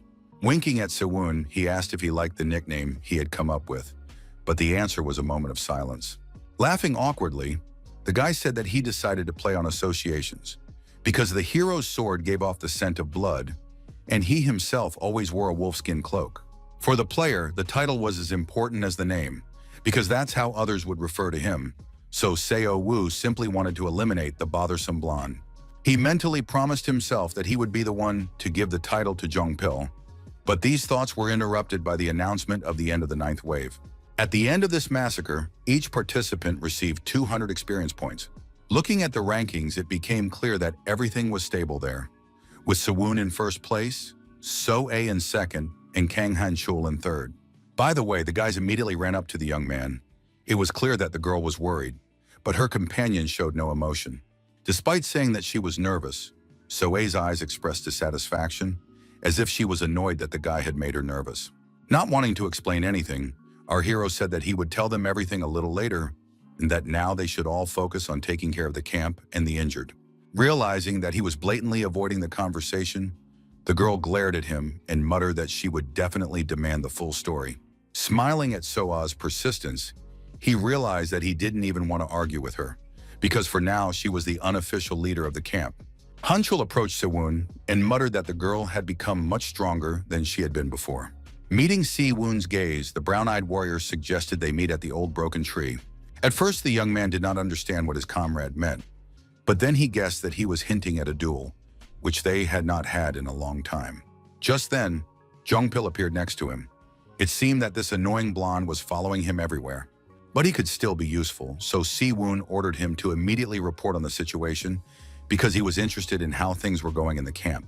The talkative young man said that after our hero left for the mountain, they successfully passed the 6th wave of the monster invasion. However, starting with the 7th wave, there were certain problems. Listening carefully to the boy, Si-woon wondered if he had always had this talent. In the past, the blonde boy clung to Kang Han-chul and caused a lot of trouble, but now he surprised everyone with his good memory and briefing skills. Everything pointed to the fact that he was indeed worthy of interest from the 6th-ranked demon lord, who was called Valifor. While Se-woon was pondering this, he didn't pay much attention to the story, his attention only drawn to the mention of the twins who had set up wooden barricades. It was an extremely interesting way to restrain monsters, one that could only have been devised by those with a good level of intelligence. But he couldn't remember there being any twins among them. Deciding to think about it later, Si-woon went to the broken tree where he was supposed to meet Han Cho-ryum. There were 2 red-haired girls arguing that the fortifications needed to be built stronger. Their opinions differed, as the second girl was sure that they might not finish in time before the war started. Jongpil approached them, called them by their names, Han Aryum and Han Da-won, and asked what the girls were doing and why they hadn't greeted Se-woon. Seeing the twins, hundreds of questions immediately popped into the young man's head about where they came from. But then he remembered how impressed he was with how diligently they fought off the monsters. It seemed that our hero was simply inattentive and did not think that there were 2 redheads, not one. Now both girls were standing right in front of him and couldn't take their enthusiastic eyes off him. They couldn't believe that the Blood Wolf himself was standing in front of them. Hearing this nickname, Seon recoiled. He couldn't get used to being called that. Closing his eyes, he caught himself thinking that he wanted to strangle the blonde man with his own hands for coming up with this title for him. Approaching the girls, Se-woon told them that they had done a wonderful job. He learned that they had been able to buy weapons because Soa had shown them how. Smiling, the leader said that it would be very useful during the next monster invasions, and the red-haired girls said that they needed more wood to prepare for the next wave. Se-woon didn't even know if he should tell them that wooden barricades wouldn't be much help during the 10th wave. The guy paid attention to the girls for one simple reason. The constellations Black Kintuk and Black Raven had paid attention to them. These unique twin crows had chosen these girls for a reason, and one could only guess what had interested them. The creatures were demons of the 38th and 39th ranks, called Halfas and Malfas, each of whom had the ability to build and fortify. Combined, these 2 abilities would be very useful in battle. When the hero said that he would deal with the tree himself, the girls' eyes lit up, and it was clear that they were very happy that someone was paying attention to them. They shouted that Bloody Wolf was the best, and the guy smiled, but thought to himself that he didn't want to be called that. For several minutes, they walked silently along the path into the forest, which was surprisingly picturesque. At one point, the young man stopped and took his sword out of its sheath, which beautifully reflected the golden rays of sunlight. Peeking out from behind Cheonpil's back, the girls asked in surprise if Se-woon was going to chop down a tree with his unrivaled sword, which could become dull. Without turning his head, the young man said that everything would be fine and that he could definitely manage without an axe. Swinging his blade, he ran towards the tree he had chosen, his movement suggesting that the plant had no chance. His incredibly powerful blow struck the tree sharply and without the slightest hesitation. One blow was enough to split the tree trunk almost in half. Everyone was simply delighted. The guys admired the strength of their leader and were proud to be able to fight shoulder to shoulder with him. Only Se-woon himself was not very satisfied with his work, but he understood that in his current state, this was the limit without using his inner energy. Looking at his eyes reflected in the blade of the sword, the boy told himself that he held Durandal, the sword that could cut through rock, and that he needed to be patient to unlock its potential. After all, if the master's strength was insufficient, he would not be able to cut even a tree, let alone a stone, so Seon would have to go a long way. Opening the Vault of Greed, the hero decided to use the skills that were available to him at the moment. He drew on the ability of the Taishan 18-strike sword, a martial art known for its large and powerful physique. It was the best option, allowing him to cut down a tree with a single blow, so it was worth trying it out in practice. Without thinking twice, the guy struck a single, clear, sweeping blow that showed all his strength and power. The tree shook and a clear-cut line appeared on it, which was so thin and delicate that it was barely noticeable. But this barely noticeable line produced an amazing result, and soon the trunk swayed and fell to the ground. The crash was so loud that even the birds flew away in different directions to avoid being hurt by the force of the blow. This delighted the young man's companions, as it was the first time they had seen anyone fell a tree with just 2 blows. The system announced that thanks to internal energy, the second skill of the Taishan sword was strengthened several times over. Our hero could literally feel the new power filling every cell of his body and making his blood boil. He struck another blow, this time more powerful, and waited to see what would happen. Everyone was pleasantly surprised when they saw that one strike had knocked down 2 more trees that could be used to build barricades. The power was astonishing, and no one present could deny it, for no one had ever seen anything like it before.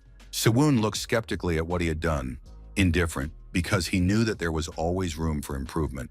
Without looking at the twin girls, our hero said that they didn't need to worry about transporting the wood, because Jeong Pil would take care of it. When he asked in surprise if he was going to carry it all himself, the young man smiled and said that this was exactly what his right-hand man would do.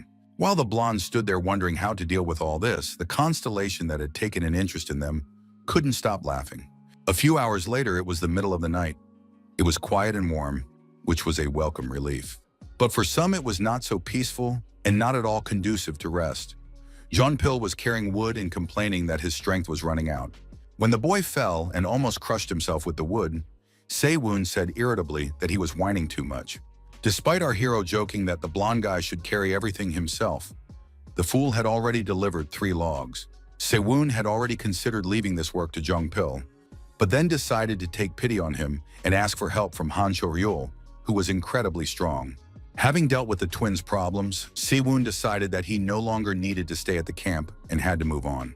But his attention was drawn to a man who, for some reason, went over to the injured players and sat down near them.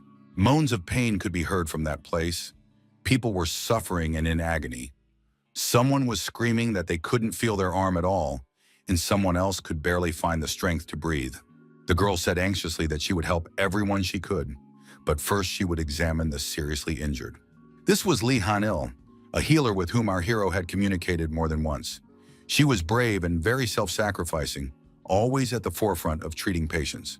She had a unique talent for healing and could treat patients without using any instruments. She was watched over by the constellation of the bloodied lion, which growled softly and licked up the blood around the girl. So Soon immediately understood that this amazing healer had been chosen by the great demon Morbas, who occupied the 5th place. Morbas was a great commander of hell who was capable of both causing illness and healing. Seeing how hard the girl worked, the young man concluded that she had not yet fully mastered the power of the constellation. So he suggested that they divide the roles. Siwoon wanted to treat patients with severe external wounds, and she would treat those with internal wounds. The young man believed that with the power of Morbas, this would be more effective. Hearing these words, the girl was surprised, not understanding where he had learned this information. Deciding not to ask unnecessary questions, she got up and silently went to treat those with serious internal injuries. Meanwhile, our hero took advantage of his solitude and opened the Vault of Greed. He extracted a skill from it that allowed him to heal other people, as such a skill was found in his modest arsenal. Using his new ability, he began to closely monitor how the wounds on the victim's body began to heal. Hanyul was very surprised. She knew that the guy had been impressive before, but now his skills had improved significantly. Siwoon said that it was a natural development of his power, but in reality, he had used a 2nd-level spell, which is why it was so powerful. However, our hero said that his companion would soon become a real pro who would heal better than him. After all, the constellation she had contracted with was so powerful that soon everyone would be amazed by her abilities. The bloodied lion was flattered by such praise, and the bowed raven thought that the description perfectly suited the Lord of Hell. One could only imagine the power this creature possessed, since even other constellations bowed their heads before him and showed him respect. While the guys were treating the wounded, it got completely dark outside. They healed most of the victims, and Siwoon decided to attend to other matters, saying that if the girl needed his help, he would gladly fulfill any request. Walking along the path, the hero pondered Hanyul's contract with Morbas. It turned out that the structure of the camp was much stronger than he had expected. He couldn't have imagined that everything had changed so much while he was on Rocky Mountain. People had clearly progressed in their skills. He was curious to know who would be the next to sign a contract with the constellation, and then he noticed an old man named Chang Sok, who was making weapons. Approaching closer, the young man greeted the elderly gentleman, who looked up from his work.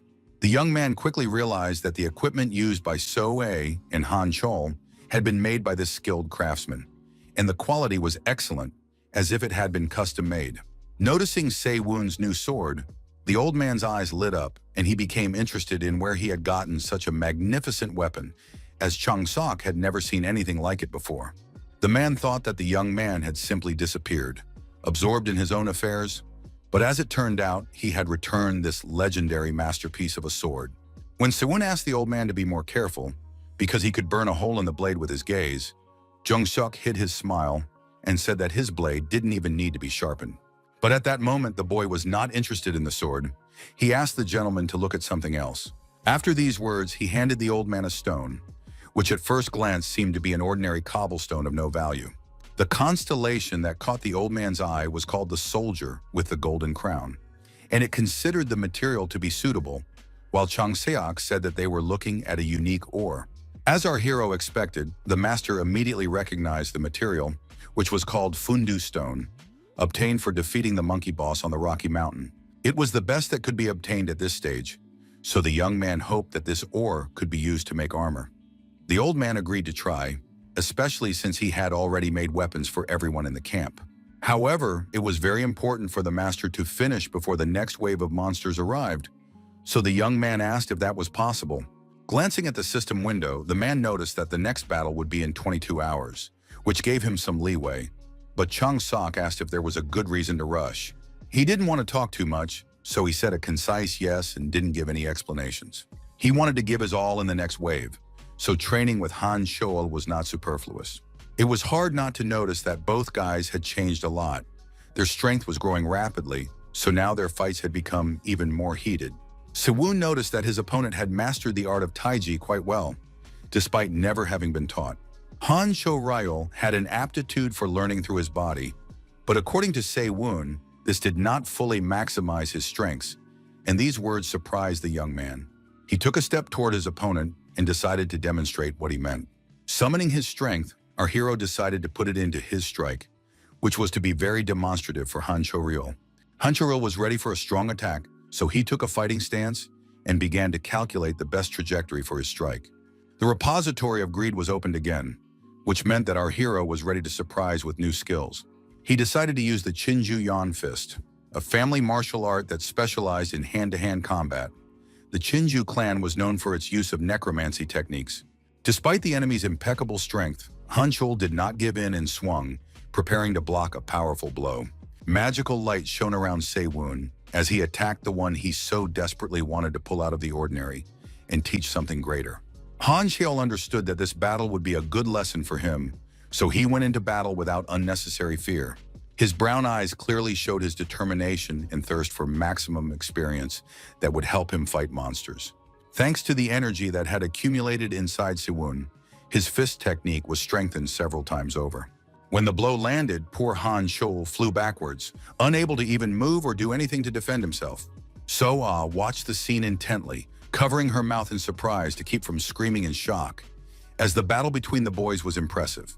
When Han Chol came to his senses a little after the blow, he noticed that his hands were shaking violently. This blow had clearly thrown him off balance, so now he needed to pull himself together and take action. Even Se-Woon did not expect it to be so powerful. His hand was literally smoking from the force that had just been unleashed. Looking closely at his opponent, our hero said that this was how he would be able to unlock his full potential. Se-Woon promised that as soon as Han Cho-ryol's form was complete, he would teach him some mental combat techniques. But now there were other things to do, and our hero already had some ideas about what exactly those things were. He called over his faithful companion, Jong Pil, who immediately came running, ready to carry out his master's orders. As it turned out, the blonde had put all his affairs on hold just to answer Se-Woon's call. Now it was clear that the dispute with Han Chol would have to be postponed, because it was time to deal with other matters. The young man did not like the fact that the battle with him was not a priority, so he looked threateningly at the one who had drawn all the attention to himself. Catching the threatening gaze, John Pill became embarrassed, and his face broke out in a cold sweat from nervousness. He even decided to apologize just in case. Se-woon said that Han Chul could use the blonde guy however he wanted, and poor Cholpin tried to convince the guys that he had a lot of other things to do. But he couldn't get away because the brown-eyed guy grabbed him by the collar and said he wouldn't hold back. The blonde-haired boy shouted and said that he didn't want to be a punching bag. He clearly didn't like the idea of helping someone who couldn't even be bothered to remember his name. The constellation that had chosen the blonde as its favorite rolled on the floor with laughter, watching the situation unfold. It wasn't long before another duel began, causing swords to clash and steel to ring. This time, Se-woon decided to fight So-ah, who was showing incredible results and acting as if she had been wielding a sword since birth. Her style was completely different from Han Chul's. The girl clearly knew how to make the most of her strengths. Dodging her attacks, the young man concluded that there was almost nothing to criticize about her form, but there were still moments that confused him. So he said that his opponent's technique was very good, but the power she put into her strikes was insufficient. Her method of fighting was very good when she was facing a bunch of weak monsters, but when it came to a single strong opponent, speed and technique alone were not enough. The constellation that had chosen her as its favorite nodded in agreement, as it also believed that she needed to develop her strength. The girl couldn't say anything in her defense, because she also realized that she was lacking something, but she didn't quite understand how to fix it. Se-woon said that every time he left the camp, he encountered boss monsters that were much stronger than the ordinary creatures that appeared during the waves. After analyzing what she heard, So-a immediately realized that the reason he had become so strong was because of his battles with these very monsters. The guy had every reason to believe that during the next battle with the monsters, a boss might appear. And this was not just a prediction, he clearly remembered it from his past life. It was a fact, but unfortunately he couldn't tell the guys about it directly, so he had to hint at it, letting them decide for themselves whether to believe it or not. Regardless of the decision the girl made, Se-woon was absolutely sure that she would lead the camp well. Smiling, the beauty said that she would do her best to achieve order and harmonious work among the people in the camp under her sensitive leadership. Soon, a notification came that there were only 5 minutes left until the last wave of monsters in this training chapter. Chong Sok had just finished making armor for Se-woon, and now the young man was examining his new equipment with satisfaction and was very pleased with it. The armor was made of red wolf leather with monkey hazelnut stone inlays, increasing attack power and instilling fear in opponents. So it clearly exceeded all of Se-woon's expectations, who thought that the master would make something simpler for him. He clearly did not think that thanks to John Sok, he would receive an S-rank item, but considering that the old man was steeped in Burita's techniques, it was quite understandable. Approaching the master, our hero asked him to hide in the smithy because it would be better that way. They couldn't lose such a valuable asset. The man really wanted to see the moment when his masterpiece would shine, especially since he was sure that the boy could handle the monsters, so he had nothing to fear. Smiling at the old man's courage, our hero said that in that case, he should stay behind everyone else to be at a safe distance. Time ran out, and the system announced that the 10th wave of monsters had begun, which was the final wave in the adaptation period. Soon, heavy footsteps could be heard, and it became apparent that the approaching monster had huge clawed paws. This time, the people were dealing with incredibly large and terrifying red wolves, which made them want to run as far away as possible just by looking at them. But that wasn't all, as it turned out that they would also have to face rabid monkeys that were eager to attack their enemies. At first, the guys felt relieved when they realized that they would have to fight monsters they had already encountered, and some even rushed into battle. But when the boars appeared, everyone began to wonder if there were too many monsters that wanted them dead. So A decided to cheer up her comrades, saying that they should not be afraid of those they had already defeated, and ordered them to remain calm and line up around the barricades. But even this stress-resistant girl was frightened by what she saw, because the sight was, to put it mildly, terrifying. Before them stood a wolf that was larger than any animal they had ever seen before. It seemed unreal. This creature was called Red Fang, and its real name was Keneal. Everyone opened their mouths in horror and began to scream that the monster boss himself was before them. But that was not all. From the opposite side ran an equally large boar called Redhorn, or Pag. In addition to these two, a third boss appeared, called Red Claw, or Yashak. Looking at the huge number of monsters, the people's confidence gradually faded, because they did not feel strong enough to cope with all this. It seemed pointless to resist such a large number of enemies, and death began to seem more and more like a relief. The players were in despair, asking their leader what to do, but So-A herself did not know what was best. For the first time in a long time, she felt weak and truly helpless because she saw no way out of their situation. Her hands trembled with fear, and she remembered Seon's words about her blows lacking power. Now everything seemed even more critical to her, because she had begun to doubt her own abilities. But she was not alone in these circumstances. Sewon had decided to give his all in this battle for a reason. He clearly did not want to lose people in this battle. Thanks to his intense cardio training, the guy's technique had gotten stronger, so his first opponent was soon screaming in pain. His strike was precise and hit exactly where it needed to, the sword cutting through tough flesh and causing the boss to bleed profusely. The Red Wolves who watched this slaughter were extremely frightened by what they saw of the enemy's strength, and the effect of the armor and cloak that Sewon wore only reinforced this effect. Without turning his head, he addressed So-A and Han Cho-ryul, telling them not to interfere in his battle. He wanted to test his strength and show everyone what he was capable of, and he also wanted to avoid the casualties that could result if people got involved in the fight. The boys were surprised and even a little upset because they also wanted to contribute to the victory and were preparing to fight back. But Siwoo didn't care. He activated his power and made it clear that he was not going to listen to any objections. Now was not the time for them. The Black Tower's skill helped strengthen the chain lightning technique.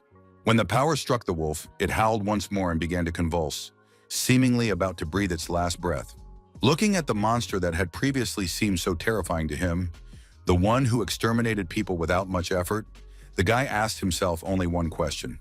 He wondered if this creature had always been so weak and vulnerable, because now Sewon fearlessly directed his magic at it without thinking that he himself might suffer. It seemed that it was not the beast that had become weaker, but our hero who now possessed a power that had to be reckoned with. The guy's behavior angered Camille, the Red Fang, so much that he went into berserk mode. The beast was so enraged that the ground around him was literally burning. He was an elemental force, a fire that could burn everything in its path. Noticing the monster's behavior, memories flashed through the young man's mind, and he remembered that before the regression, a similar attack had destroyed the camp with just one blow. Now everything was different. Sewon knew all the monster's moves and skills, which meant he had the advantage. The creature desperately snapped its teeth and tried to reach its prey, but at the moment, all was in vain. The boy knew how to make the enemy's jaws close on his sword instead of his neck. He used the enemy's momentum against it, which helped him conserve his own energy. Remembering the past, Sewon clearly understood the wolf's behavior in battle and knew how to repel its attacks. He had to act quickly and decisively, but our hero coped perfectly with the task at hand and knew that he would soon be the victor. His body moved so fast that it looked like a shadow moving around the boss. But it was not a shadow, but a warrior who knew exactly what to do.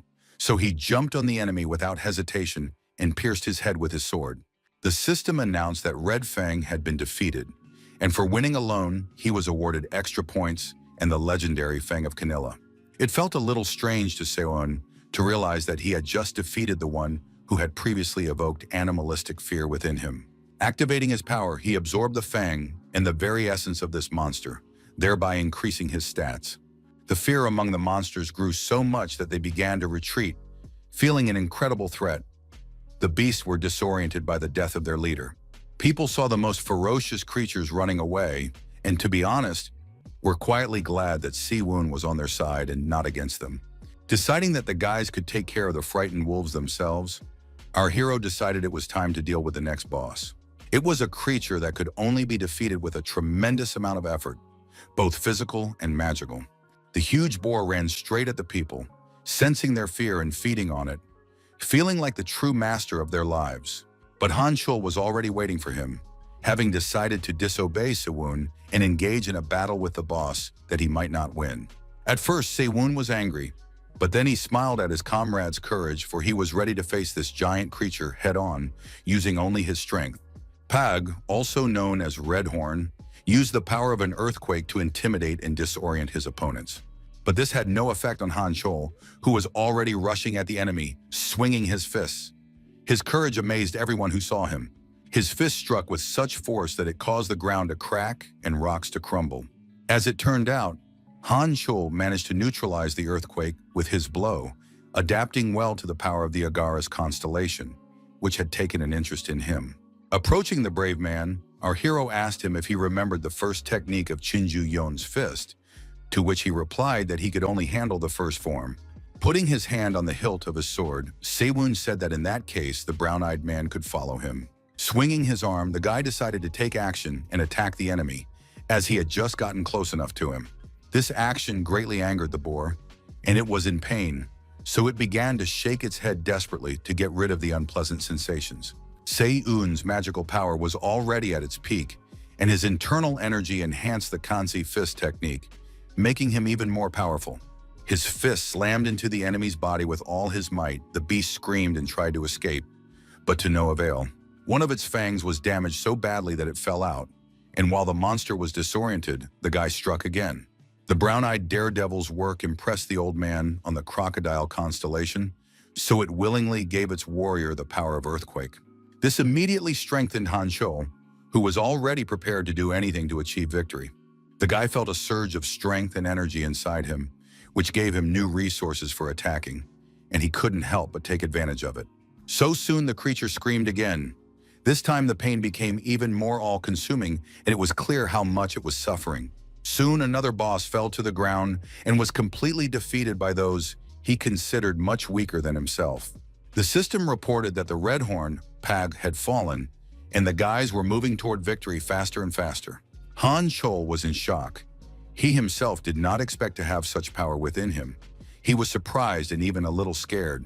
Standing in front of the defeated enemy's body, the boy read with surprise the messages that his personal achievements had increased and that Pag's heart was now in his inventory. Looking at his hands, he wondered if this was what the real power that now lived inside him looked like. Smiling, Sewon said that this was the true power that Han Chul possessed, and now he had to fully reveal it in order to learn how to use it without the constellation. Now the brown-eyed man understood that his future was in his hands and that it was up to him alone whether he could achieve more.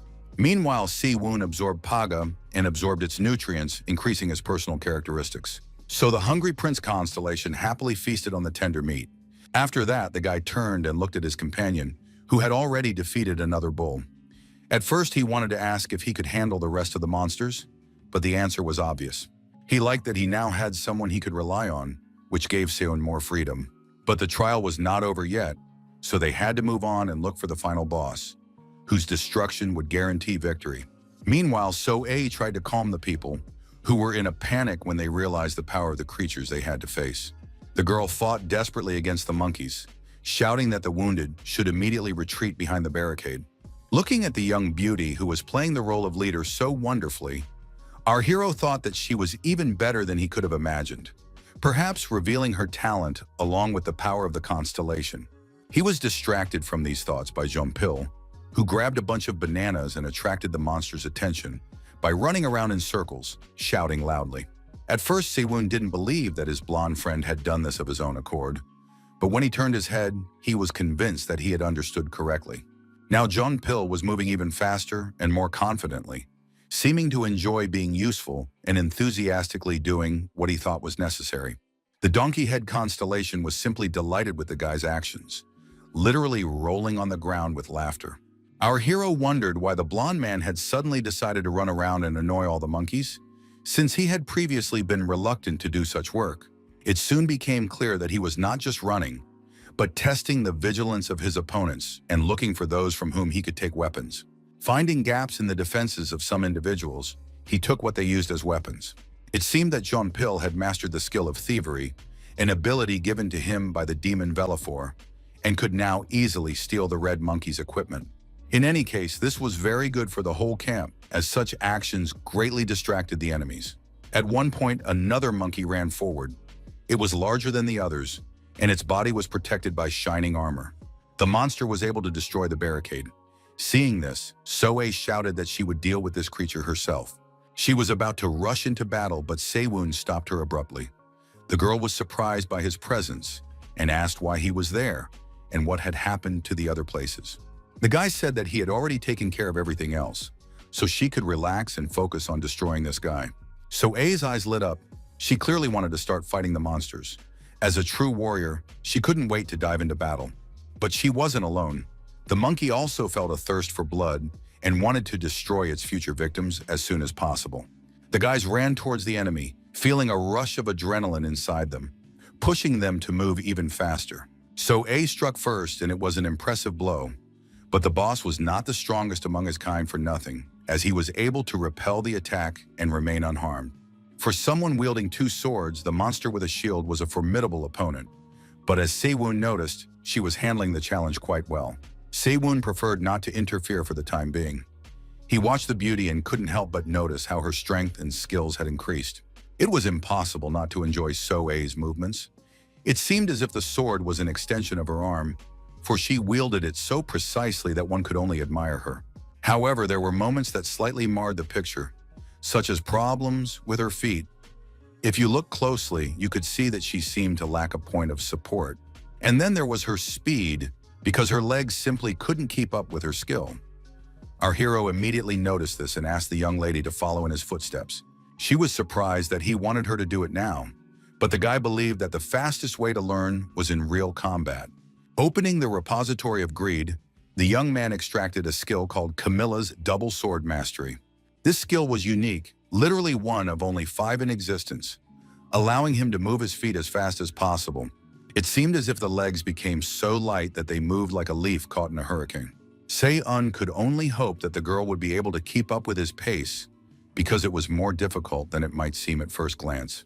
As expected, So-ah opened her mouth in surprise, unable to believe that anyone was capable of such movements, because it was impossible to catch his feet as they moved. Meanwhile, Sewon did not stop. It seemed that he was only gaining speed to deliver a powerful blow that could kill the enemy. Taking up a comfortable position, our hero did not hesitate and immediately launched an attack that took his opponent by surprise. His blow was aimed at several places at once, which literally paralyzed the monkey on the spot. After landing, the boy assessed the result of his actions and realized that he had done quite well. All this time, So-A was closely watching every subtle movement of her comrade, trying to remember everything so she could repeat it later. Without thinking twice, she rushed into battle. She was scared, but it was incredibly interesting to see if she could move in exactly the same way. The guy didn't wait for her to get closer to them. He delivered one blow after another, showing no mercy to the monster that hoped to kill them all. When So-A joined him, he smiled and said that she was doing very well. Ignoring the praise, the young warrior said that they should move even faster. She was right, they really needed to hurry, because the boss was in an extremely vicious state and was clearly going to attack with even greater enthusiasm. However, his aggression clouded his mind a little and caused him to lose his vigilance, so the enemy managed to wound his body. Feeling intense pain, the creature screamed so loudly that its shriek could be heard on the other side of the forest. The shield fell from the monkey's clutching hands, and now she stood completely defenseless and wounded. Her enemies could not help but take advantage of her weakness. Noticing the boss's weakness, our heroes immediately rushed forward to strike and finally win this battle. Their blows rained down on the monster with such force that it couldn't even resist. It seemed to be in the process of accepting that death was breathing down its neck. The guys worked so quickly and precisely that one could only marvel at their excellent work, which was done without a single mistake. Soon, what they had been striving for happened. The system announced that the renowned monster, Red Claw Yashak, had been defeated. The guys' personal merits were increased, and they also got Yashak's sword. After the other monkeys learned that their boss had been defeated, they began to look at each other in fear and back away, intimidated by what might happen next.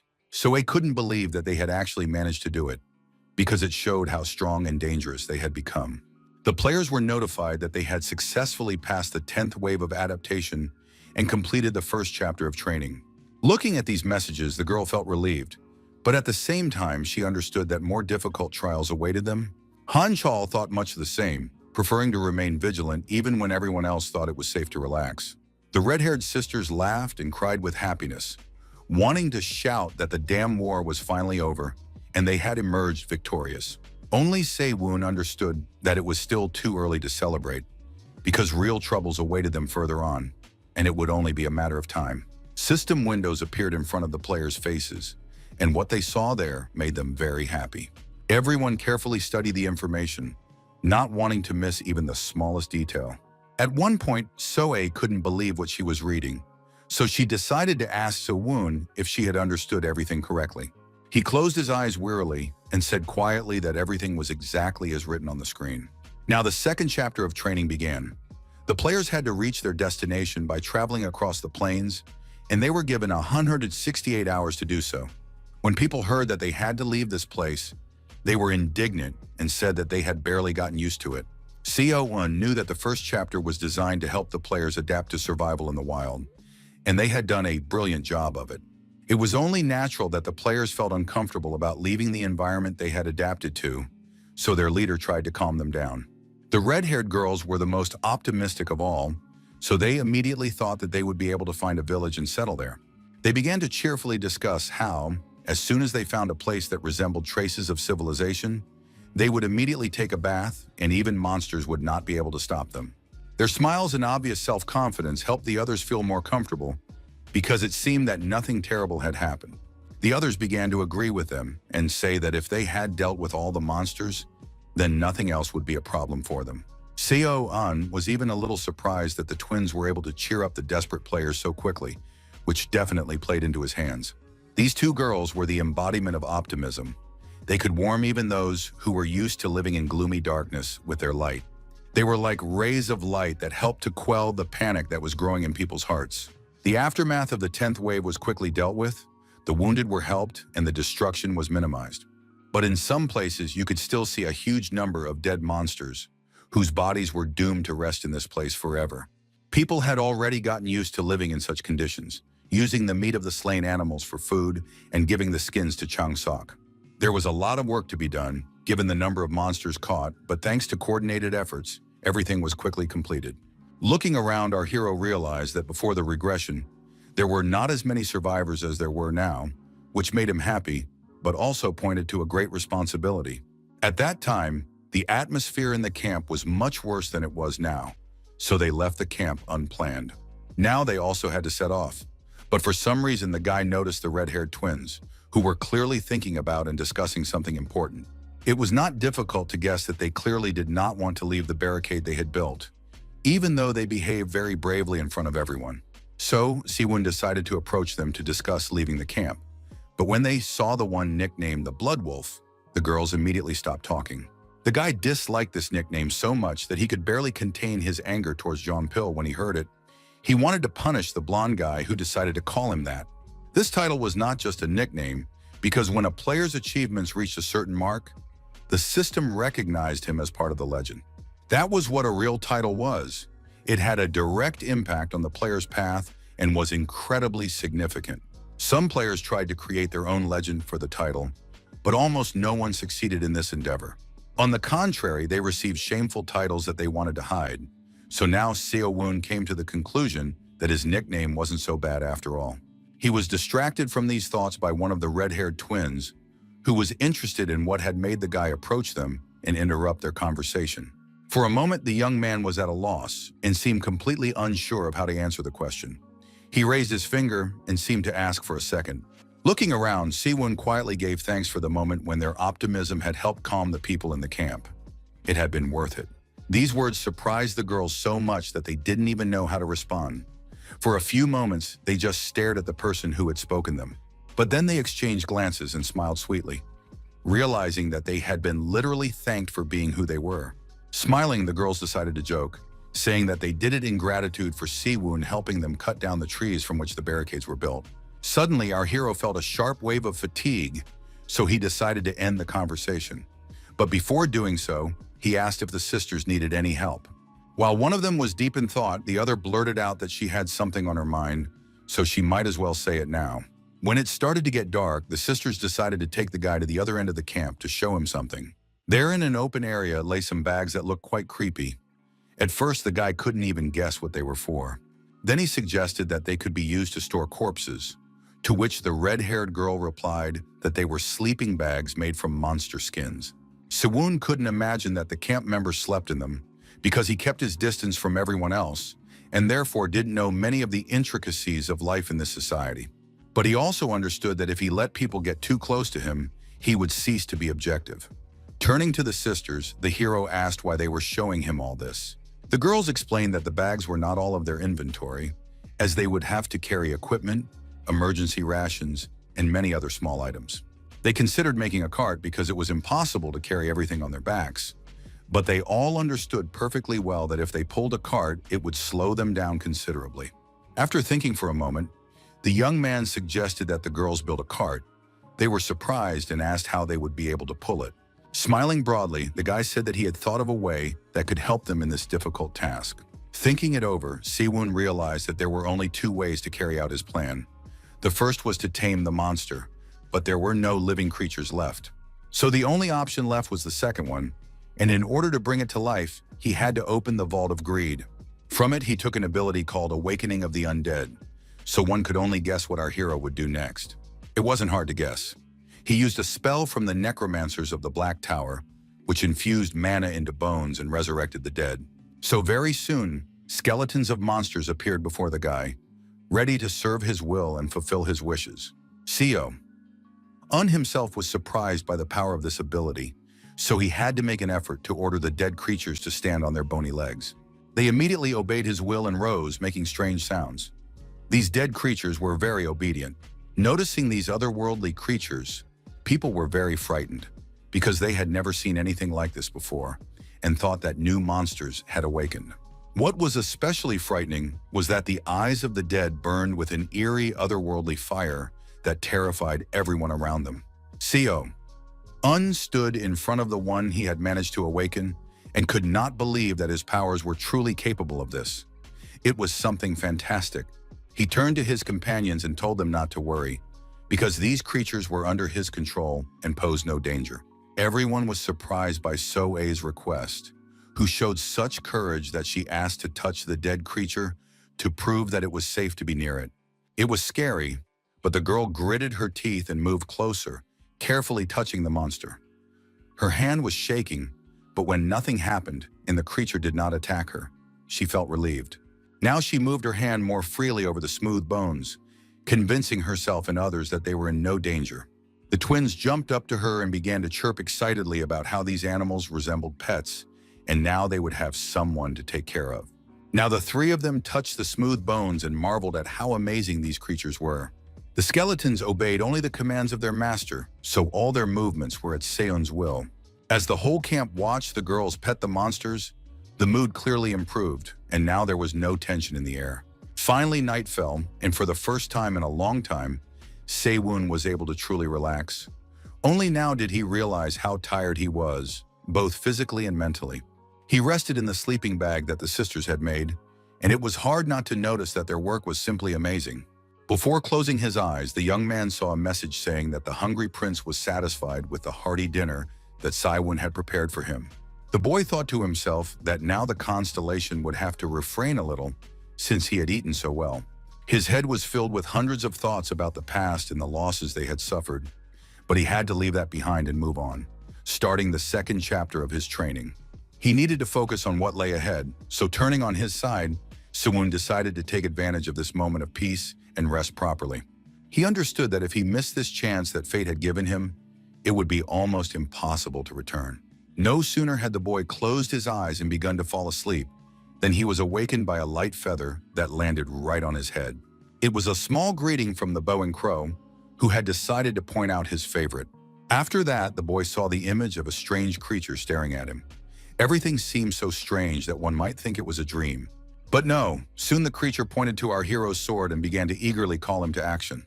For a while, Seo-woon couldn't understand what was going on, until the system informed him that the constellation wanted him to sacrifice his sword. Also, the bowed raven warned that if he disobeyed, he would be denied access to the treasure vault. Now the constellation waited to see what the one he had chosen would do, because a lot depended on his decision. Meeting the strange creature's gaze, So-woon defiantly said that it could try to take away what belonged to him. Using Mammon's power, the guy realized something very important, and it was this that helped him get out of the situation. He used to think that the vault was something the constellation allowed him to use out of curiosity, but that was not the case at all, and these words made Raven tremble with irritation. After all, he didn't want Seon to guess that the power he used was separate from his real vault, but the guy already knew that very well. No, he hadn't deprived him of access to the repository. It was just that, at the moment, Raven himself couldn't reach all that power.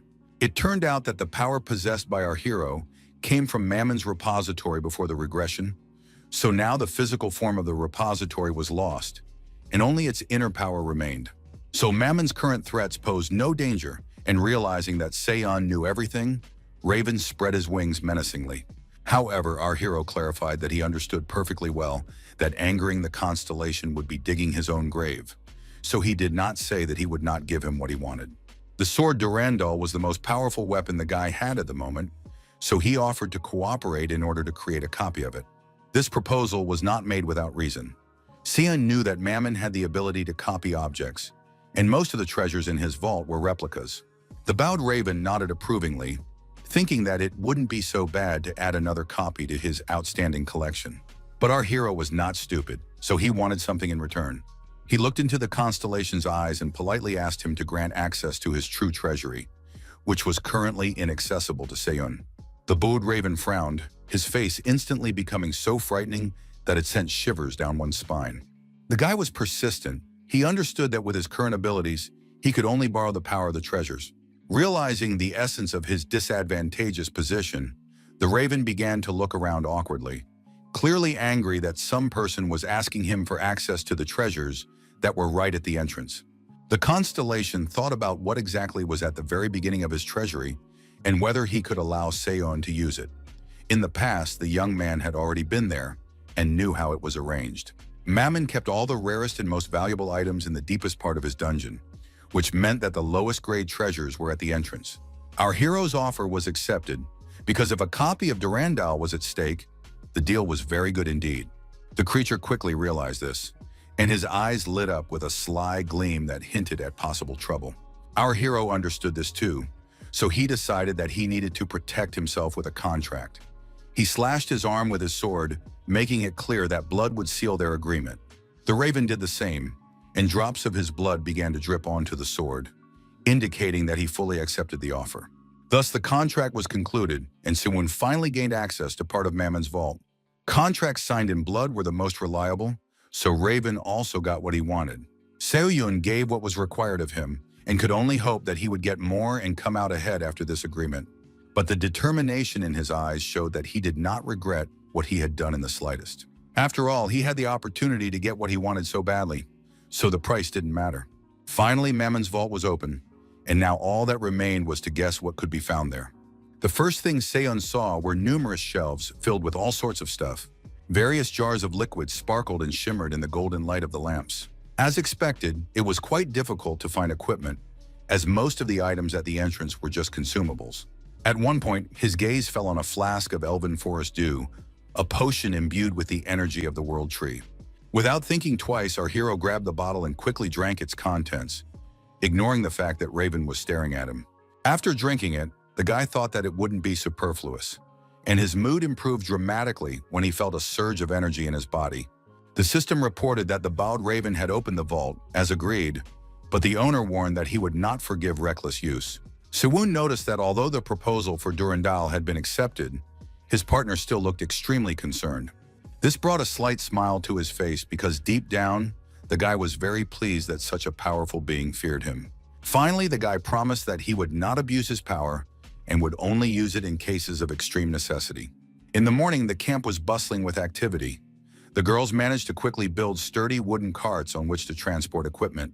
However, the red-haired craftswomen kept arguing about whose product was better, while So-A watched them with a smile, knowing that they were equally good. Our hero began to ask if he could help in any way, but something caught his attention so much that he couldn't hide his surprise. A young man in a white coat was hovering around his lively pets, running his hands over their smooth bones and behaving as if he were studying the creature.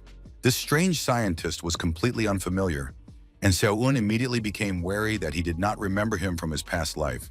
He assumed that this man had died before his regression, so his memory had simply erased this character. When our hero approached the stranger, he raised his head sharply and apologized for his inattention, because looking at the creatures, his thoughts were completely absorbed by them. Trying to restrain his obvious interest, Seo-un asked if there was something wrong with the animals. The scientist became embarrassed and said that he was simply fascinated by something so unusual. These words made the young man even more wary. Everything about this man seemed strange and perhaps even dangerous to him. The young man with glasses was genuinely amazed that even in a world where magic existed, someone could stand without ligaments, tendons, or muscles. He wondered if the black mist could be what connected bones. This phrase greatly surprised Seon, because it seemed that this young man could see mana, and perhaps he even understood related issues. There was also a possibility that the scientist had a talent for dark magic, which made him a very valuable asset. Embarrassed again, the brunette said that his interest was nothing more than a professional habit, and Sae-woon immediately asked if he was a doctor. Smiling, the stranger muttered that he had not yet become one, but was only receiving a master's degree in anatomy, after which his name, Baek-hyun, was revealed. Upon hearing this information, our hero immediately began to analyze and think about where his anatomy skills could be applied.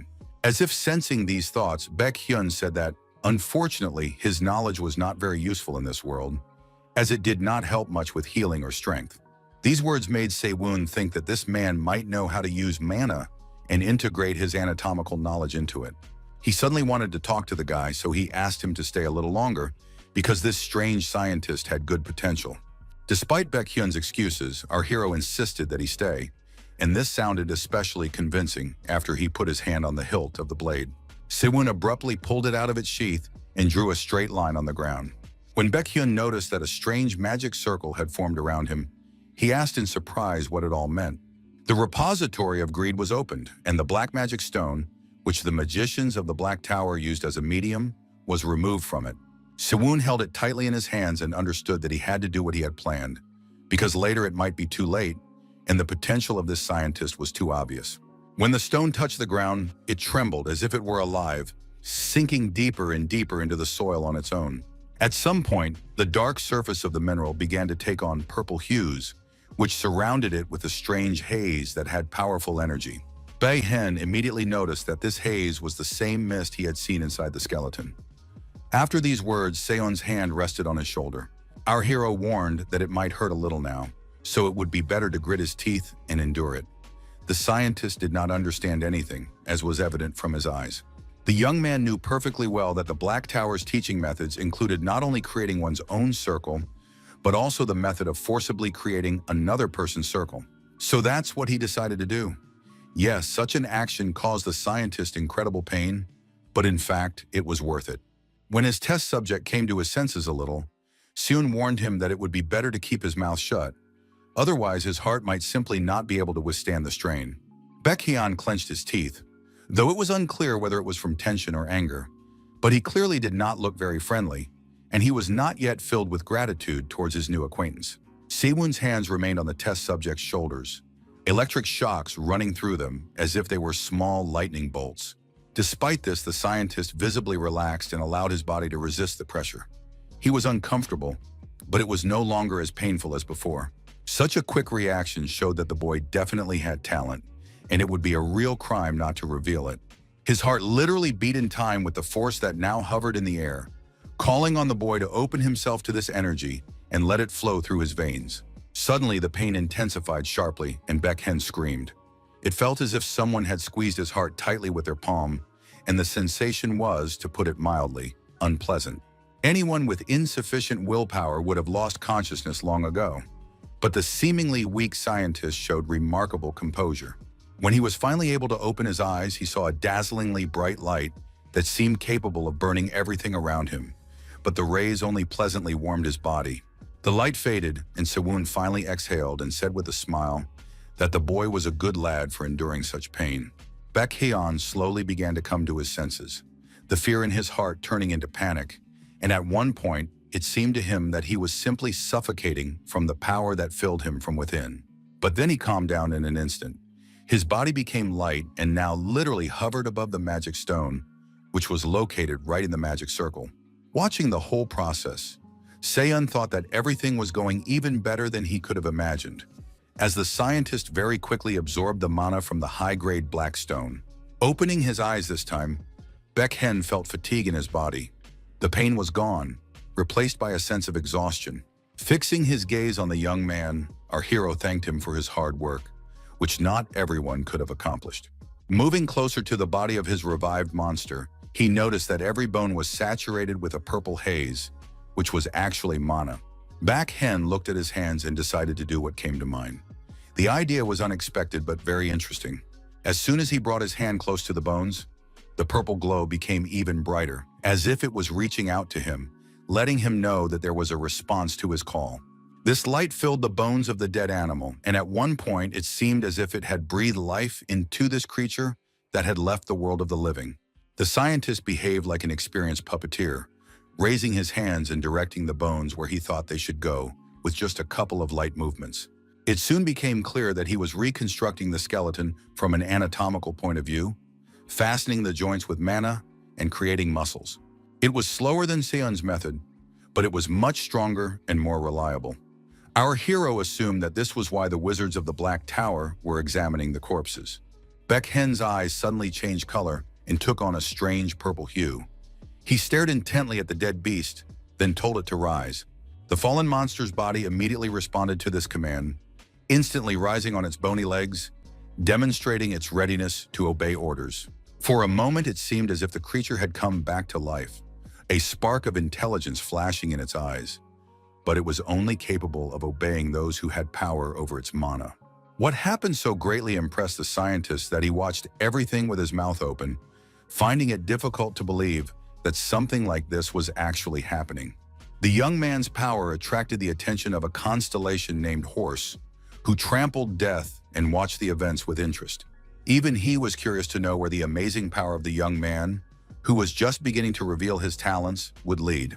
Sun knew that this constellation was Samigan himself, the fourth-ranked demon lord who possessed necromancy and spiritual arts.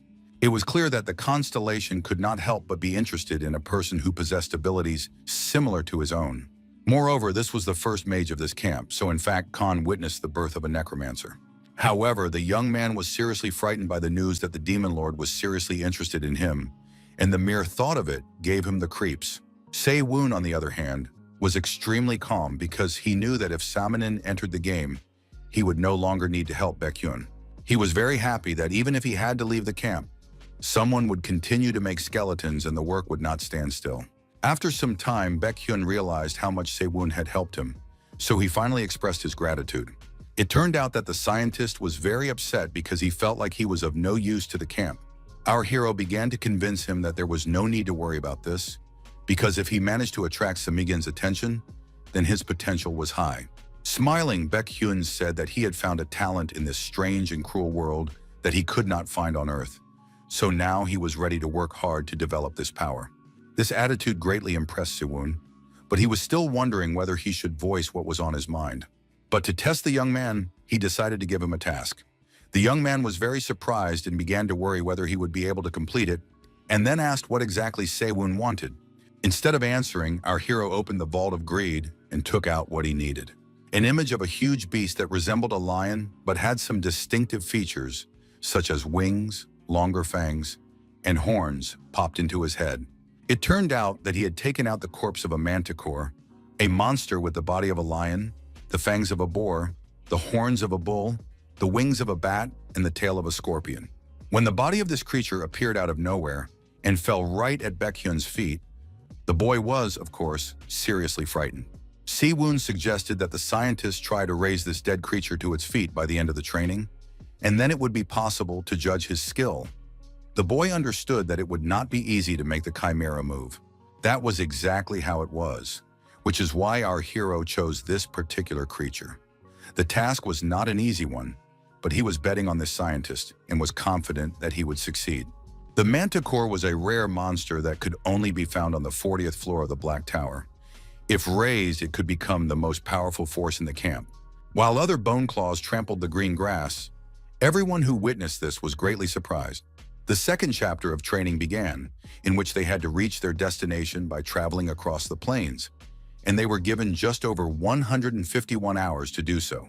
The people set off on their journey, not knowing when monsters might appear, so it was decided to take turns watching in all directions. Meanwhile, the red-haired sisters continued to argue about whose carriage was faster, as it was important to each of them to be recognized as the best craftsman.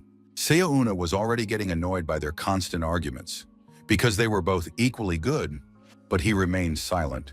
because the girls were useful and were growing well in their skills. Meanwhile, Baekhyun studied necromancy under the careful guidance of Samhain.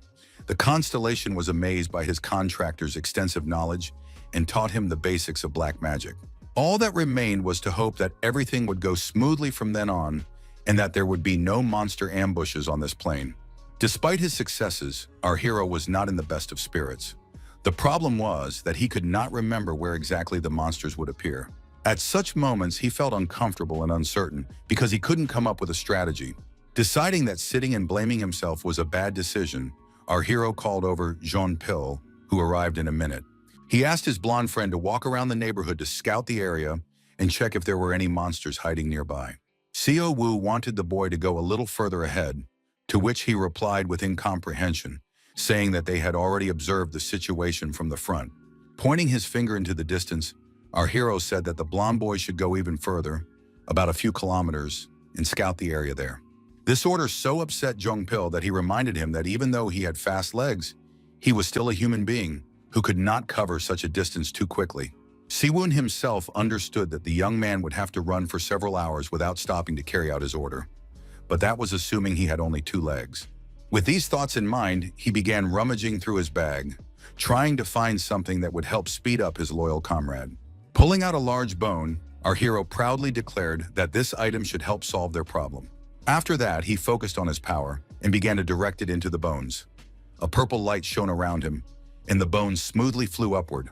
Soon, these bones formed a complete skeleton of some creature that was ready to fulfill any whim of its master. The eyes of the raised monster lit up, indicating that it was functional. So when Sewon ordered it to rise, it did so without any complaint or resistance. Seeing such an exotic pet, Jong-pil happily asked if it was a gift for him. Rolling his eyes, Sewon replied that it depended on whether he could handle the monster. The fair-haired boy was simply delighted and even promised to name the creature Volcara in honor of the one who had helped him get back on his feet. Without hesitation, the brave boy jumped onto his new pet and set off on his journey, now realizing that he could quickly cover even enormous distances. Volcara rushed so fast that at first Jong-pil was even a little scared, because he did not expect that a pile of bones was capable of such a thing. Watching the boy's silhouette recede into the distance, our hero thought that this venture would either be beneficial or turn into a real nightmare. It was also unclear why the talent of a hunter had awakened in a person like his blonde friend. Jong-pil was truly enjoying this trip. He felt very carefree despite being entrusted with an extremely important task. He was grinning from ear to ear when he ordered Volcara to run even faster, and when she obeyed his command, his inner child literally squealed with joy. It all reminded him of the times before he ended up in this strange universe filled with various dangers. Living on Earth, the guy used to brag about his car, and now he had the same feelings. Smiling, the blonde once again thought that following his brother was the right decision.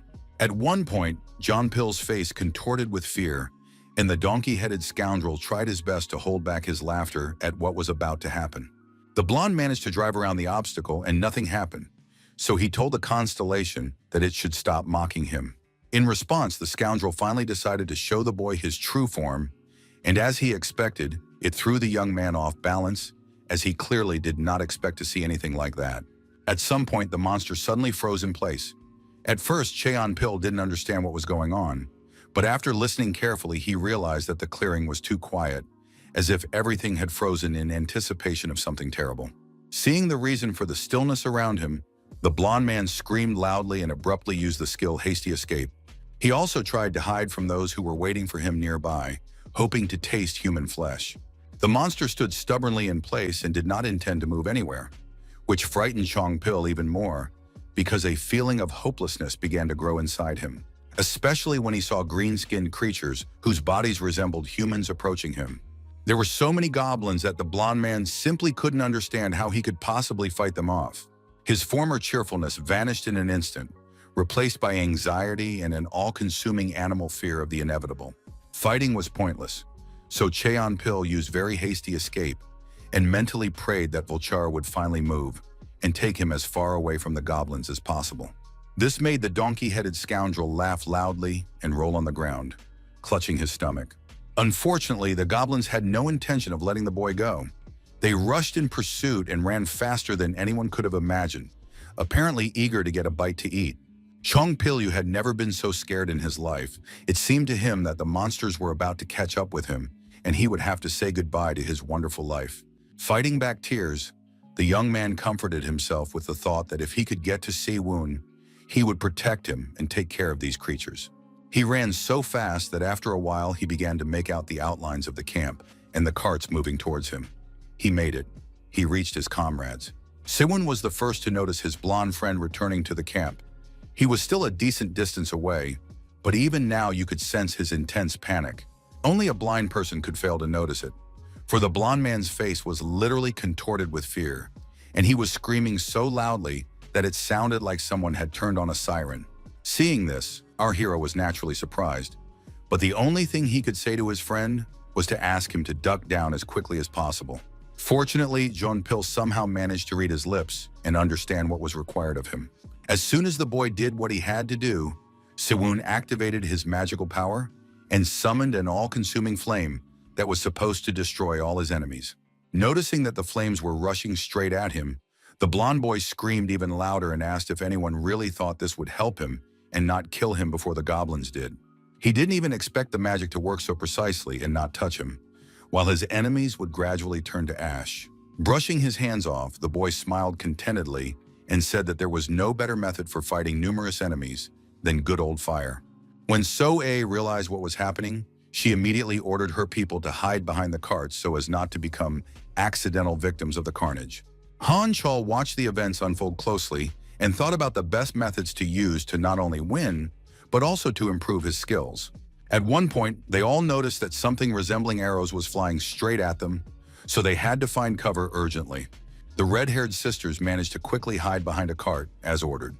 They were very frightened by the unexpected attack and did not immediately understand what was happening. Looking around, our hero realized that no one was hurt. Then he called So-ae and Han Choryol over and asked them to follow him. Looking back, the girl immediately complied with the request because she understood that Si-woon could come up with some kind of reasonable strategy. Han Chol was less pleased with being told what to do, but despite this, he did what was required of him. Opening the repository of greed, the guy decided it was time to get some suitable skill from there. In his arsenal, he had a wide shield that could cover the guys with a kind of cocoon and protect them from enemy arrows, which couldn't break through the defense. But even seeing that the humans had set up defenses, the goblins did not stop trying to attack them and break through to the other players. Our hero was not the kind of person who would just stand and wait to be attacked. He followed the principles of the Black Tower and strengthened the power of chain lightning. Han Chol, in turn, also decided to try out his new power, so he used a skill called Open War. Following them, So-ah also showed her power, activating her magical power and using a skill called First Leg of the Tarantula. All these powers combined had a very good effect, throwing back the vile green monsters and not allowing them to even approach the barrier. The guys who were ready to go into battle froze abruptly, unable to believe that the people walking beside them possessed such incredible abilities. But they quickly came to their senses and decided that now was not the time to be surprised, because they had to help the others. They couldn't just take everything upon themselves. This enthusiasm quickly spread to other members of the camp, who began to rush into battle and destroy the enemies. After a while, the goblins realized that they were in serious danger, and that it was coming from people they had considered nothing more than minor annoyances. Even Se-woon noticed that the camp members had become more active in battle, each fighting and wanting to protect themselves and others. But the humans had another advantage in the form of a revived monster that was now helping to destroy the goblins. All this was possible thanks to the efforts of Baek-hyun, who was already straining himself, and one could only imagine what would happen when the manticore appeared. Noticing the huge monster, which was literally a skeleton, the green-skinned creatures were seriously frightened and began to run away, forgetting why they had come. Less than half an hour later, all the members of the battle saw the long-awaited message that the goblin ambush had failed. So-ae was incredibly pleased that the monsters had left them alone. The guys wanted to give chase, but she was against it because it was dangerous without regrouping. Carefully observing the enemies, Si-woon realized that if they had decided to flee, it meant they had somewhere to run to, which meant they had some kind of base, so perhaps there was a hidden treasure. Calling the girl over, our hero told her that she should supervise the regrouping and that they didn't need to worry about him. When So-ae asked where he was going, The boy smiled and said he wanted to go and follow those goblins. But before leaving, he noticed his loyal friend, Jung Pil, who, to put it mildly, was not feeling very well and could barely stand on his feet. The blonde noticed that someone was handing him a bottle with a strange greenish liquid that shimmered in the sun. It was Se-woon, who praised his friend for doing an excellent job and said he could now count on a well-deserved reward. The fact that he was given a potion that helped restore his strength made the guy so happy that he was once again convinced that he could always count on Se-woon and his help. After that, the guy set off, trying to keep his distance from the goblins and hide in the shadows of the trees so that they would not find him. He followed them for a long time and realized that their base must be somewhere deep in the forest. Judging by the size of the group that had attacked them earlier, it could be concluded that there were at least 1,000 goblins at the base. Se-woon hid and began to think about what to do. Should he just attack first and try to burn down the forest to lure out all the creatures? Looking at the white birds circling peacefully above the forest, the young man realized that he didn't really want to do that. But these creatures had to be killed somehow, which meant that even the most unpleasant solutions could be used, which could well harm not only the monsters. It seemed that the green-skinned creatures suspected something because they began to behave more cautiously and looked around more often, watching for those who might be following them. As it happened, at some point, the monster's intuition helped them discover who was following them and literally breathing down their necks. However, she did not save the life of the one who was closest to Se-woon. The poor fellow was the first to die, and no one could help him. Noticing that someone had killed his comrade, one of the goblins became seriously frightened. At that moment, a man's voice rang out from behind, calling on the monster to calm down because he would soon see the deceased. After these words, he instantly jumped on the goblin from behind and pierced him with his sword. The goblin did not even have time to growl, only letting out his last breath. For his attack, Se-woon used the hidden technique of Kurkle, which gave him a certain degree of invisibility, once used by the legendary killer who instilled fear in people's hearts. Now, fear was also present within the goblins, who fell one after another at the hands of our hero. The guy looked around carefully to understand how many enemies he was dealing with, because it was necessary to understand how to proceed. After that, he decided to change his location so that it would not be so easy to reveal him. The answer was not long in coming, and soon he understood everything he wanted to know, because loud noises from the forest were getting closer and closer. The source of these sounds was, of course, goblins, who were moving in a fairly large group and were armed to the teeth. Our hero hid among the trees and the enemies were unable to locate him. He decided that at this stage, the role of an observer would be the most appropriate. After all, while these monsters were busy searching for the killer, he was able to find a hidden dungeon called the Village of Cunning Goblins. The system reported that this was an outstanding achievement, which earned the guy a whopping 2,000 points as a reward. After examining the village, Se-woon was surprised to note that the goblins had set up their living space very well. Everything was done intelligently, and the luxurious hut probably belonged to the chief. Somewhere on the territory, there must have been a warehouse. The goblins must have been in a panic because a large number of their kin had died. But there was one gruesome discovery in the village that sent a chill down his spine. In the very center of it stood a cage from which came the sounds of human screams and pleas for help. The captives cried desperately and prayed for higher powers to send them salvation. But in reality, almost no one believed that it was possible to escape from this cage. Noticing this scene, Se-woon immediately assumed that these unfortunate people's training had begun right here. He felt very sorry for these poor people, but he understood that saving them would be suicide, because if he made even one wrong move, they would all be wiped off the face of the earth. The entrance to the main hut was, of course, guarded by a goblin warrior who took his post with great responsibility and looked around attentively. However, no matter how attentive he was, it did not help him notice the shadow that was moving imperceptibly and getting closer and closer to him. The monster realized too late that something was wrong, and when it became obvious, he opened his mouth in horror, hoping to shout to his brothers, but it didn't help. Our hero acted lightning fast, killing the creature so quickly that it didn't even have time to squeak, let alone call for help. After that, the guy devoured the monster's body, but the hungry prince was dissatisfied because it lacked both taste and quantity. The young man asked the constellation to be patient because this action provided him with the perfect cover, even though it didn't seem too obvious. Soon, the guy noticed something that made his eyes sparkle with greed. and hope appeared in them that the situation might turn out to be more favorable. It turned out that he had stumbled upon a warehouse where a large variety of weapons were stored, including axes, spears, bows and arrows, and of course, various types of armor.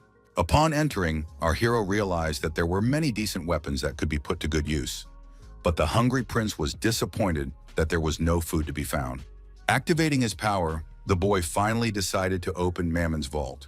He took out a small bag and said with a smile that he wanted to take absolutely everything.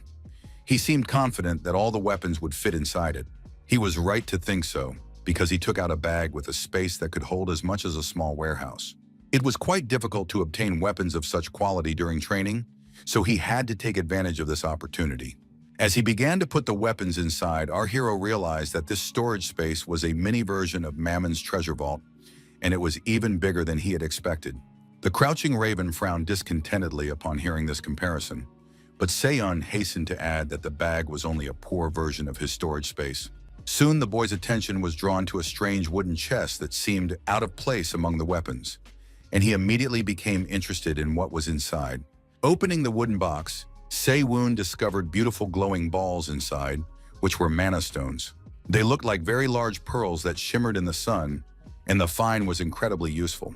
Turning the stone in his hands, the boy realized that a brilliant plan was beginning to form in his head, one that would help him deal with the goblins. Meanwhile, one of the chief goblins decided to teach his unlucky soldiers a lesson for failing to eliminate the threat and proving themselves useless. This was the goblin chieftain, whose name was Kokongak, and he was extremely angry that his servants had still not been able to find the intruder. For this, he decided to punish the useless monsters who were unable to carry out his orders and ensure peace and safety in the village.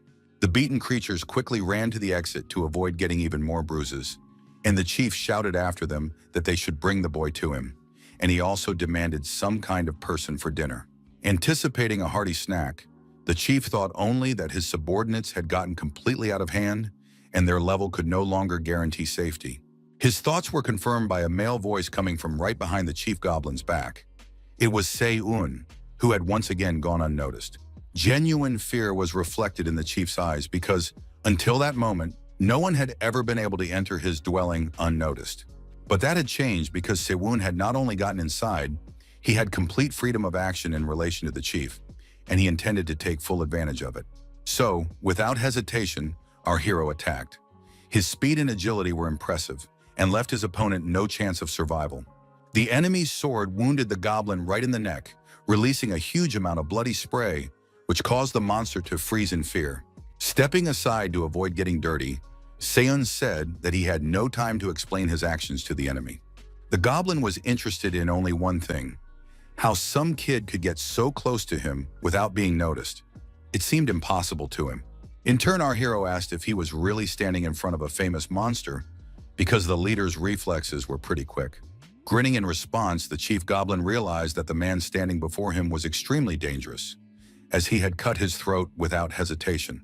So instead of engaging in combat, the chief began to scream like a small child, trying to attract the attention of his guards and call them to his aid. Snapping his fingers, Seon smiled slyly and said that it was too late and that it was unlikely that anyone would come here to save the leader. This information not only frightened the goblin, it threw him into a state of panic and deprived him of the ability to think clearly. And when everything around him began to explode, the leader decided that nothing in this world could save him anymore, and he was not far from the truth. The village turned into a living hell, filled with all-consuming fire that spared no one.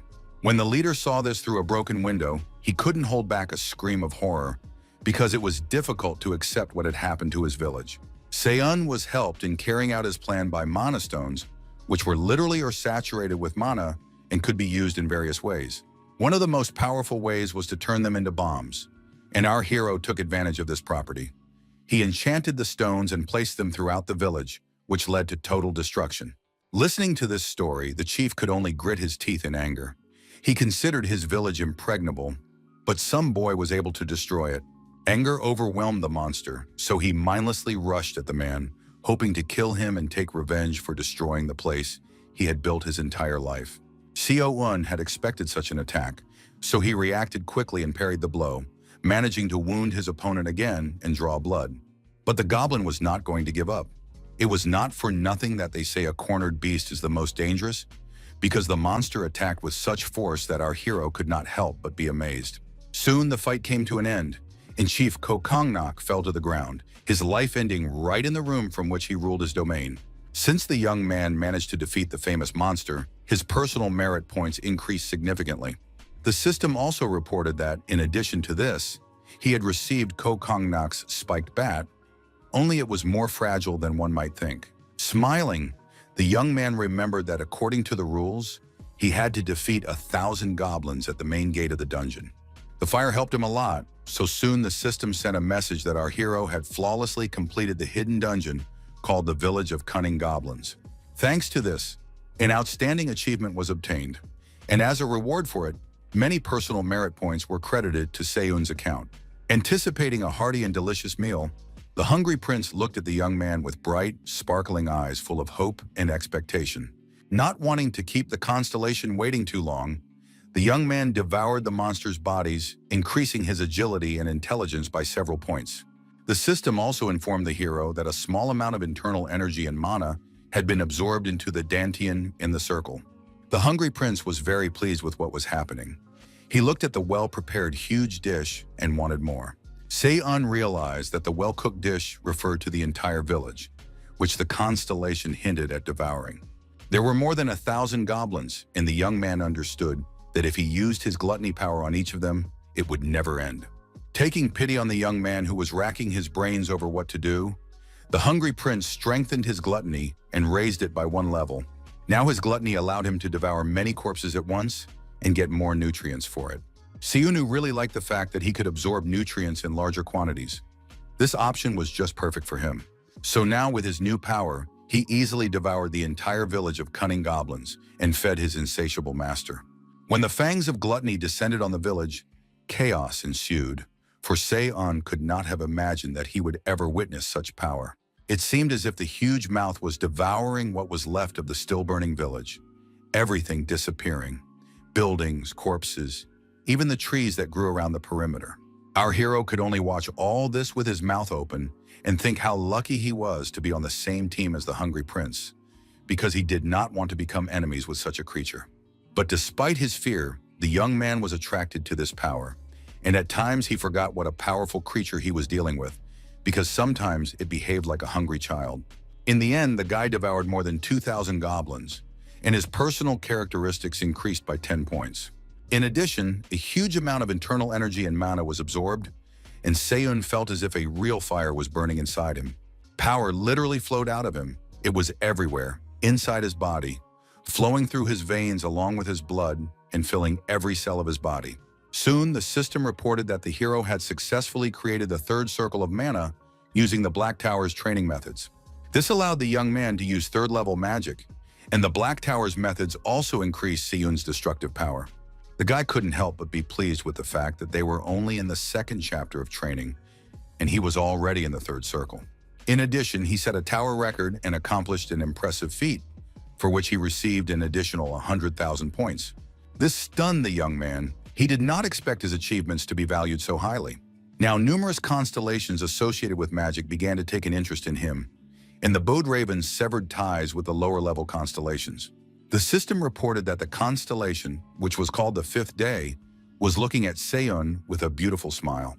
Opening his mouth in surprise, our hero tried to wrap his head around the fact that this was Freya, the goddess of love and beauty, meaning that he had already received attention from the highest constellation.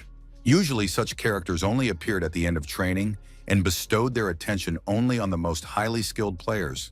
The only thing that was unclear was how the goddess could have joined his company, which already consisted of 2 demons. Suddenly, a message came that Raven had declared that he would not tolerate anyone showing interest in his possessions, but the 5th Day simply ignored it.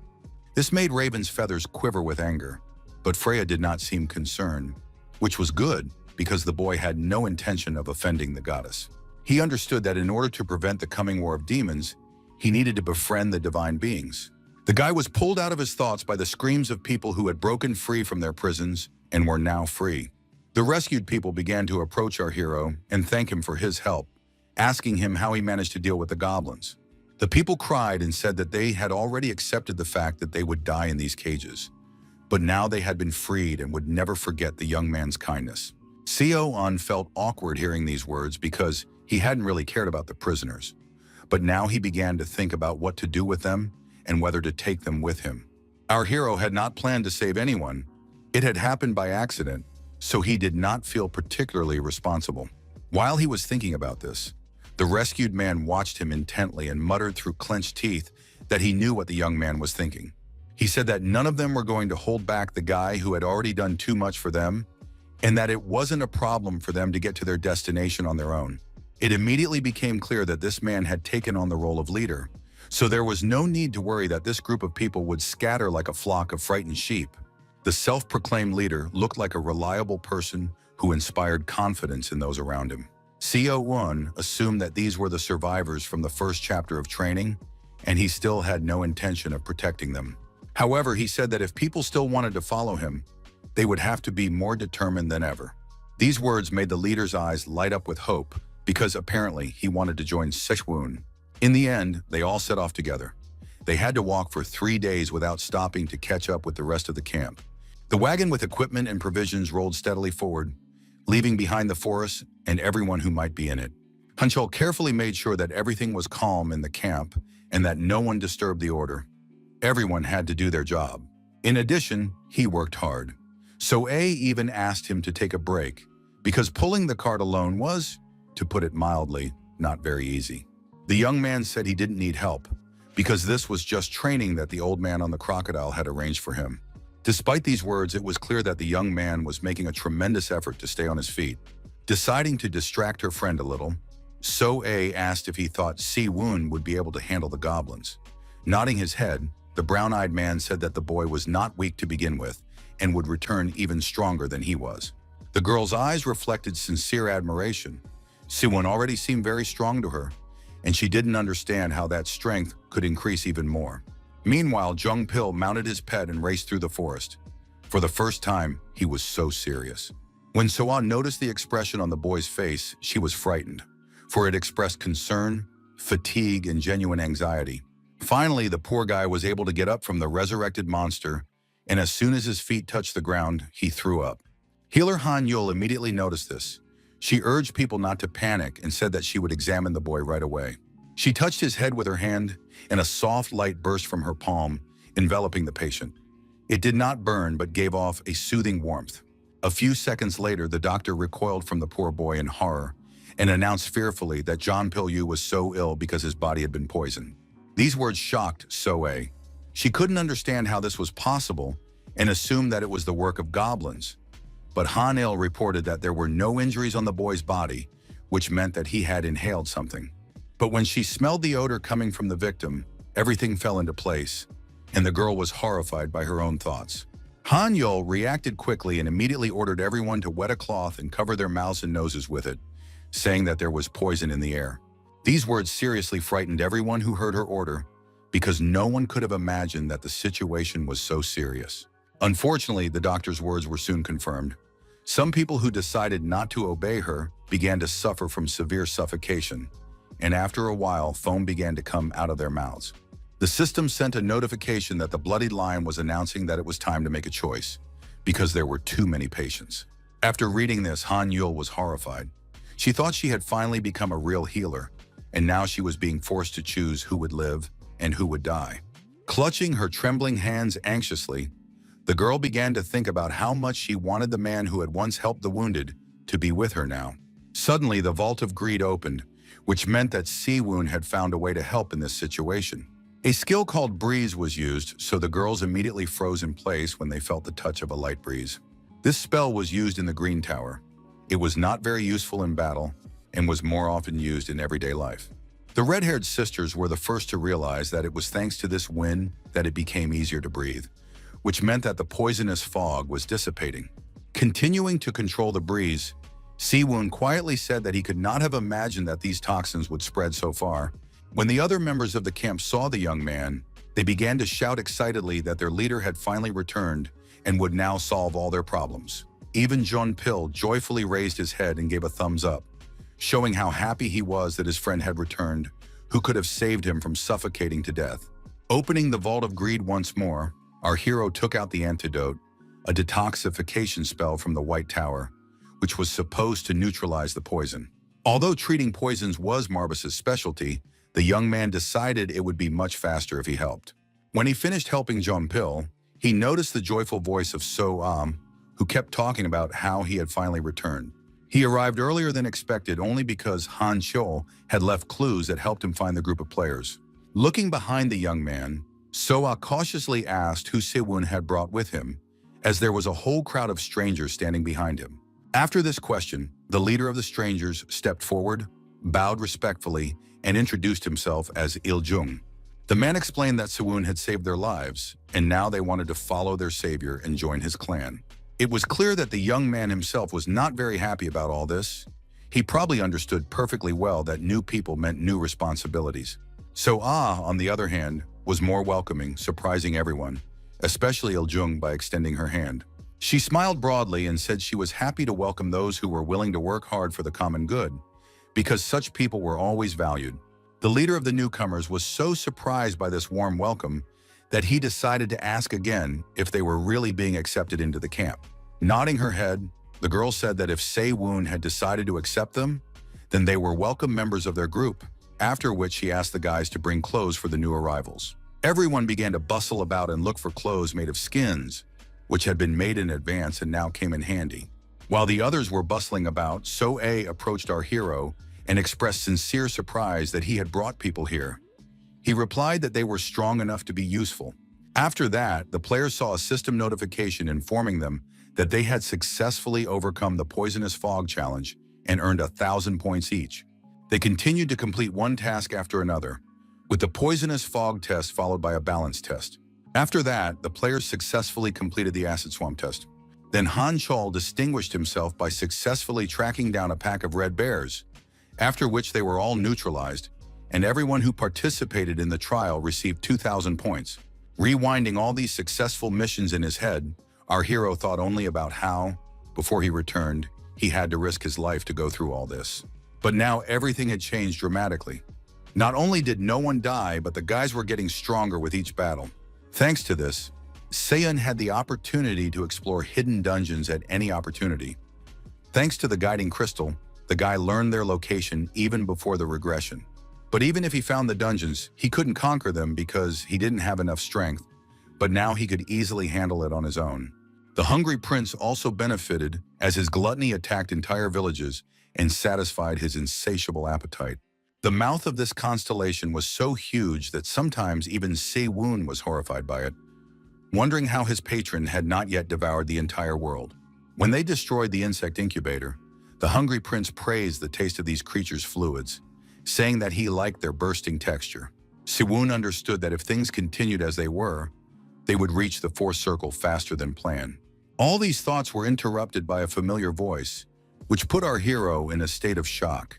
It was Jean-Pil, who for reasons completely unknown, decided to look for our hero and somehow managed to find him, despite Se-woon's desire to remain undetected.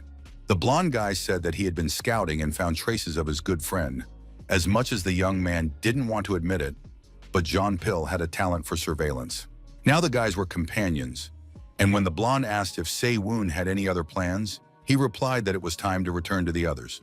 When the system decided to display the rankings again, Jean-Pil said that his friend was simply amazing for having accumulated such a huge number of points.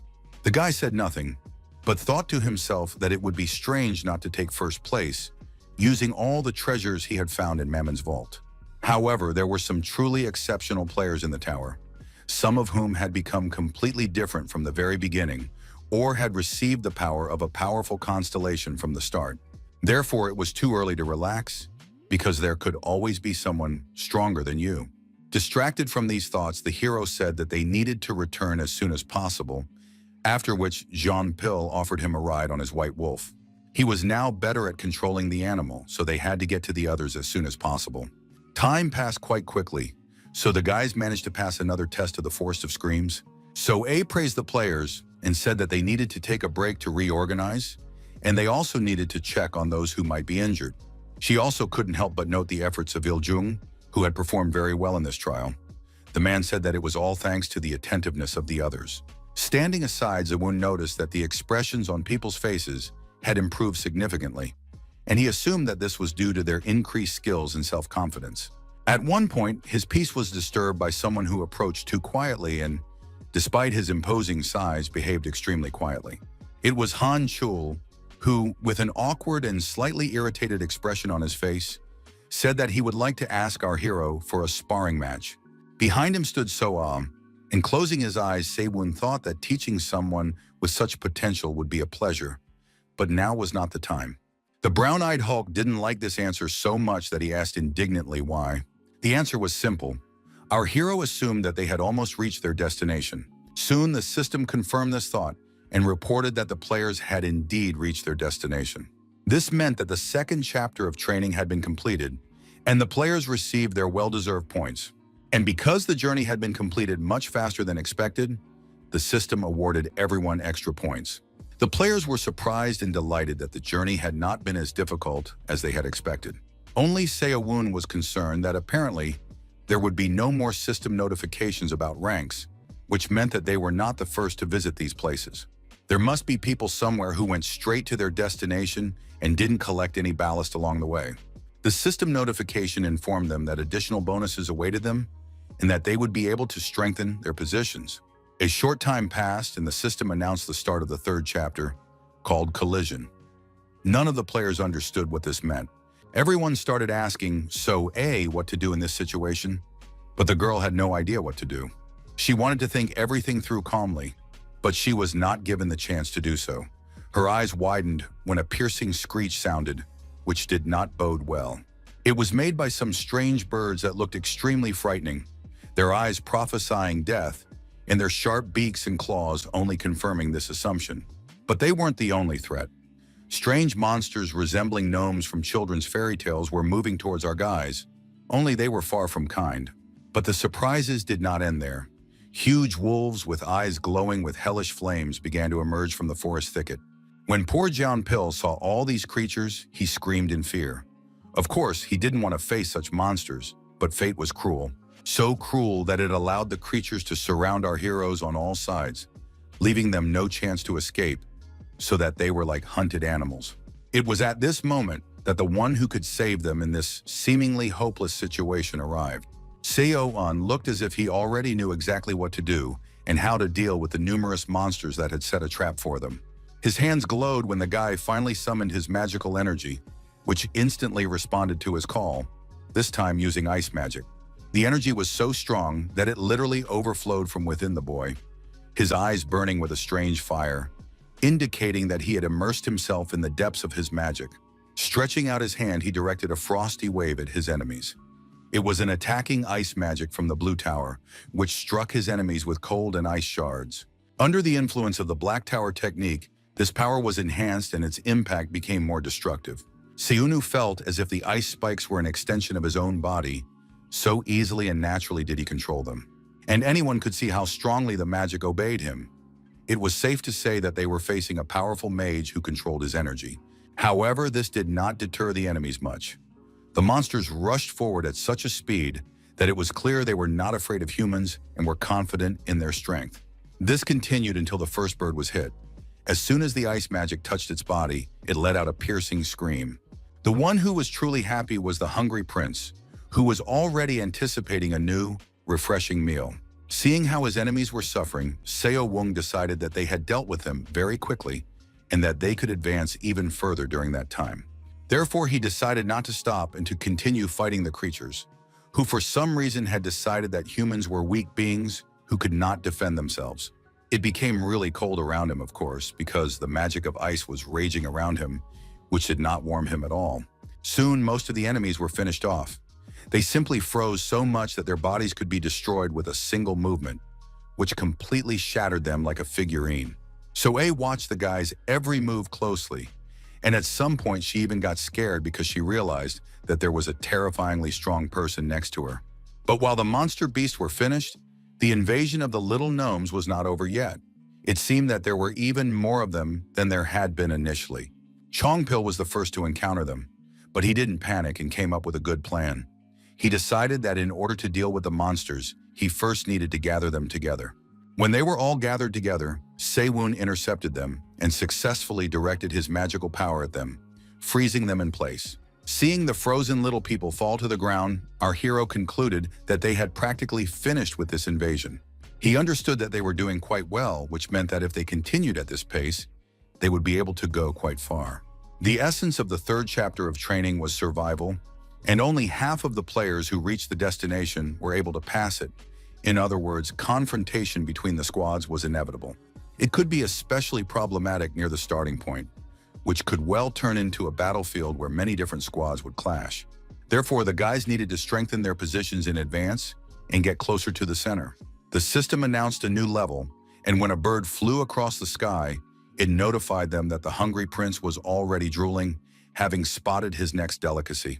The bird was surprisingly large and behaved rather strangely, as if it was trying to spy on what people were doing. The eagle's eyes sparkled and stared so intently at what was happening that one might think the bird was really trying to understand the intentions of others. It was indeed spying and passing on information to whoever had sent it, someone who was watching the boys through the eyes of their feathered friend. Accompanying this strange spy was a constellation called the goat playing a cacophony, which nodded in agreement and expressed its anger. Holding a musical instrument resembling a flute in his hands, the fair-haired stranger said that he now understood that these people truly deserved the attention of the gods. The goat playing cacophony was eager to immediately perform a terrifying melody for them, one that expressed confusion. That's exactly what his ward did, except he didn't understand why his master was so angry at these people, who seemed to have done nothing to provoke his wrath. He began to play surrounded by monsters, and the melody, which caused a strange feeling of despair in humans, was insanely liked by these creatures. It seemed to calm their restless souls. But that was only at first glance. In reality, after a few minutes, the monsters' eyes lit up with hellfire. They heard the call of the music and knew what God wanted from them. Meanwhile, our heroes had been fighting their way through monsters for 2 whole days and were about halfway to their goal. They had to fight so often that it seemed pointless to hide their weapons. So A had become so skilled with her sword that she finally began to enjoy the battle. And the crowned spider listened with delight to the sound of blades cutting through the air. Not only she, but others had also improved their skills, and Sewon couldn't help but notice, especially since the time had almost come. Opening the Vault of Greed, the young man took out a pair of kobold ears, which belonged to monsters with developed hearing and a sense of smell that lived in the mines. This allowed him to hear the sounds of approaching enemies, and judging by the footsteps, there were quite a few of them. This was confirmed by Jean Pil, who apparently was on reconnaissance again, and upon seeing the monsters, returned to where he came from in tears and hysterics. His fear was not unfounded, as he was being pursued by a whole horde of creatures that were so huge that fear overwhelmed any other emotions. Realizing the complexity of the situation, Sewon wondered what was going on, because objectively, there were too many monsters, and it seemed as if someone had summoned them on purpose. He was not far from the truth, which became clear when our hero heard the faint sounds of a flute. They were barely audible, but it was impossible not to recognize them. Only one question spun around in his head. Where did Pan's flute come from, and who decided to use it against them? But all these thoughts did not help poor Chong Pil, who could not hold back his cry as he fled from his enemies on his dead monster. Activating his magical power, our hero finally decided to help his loyal comrade, who had almost lost his voice. His icy arrows quickly struck the creatures that were relentlessly approaching the blonde man, and now they could no longer harm him. Turning around, Jean Pil screamed even louder, because only now did he see the number of enemies who had almost caught him, and he realized that if it weren't for Sewon, he would have been dead long ago. Our hero gritted his teeth in anger, as the situation was taking a turn that he did not like at all. He didn't even want to think about getting into a fight with this scoundrel for the second time. The first time was more than enough for him. He was referring to Pan, the goat, who played a cacophony. Before his rebirth, he was the first heavenly being to take an interest in him, while Sewon was trying to survive. He had to obey all the deity's orders, literally groveling before him, and in return he received absolutely nothing. For Pan, Sewon was just entertainment, which he turned away from as soon as he lost interest. It was unfair, but it taught our hero a good lesson. Now the young man couldn't understand why this cruel deity had taken an interest in him at this particular moment, and in such a way, especially since they had never had any contact in this life. Even a system notification informing him that the bowed enemy had blocked all messages from lower-ranked constellations did not distract the young man from these thoughts. After reading the message, the young man finally began to guess what was going on, even though it was not at all obvious. Mammon had probably hurt Pan's pride by blocking notifications from people like him, so now the deity had decided to take revenge in this way. The anger inside the guy grew at an incredible speed, which helped him summon magical power faster than usual. Pan's servants quickly regretted responding to his call, because experiencing the power of Seon's anger firsthand was, to put it mildly, not very pleasant. But even the death of most of the monsters did not calm the guy down. He understood that in order to protect himself and others, he needed to find the source of the problem and deal with it. However, he was unsure whether he could leave the others alone, as he had doubts about whether they would be able to cope. As if hearing these thoughts, Han Chul decided to demonstrate his power by using a skill called Fierce Beginning of Battle. He looked intently at Sewon and promised to defend him in his absence. His words were so confident that there was no doubt about their truthfulness. At one point, our hero even got scared because it seemed to him that his thoughts had been read and the question that was spinning in his head had been answered. But he was even more surprised when So-ae joined the conversation and said that not only was Han Chul strong and ready to defend the camp. After these words, the girl, without hesitation, activated a skill called Second Tarantula Claw. There was such a powerful fire burning in her eyes that it seemed insane to oppose her. She was a force of nature, a force that could not be ignored. Revealing the part of herself that was capable of burning everything to the ground, the girl calmed down and said that Sewon could set off on his journey and do what he had planned. Just then, Jungpil appeared, pointing to his faithful but not quite alive companion and saying that Sewon could sit on him. To be honest, our hero wasn't too keen on this idea, but he understood that it was the only way to get to his destination as quickly as possible. The blonde man began to talk about how he was a good driver in his past life, so he could be trusted to transport him. The only thing Jungpil asked was that his passenger warn him if he planned to use magic. So, putting aside unnecessary conversation, our heroes set off, hoping that this journey would bear fruit. Evening fell, and the forest began to look eerie, for it was impossible to predict what lurked in the shadows of the trees. Taking Pan's flute in his hands, the stranger touched it with his lips, preparing to play the melody that would summon the evil creatures once again. This time, the Minotaurs responded to the call, walking one after another as if spellbound by the song played by Pan's servant. Sewon immediately understood what creatures they would have to face this time. There were only 5 Minotaurs, but in terms of strength, they were similar to the famous monsters. The scoundrel who summoned them smiled broadly, his smile expressing nothing good, and asked in a nasty voice if Sewon had decided to come early. This monster-like man said he thought the guy would want to play with his children a little before showing up in person. Looking at the one who could hardly be called a human being now, our hero concluded that he had abused the power of the constellation, and this had led to physical transformations. Such changes suggested that this character had sacrificed a significant part of his life force to control monsters on such a scale. The constellation goat, playing a cacophony, smiled slyly at Seon and shifted its gaze to someone standing behind the boy.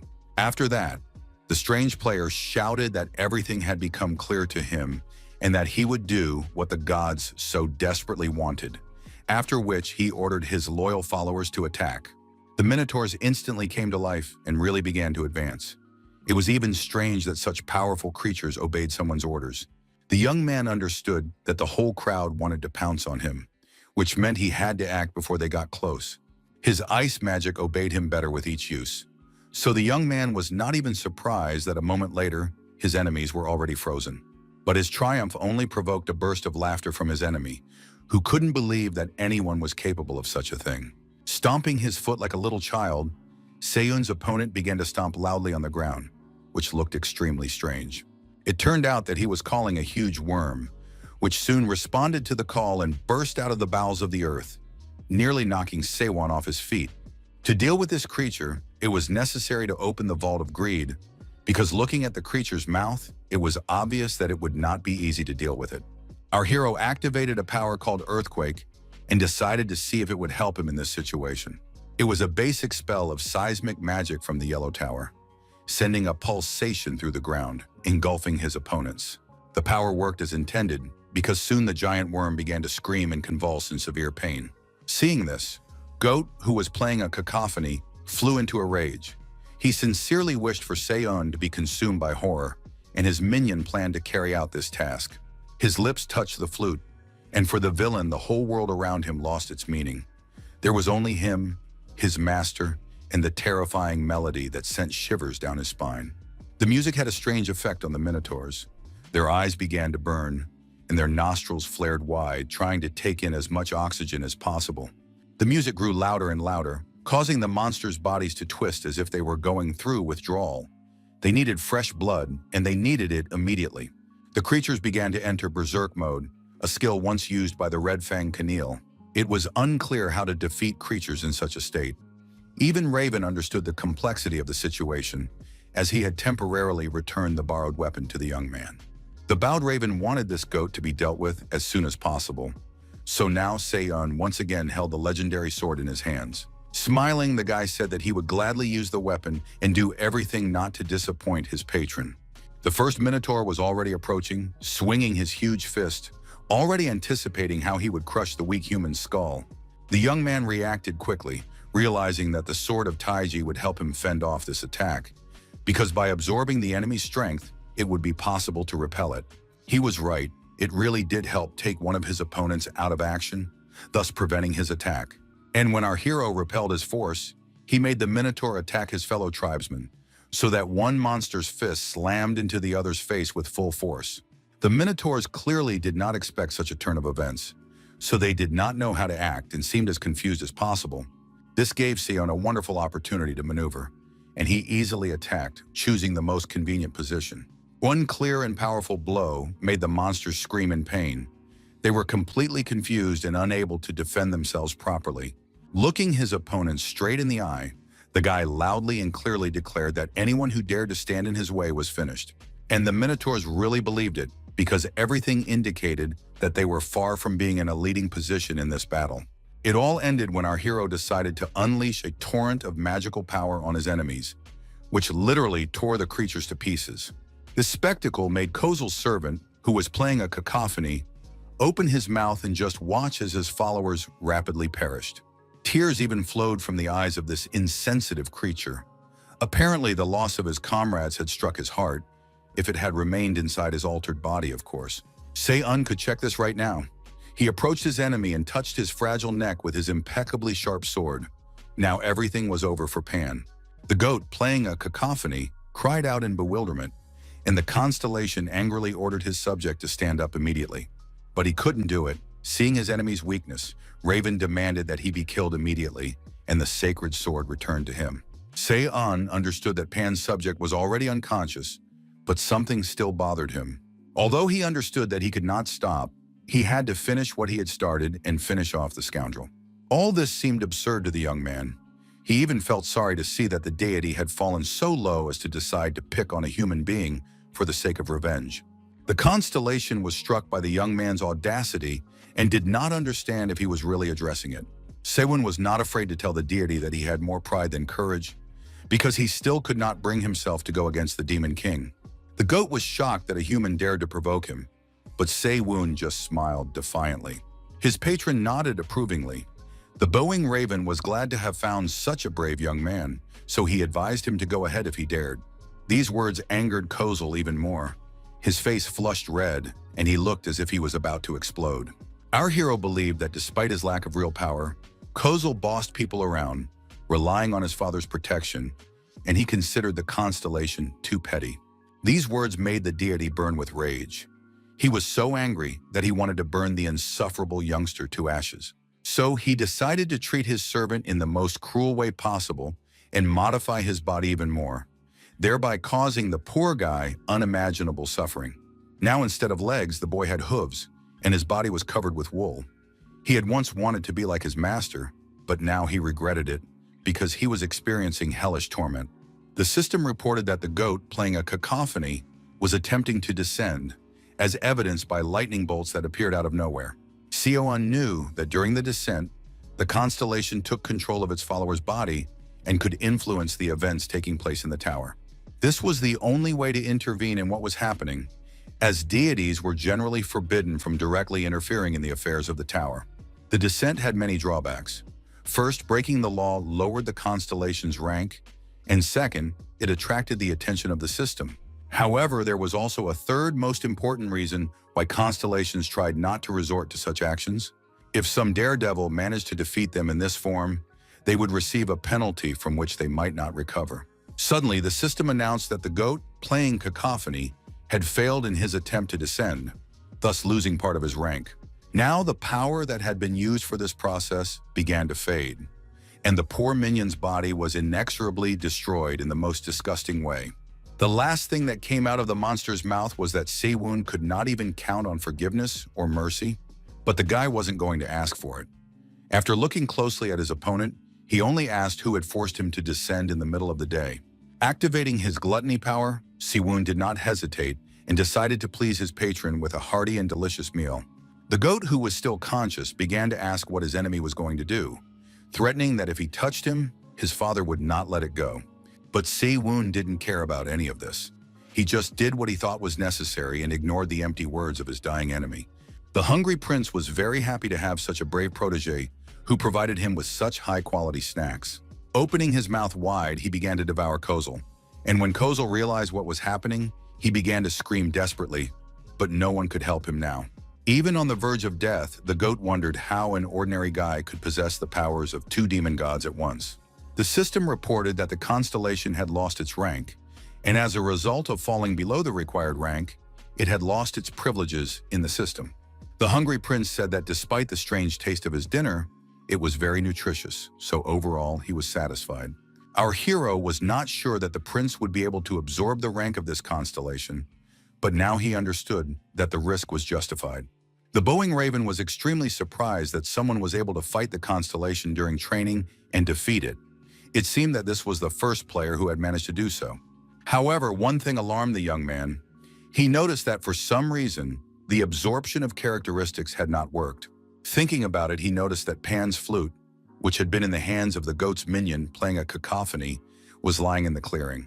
It was a rank B spiritual instrument that had inherited the barely perceptible power of a sacred relic and was imbued with the essence of Pan. The item gave unique abilities, such as controlling monsters, instilling fear in enemies, and throwing them into a state of confusion. Taking the flute in his hands, the guy decided that it was all very interesting, because the rank of the item was the same as that of Durandal's sword. But there was one condition. Everything depended on the skill of the performer. Deciding that this flute would definitely come in handy one day, our hero began to familiarize himself with the system message, which said that he had successfully absorbed Pan's rank. The words about rank greatly alarmed the young man. He could not have imagined that such a thing was possible. It seemed to him that a higher rank could only be achieved through his own efforts. Soon other messages arrived stating that the absorption had raised his nutrient level and that Sewon had now received the mark of a satyr. It was a divine mark possessed only by those chosen by the gods, a kind of symbol of power that now adorned the young man's hand. The mark was not simple. It allowed one to transcend human capabilities, which was exactly what Sewon had been striving for. Sewon had never even dared to hope that he could obtain something like this, and he was once again amazed at how powerful gluttony was. So if the guy could continue to devour other gods in the same way, there was hope that he would reach unprecedented heights. This mark also brought the guy closer to the divine essence, but its rank was unknown and its abilities were still sealed. The system also notified him that the absorption of the rank was in progress, so he had to wait for some time. The absorption speed should increase after the power of gluttony increased the amount of nutrients, or special conditions had to be met. This was not a problem, as Sewon had already planned to use gluttony at any convenient opportunity, so what was originally an act of revenge against Pan turned into a pleasant bonus. It was time to return to camp and check how well the guys had done on their own. They hadn't succeeded yet, but they were trying their best. The battle was in full swing, and the people were doing well. No one was retreating, and everyone was trying to be useful.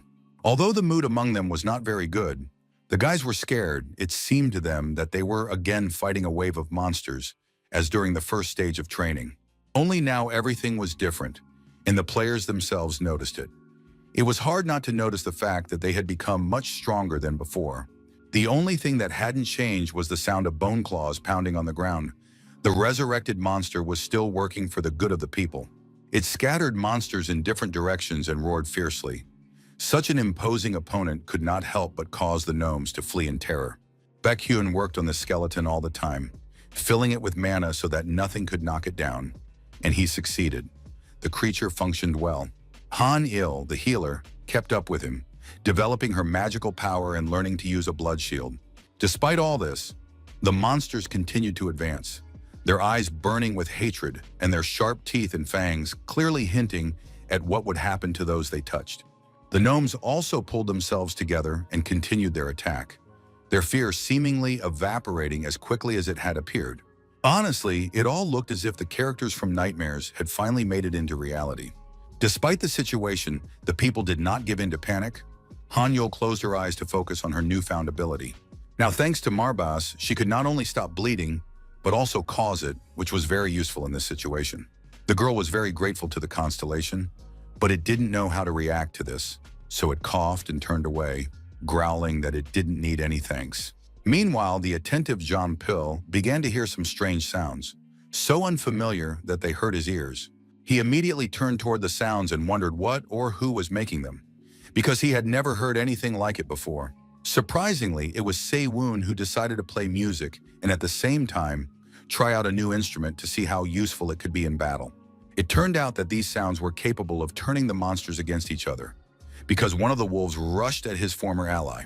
The gnomes reacted differently to these sounds, covering their little ears and screaming loudly as if the music was causing them physical pain. So-A was surprised because it seemed to her that the monsters had suddenly become confused, and she could not have imagined that music could have such an effect on them. But despite her confusion, she smiled, because she knew that it was all Se-won's doing, and he would definitely do everything right. She was sure that the guy had come up with another brilliant plan that would help them get rid of the monsters. If we go back a couple of moments, we can see that our hero was rushing somewhere on a creature that looked like an ostrich. He used it to quickly get to where the members of the squad were, as he was very curious to see how they were doing. He hoped that everyone was alive and that no one was hurt so badly that they couldn't be helped.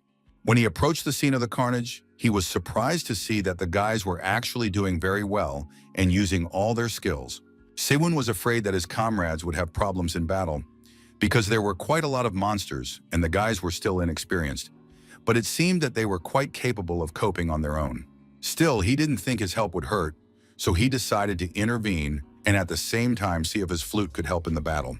So he took out his mythical B-rank instrument and decided it was worth trying to reveal his musical talent.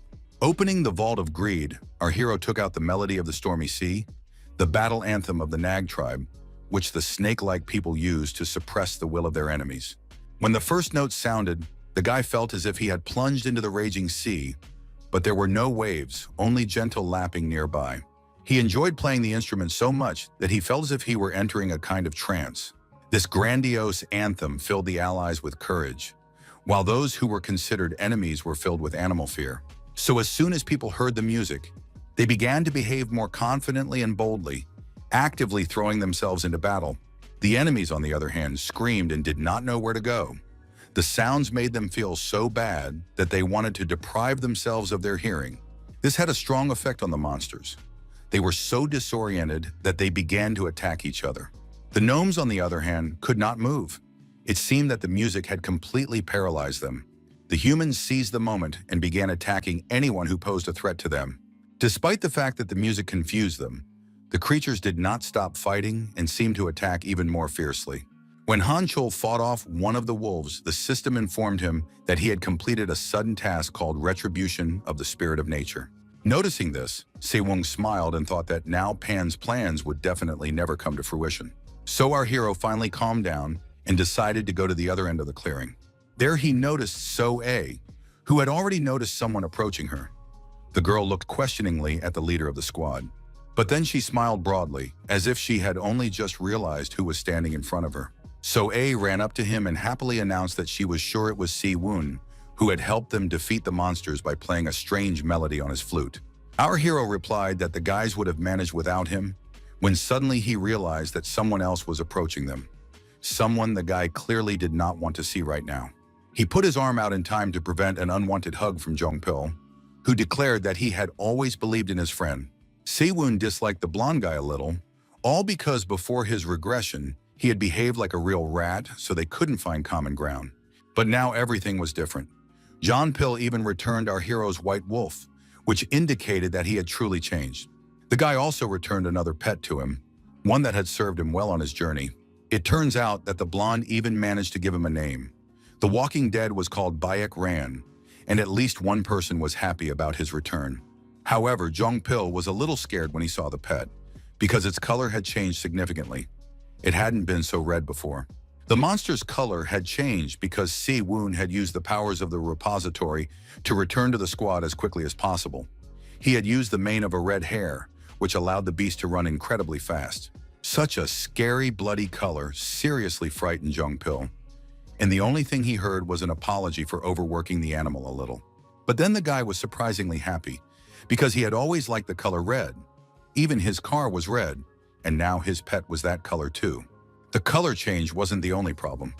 Siwon regretfully informed him that the monster might soon fall apart because he had overloaded it too much. Before Jeon Pil had time to get upset, someone approached him, wanting to look at the monster and, if possible, use his powers to help. It was Baek Hyun, who had already been dubbed a skeleton specialist. He was really good at it, so the nickname was quite fitting. Taking the creature's paw in his hands, the scientist realized that its bones had become even stronger, despite the fact that it was really worn out. The problem was that there were no muscles, and the bones took the entire impact. Hearing this, John Pil began to praise his red ran, and the scientist confirmed his words, adding that the monster had an amazing bone and joint structure. Seo Woo was getting tired of listening to all this, so he approached Soa and said that they could set off if everyone was ready. The guys were supposed to reach their destination in about a day, so many of them were eager to find out what awaited them next.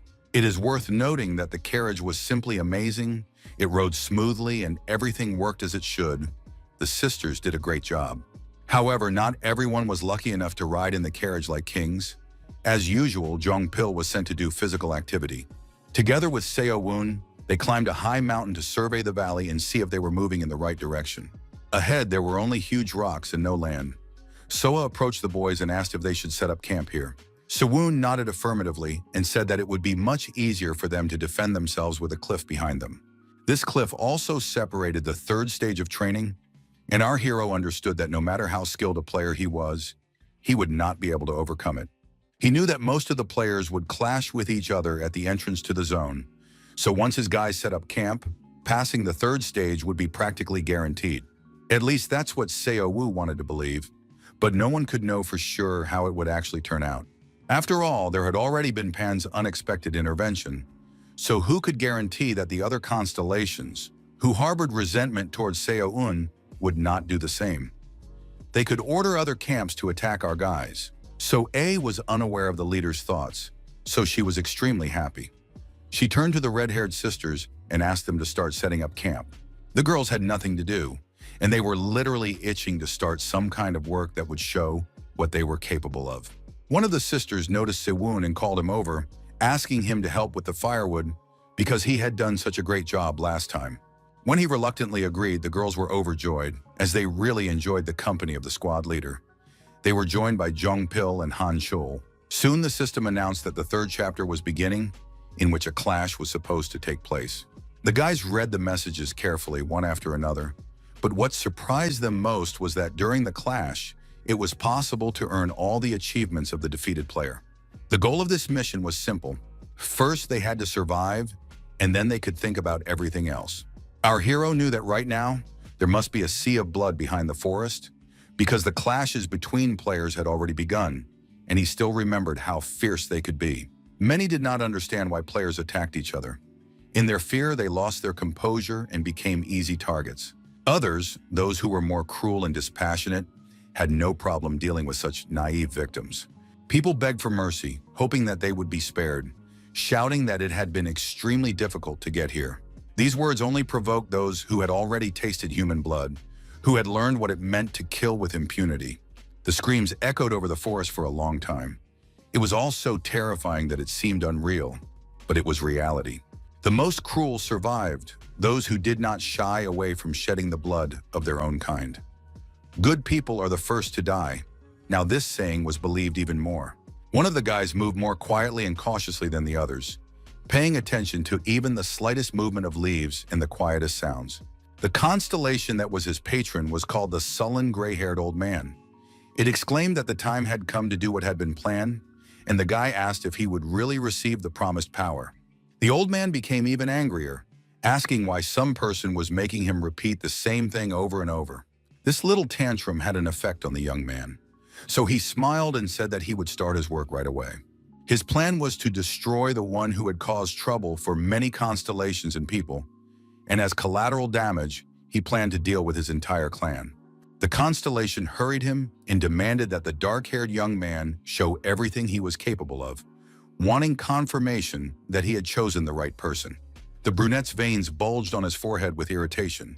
He remained silent, but he was outraged that some old man had decided that he now had a personal slave to boss around. At first, he obeyed only because this creature had given him the strength to survive in the most difficult moment. But now the old man was interfering in everything and giving orders about absolutely everything. Clenching his weapon, the guy barely restrained his anger. He decided that as soon as he was done with all this, he would definitely regain his strength and move as far away from the constellation as possible. Passing through the thick forest, the players discussed how their opponents had gone very deep, and it was unclear how they had made their way through the monsters.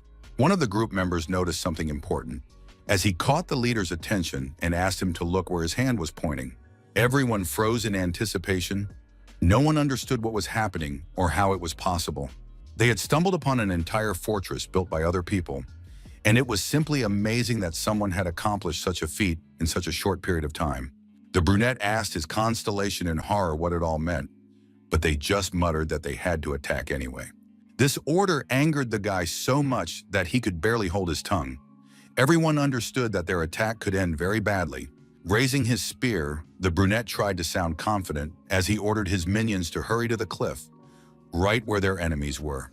Noticing that his companions had gained a little more confidence in their abilities, he pressed even harder, saying that they would simply push their foolish enemies right off the cliff. But they couldn't even get close, because they ran into a barely noticeable barrier that protected the approaches to the enemy camp. The guys literally banged their heads against the wall, trying to move forward, but no one could advance even an inch. When they finally realized that an invisible wall was blocking their way, they stopped and wanted to figure out what was going on and how to overcome this obstacle. They examined the barrier, which was clearly woven from magic, and thought only about who could have created something like this. Of course, their opponents had already learned of the arrival of the unexpected guests and reacted quickly, sending their arrows at the villains. Opening the Vault of Greed, Seon decided that it was time to finally let these people feel the power of his wrath, so he constructed the magical circle of protection of Carmelder. It was an improvisation by one of the Black Tower's administrators, and this magic circle blocked a variety of attacks, even if it didn't last very long. Even the girls were surprised that their leader was capable of such a thing, and they watched with open mouths as the barrier appeared before their eyes. When the young ladies asked how he did it, the guy handed them 2 small balls and said that he had rummaged around in the Goblin Village and found something useful. He managed to use the mana stones in Kermelder's protective magic circle. Usually this spell didn't last long, but he made it last at least 5 minutes. So A was amazed by the guy's power and said that he was amazing at absolutely everything he did. The girl even joked that sometimes it seemed to her that Seon could see the future. Clearing his throat awkwardly, our hero said that they needed to order the attack quickly because his defense would not be able to hold out for long. So soon the girl began to give orders to prepare for the attack, and all members of the camp were on alert. They began to bring out the devices that the red-haired sisters had managed to build, and it was time to test them in battle. The girls were very clever, so they quickly realized that catapults would be the best weapon while under siege, so they built them. Now everyone understood how wise and correct this decision was, because it was much easier to deal with enemies this way. Even though the enemies were well armed, they couldn't do anything against the huge stones flying at them from above. And when explosive devices were used, the guys completely regretted following the brunette, who was sure that they had found easy prey. The red-haired sisters were delighted, incredibly happy that their devices were so useful for everyone's protection. Despite the girls' success and the danger that had not come any closer, Han Chol understood that a direct confrontation with these scoundrels was most likely inevitable. So he moved closer to the cliff, gripped his spear more firmly, and decided that he would do everything he could to hit the target. These thoughts helped him focus his anger on his weapon and throw it as accurately as possible. When the deadly weapon struck one of the enemies, the second one couldn't even look at his comrade. So horrific was the sight. Seeing Han Chol's success, our hero decided that this guy was like a catapult himself, so he realized that it was time to show his abilities. This time, he decided to use the power of the fireball, which had been increased in accordance with the magic of the Black Tower. So, after a few seconds, thanks to Sewon, a real fire broke out. But it was completely controlled by the guy, so it posed no threat to the camp. But he was deadly dangerous to his enemies, knocking them back with a powerful explosion. Despite this, the leader of the villains ordered them to break through the barrier at all costs. When our hero noticed that reinforcements had arrived for their enemies, he cursed quietly because things were not going well. Sun couldn't imagine that so many constellations had it in for Mammon, and for a moment he even became curious to know the reasons for such an attitude. But now was not the time for funny stories from the past. So the guy opened the Vault of Greed and extracted another ability from it. It was the Grad Empire's shooting technique, which every soldier serving this kingdom had been taught before, and it instilled true fear in enemies. The guy clearly understood that thanks to this technique, he would be able to achieve a great deal, which couldn't help but make him happy. So, grabbing his bow and quiver of arrows, our hero stood at the very edge of the fortress and aimed at the place where his enemies were gathering, whose patrons wanted to take revenge on Mammon. His weapon was filled with power and lit up with red fire. It seemed as if the deity himself had taken up the bow to defend his honor and protect those who were loyal to him. Seo-un released the bowstring and shot the arrow, which left a red trail of fire behind it. The boy knew that it would fly to where he was aiming. However, his opponent managed to jump out of the way just in time. It was pure luck, not the victim's amazing agility.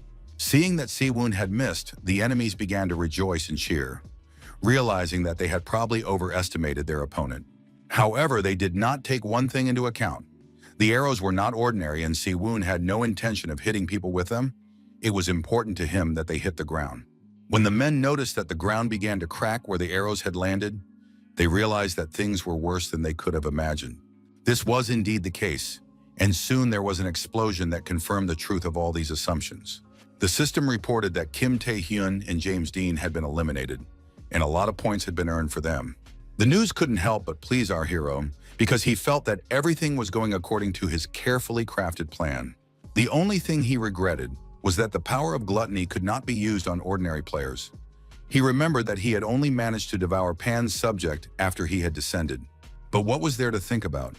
It was time to fight other players, so he had to focus on that. Soon the system reported that the number of players had dropped by a quarter, but the hungry ogres, on the contrary, decided to come out of their hiding places and appear on the battlefield. Smiling, Sewon thought that finally, prey had appeared that would seem much tastier to the hungry prince than ordinary players. Turning to So-A, our hero asked her to take care of the camp. The girl nodded affirmatively, but still asked if he really didn't think it would be extremely dangerous to go alone. The young man did not think so. In his opinion, it was much easier alone, because then he did not have to worry about anyone and could always escape if something went wrong. However, despite all these words, Han Chul expressed his desire to go with Seo-won. Looking at the young man, whose eyes burned with strength and self-confidence, our hero decided that he could take him with him, because he was not the kind of person who would need to be babysat. So soon the two of them set off, and at such a speed that no one could stop them. Riding on dead monsters, the guys discussed how strong the hungry ogre was as an opponent. According to Sewon, the creature was stronger than Han Chul, so he would have to work hard if he wanted to fight it. In response, the brown-eyed daredevil just smiled and said mysteriously that he couldn't wait for the moment when he could test his strength. Our hero couldn't help but notice that his companion was literally itching to get involved in some kind of battle. They were traveling at tremendous speed, and throughout the journey, Han Chul kept asking how they were going to find the monster. Sewon did not give him a specific answer, only saying mysteriously that the guy would see the creature even when he did not want to. In fact, these words made the brown-eyed man tense up, and for a moment, his whole body froze in anticipation, and he asked what Sewon meant. Soon, he got the answer to his question. After a while, they saw a huge monster holding a man in its paws, clearly intending to eat him. The monster's eyes were blood red and burned with true madness, and blood dripped from its sharp fangs. There was more than one ogre. which made their situation even more complicated, as it was a little scary to deal with several monsters at once. The guys watched what the ogres were doing and came to the conclusion that the creatures had already devoured a couple of players who had been unlucky enough to wander into this area. The ogres appeared throughout the area, and it seemed that these two had been thrown here at the same time. For some reason, this fact did not scare our heroes very much, and certainly did not stop them. Despite Han Chol's slight confusion, they confidently strode forward. Sewung thought they were very lucky, because each of them would get one opponent, so everything was fine. Stepping forward confidently, Han Chol prepared himself for the battle ahead, ready to test his strength. Our hero trained daily with his comrade, so he could say with confidence that there was no reason to worry about him. So, without thinking twice, Siwon rushed into the attack. He could fully focus on his opponent and finish him off with one blow, because he believed that Han Chul could handle the ogre himself. The monsters noticed that more people were approaching them and were very happy, because they realized that their meal would continue. They anticipated eating their fill of soft human flesh, the taste of which they enjoyed so much. These thoughts literally drove them crazy and pushed them to rash actions, such as attacking an enemy whose strength they did not know. Not only were the ogres gluttons, but the hungry prince also announced that he was hungry and literally drooled when he looked at Seon's enemy. The hint was so obvious that the guy immediately rushed forward, responding to this call to action. Opening the repository of greed, our hero extracted a skill called Camilla's dagger technique. This ability was possessed by only a few, and was usually used to deal with large monsters that were resistant to standard attacks. This was exactly what our hero needed, as he wanted to deal with an unusual opponent in a short period of time. Wielding his sword, he rushed into the attack, hoping to feed his hungry constellation, which always demanded more as soon as possible. As it turned out, he only managed to scratch the ogre, but even this minimal damage angered the creature so much that it growled. The monster immediately began to turn its head, trying to understand who had dealt it such a vicious blow. But soon the blow was repeated, and this time it was not a scratch, but a rather deep wound right on the bend of its arm. Se-eun liked Camilla's dagger technique very much, because it allowed her to inflict considerable damage and strike at tendons and blood vessels, which helped to gradually deal with enemies. Delivering one blow after another, our hero planned to cut open all of his enemy's veins, killing him so that he wouldn't even realize what was happening. Moving at incredible speed, the young man made every effort to put his plan into action as quickly as possible.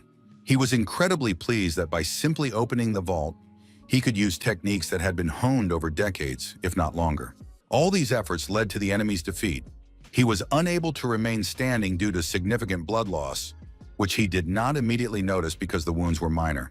Soon the system sent a notification that the hungry ogre had been defeated. This was confirmed by the sound of the heavy monster falling to the ground. It seemed as if the earth shook under the weight of the giant. As a reward for his victory, our hero received the ogre's horn. He didn't quite understand what it was or what it was for, but since it was being given to him, he had to take it. He was pleased that his merit points had increased by a whole 10,000, and for doing it alone, he received another 5,000 points. In addition, Seon received the ogre's tendon, but all these gifts, to put it mildly, did not cause him any excitement because he considered them insufficient. Meanwhile, the hungry prince was only thinking about how to fill his stomach and was greedily eyeing the loot. With all this exciting fighting and evaluation of rewards, our hero completely forgot about Han Chul, and now he was curious to know how he was doing. The ogre he had caught was 100% sure that very soon, without any extra effort, he would have a real feast. Han Chul was not going to prove anything to anyone with words. He was the kind of person who showed his strength through actions, and now his behavior was the same. Despite the huge difference in size between him and his opponent, he acted as if they were equal.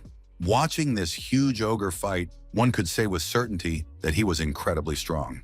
But Han Chul knew perfectly well that he was stronger and was going to prove it first and foremost to himself.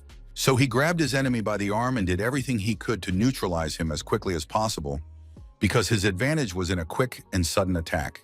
It was incredibly difficult for him to perform such tricks, and at times he literally screamed from the strain, but he did not stop. When it seemed that the tension was so strong that it could crush Han Chul, he made a sudden move and managed to throw his opponent over himself. The brown-eyed man knew he was capable of many things, but even he was surprised at how large an enemy he managed to throw over himself. Still, he understood that in order to surpass Seo-woon, he would have to try very hard, perhaps even jump above his head. The battle with the giant was not over yet, so Han Choen had to focus all his attention on him. Otherwise, he might not survive this slaughter, because his opponent was determined to destroy the guy and devour his body to satisfy his appetite. Han Cheo concentrated on his strength and was going to use all the abilities he had acquired during several stages of training. He clenched his fists tightly to get in the right frame of mind and look into the depths of his power. Pulling himself together, he activated the Tai Chi technique to deal with the monster standing before him once and for all. The creature was not going to give up either, fighting as if it felt that its life was truly at stake. The young man's power was growing, and it was hard not to notice. So with every passing second, the ogre realized more and more that his well-being was in serious danger. Finally, the brown-eyed guy's fist touched the monster's body, and the ogre felt firsthand the power of a man supported by a deity. Throwing the monster up once again, Han Chol demonstrated his strength and unyielding will, so that now no one doubted him. Carefully watching the guy, Seo-woon determined that he had combined the Taiji he had taught him with the skill Agaris had given him. His ability to modify and combine techniques was very pleasing and commanded respect, as it went beyond the ordinary. Han Cheo was already surprisingly strong even before his regression, and now he had become even stronger. There was just one thing, though. Looking at how tense his face was, it was clear that the energy expenditure was quite significant. So Seo-woon suggested that the guy drink a potion that would help him increase his energy and bring his body into balance. After the brown-eyed man drank the potion, our hero winked at him and said that now they were capable of defeating all the hungry ogres. Meanwhile, the office was filled with an atmosphere of anxiety. Looking at the huge stack of papers, the employees felt irritated. They anxiously entered data into the computer, and their excitement could be heard in the sounds they made. It was especially unpleasant when someone couldn't stand the tension and freaked out, nervously banging their cup on the table. The training manager, Tuning, was indignant that this time everything was too hectic because a whole bunch of promising characters had turned up at once. There were too many survivors, and now they had to keep track of each of them and record their every move. Sipping his already cold coffee, Tuning claimed that they were simply being exploited, and he was only reassured by the thought that half of these guys would drop out after the third chapter was over. Just as he thought that long-awaited peace had descended upon him, he was suddenly interrupted by a phone call. The caller's concerned voice asked if the boss had seen what was happening. It seemed that the walls were about to collapse, so Tuning immediately asked what had happened. When the man was told that people had started hunting hungry ogres, his feelings were difficult to describe as shock. It was something much stronger than that. He couldn't believe that such a thing was even possible. He was told that it was all because of Seo-woon and Han Choel, who led the hunt. The employee believed that at this rate, the training could take a very long time. Fear began to take hold of Tuning's body. He laughed nervously and asked if the employee had even read the manual, because irreparable damage could occur if more than 90% of the ogres were killed. The creature that everyone feared without exception would appear, and it could cause irreparable harm. Finally, Seo-woon also noticed something was wrong. Strange sounds caught his attention, and he turned his head to see what was going on. But when he realized what was happening, he wanted to turn back time to prevent it. Standing before our heroes was a secret monster that even Seo-woon did not know about, the ogre chieftain named Craig Catlack. The creature roared ferociously and demanded to know where his food was. He was so hungry that he was ready to do anything to devour someone. The roar was so terrifying that it made you want to run away and never return to this place. It was clear that even the hungry ogres were afraid of their bosses, because when they looked at them, they begged for mercy. Han Choli became very curious about what his friend was going to do, because everything indicated that, in addition to big problems, there were also small ones, since the little ogres were also going to attack. Gripping his sword tighter in his hand, our hero could only think about how strange everything was, as he had never encountered anything like this before. Without showing his fears, the young man smiled boldly and said that they would certainly overcome all difficulties and, as always, emerge victorious from the situation. He told Han Chol to take on the two smaller ogres while he would deal with the larger ones. The brown-eyed guy had no reason to argue, so he quickly moved toward his new opponents. Seo-woon also kept up with his comrade, quickly slipping past the monsters and delivering quick and very accurate blows that were sure to cause blood loss. The young man moved quickly and confidently. his entire demeanor screaming that he knew exactly what he was doing and why. The monsters did not immediately understand their enemy's plan, so they rejoiced that they had finally found someone who would make a wonderful meal for them. The only problem was catching him, but the ogres decided that sooner or later they would get him. Meanwhile, a plan began to form in Han Shoel's mind. He picked up a stone from the ground, knowing exactly how to use it. His gaze also began to show confidence in his own abilities, and he boldly addressed the creatures, telling them not to be distracted from the battle. The blade of the sword glinted brightly in the sun as Se-woon drew it from its sheath and prepared to use it. The young man wanted to deal with the enemies as quickly as possible and understand why the system had failed and released such strange monsters. He struck another blow, and the boss couldn't ignore him, because in a little while it would have been fatal for him. The young man's strength was undeniably great, but the situation was complicated by the fact that the ogres wore surprisingly durable armor that was incredibly difficult to penetrate. The two-headed ogre screamed, extremely displeased that his food was not willing to obediently go into his mouth. Activating his power, Se-woon used the secrets of the Black Tower, thereby increasing the power of the chain lightning. In addition, he also applied the power of the frost wave, which was also increased in the same way.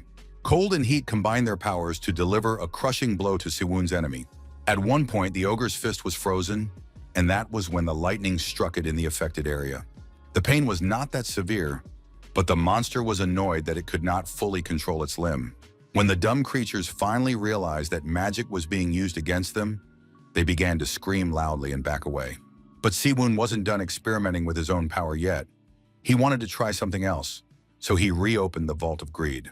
This time he extracted the Flame of Darkness, a famous spell of black magicians that helped to control a storm of dark flames. So now the guy was learning to control the dark storm inside himself in order to release it and destroy the enemy, not himself, because the power was simply enormous.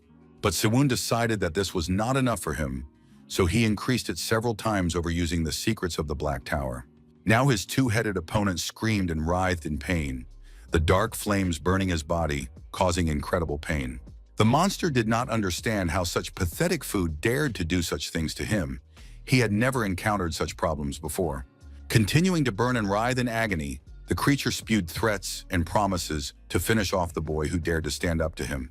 Smiling, Se-woon realized that he was indeed facing a real monster, who even at the moment of his own death was thinking about how to harm another.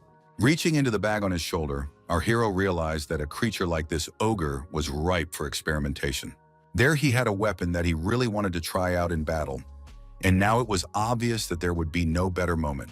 He pulled out a goblin longsword of rank E. He was extremely curious to see if this weapon could withstand such a load. There were certain risks involved, as it was dangerous to use such a low-rank weapon against such a monster, especially considering that the guy had barely scratched the creature with a dagger made from a fang.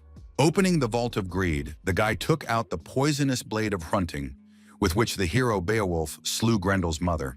Now it was in the hands of Se-woon, who knew full well that this weapon grew stronger and stronger with every bloody battle. However, the rank of the sword was not as important as its ability to withstand and not fail at the most inopportune moment. Meanwhile, the ogre had begun to recover, the pain becoming more bearable, but the monster was still blinded by rage and now wanted to take revenge on the boy at all costs.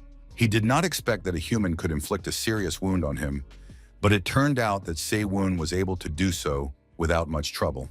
The boy had managed to draw blood from such a powerful opponent, and he already felt pride blossoming inside him for having succeeded.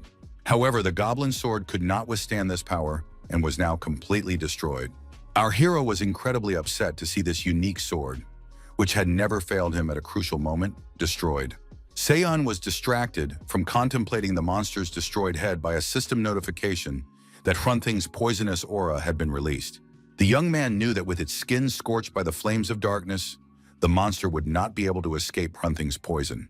So soon he saw the long-awaited notifications that the secret boss, who was the leader of the ogres, Krog Catlak, had been defeated. Se-woon was no longer surprised by notifications that his level had increased and his personal merit ratings had skyrocketed. Not wanting to keep the hungry prince waiting, our hero let the power of gluttony consume the ogre leader. The constellation muttered that it was a real delicacy, stuffing his belly so full that his eyes almost popped out of their sockets. While pondering whether there was anything the prince would not eat, the young man was distracted by extraneous sounds that caught his attention. As it turned out, the tremor that ran through the ground was the result of a huge monster falling heavily to the ground, causing everything around it to literally jump. Hanchul showed an incredible level of strength, managing to complete the task that Siwon had given him. It was extremely difficult, but he still managed to defeat two ogres who were determined to eat him alive, bones and all. Our hero couldn't help but appreciate his friend's efforts, but he said that he was still far from Siwon's level. Handing him another energy potion, the guy told Han Chol to drink it quickly because they needed to return to camp. But when the next message arrived, he literally froze in place, his mouth agape, truly shocked by what he read. The system announced that the ogre chieftain had been defeated for the first time in the tower's history. So this achievement allowed the entire camp to move on to the next stage of training.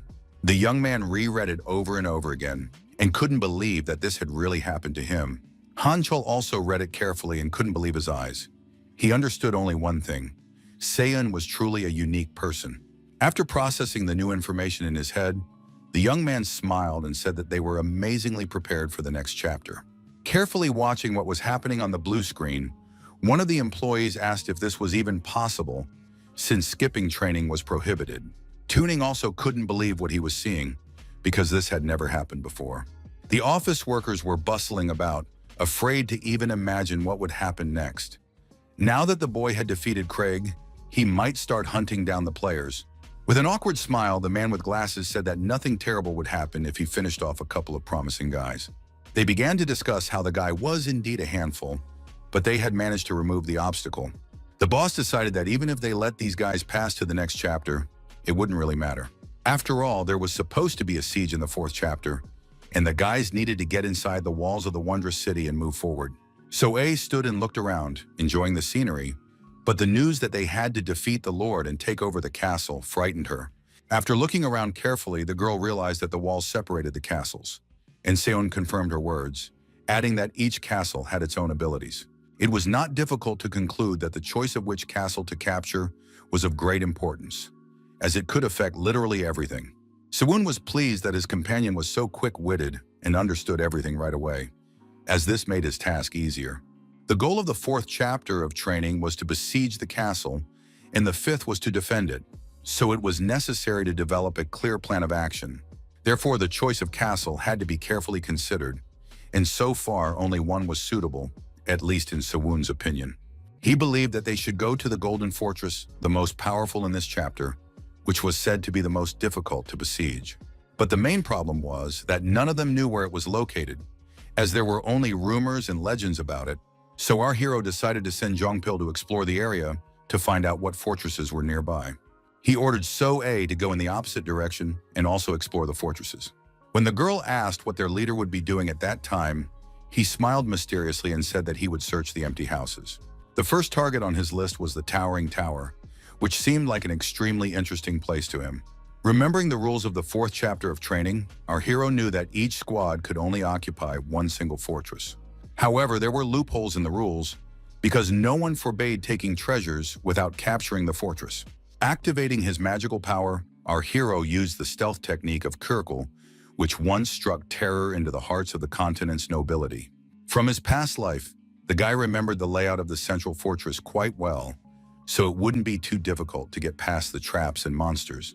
He was distracted from these thoughts by the sharp voice of Jongpil, who urgently wanted to check if his new communication device was working. Frowning, Siwon asked if he already had information that needed to be reported immediately. It turned out that the blonde man had not learned anything important. He was simply admiring the fact that he now had something similar to a cell phone. To communicate, they used a communication stone that Siwon had created by casting telepathy magic on a mana crystal. It was more like a walkie-talkie than a phone, but that didn't change the essence of the matter. Taking advantage of the opportunity, the young man decided to ask if everything was okay with So-A. According to the girl, everything was fine. They were conducting reconnaissance. This young lady was so hard-working that the guy decided to remind her of the need to rest. He promised to check a couple more places and return to camp. After finishing the conversation, he decided it was time to focus on the treasures. In the shadows, he noticed two guards quietly talking to each other. They were relaxed and did not expect an attack. Right behind them was the storeroom that interested our hero, so the guards automatically became his target. The Hungry Prince constellation anticipated a hearty dinner, and licked its lips with anticipation. It was time for the changing of the guard. So when one elf came to take his post, the other smiled and asked what was for dinner today. Se-un thought it was very good that the local guards were half-elves, because their senses were on par with humans. It was much easier to pass them than if he had been facing goblins with heightened senses. However, Si-woon underestimated these creatures, as one of the guards noticed strange fluctuations in the air and reacted instantly. The halfling immediately asked who was there, because he was sure he hadn't imagined it. But the doors of the vault were still tightly closed, and the usual silence surrounded them. This made the guard doubt his own senses and admit that he had indeed imagined it. Meanwhile, our hero safely reached the place where many weapons were stored, including bows and arrows. This was to be expected since arrows are the most suitable weapon for defending the tower, but there was one problem. The bows were not of the highest quality, and the best of them barely reached D rank. This discovery disappointed the young man, because he had hoped that if the fortress was C rank, then the treasury would contain items of the same level. Listening to the voices behind the door, our hero heard conversations about everything being fine, which meant that no one had noticed him. Moving closer to the door, the boy could make out words about one of the guards seeing a group of people, but they had gone in the other direction. Se-un was so curious that he moved closer to the crack in the door, wanting not only to hear but also to see the guards. Noticing a stately elf with a powerful bow on his back, our hero assumed that this might be the ruler of the fortress. But what attracted the young man's attention most was not the dwarf's personality, but his weapon, because there was nothing like it in the storeroom. So our hero decided to take the ruler's equipment for himself.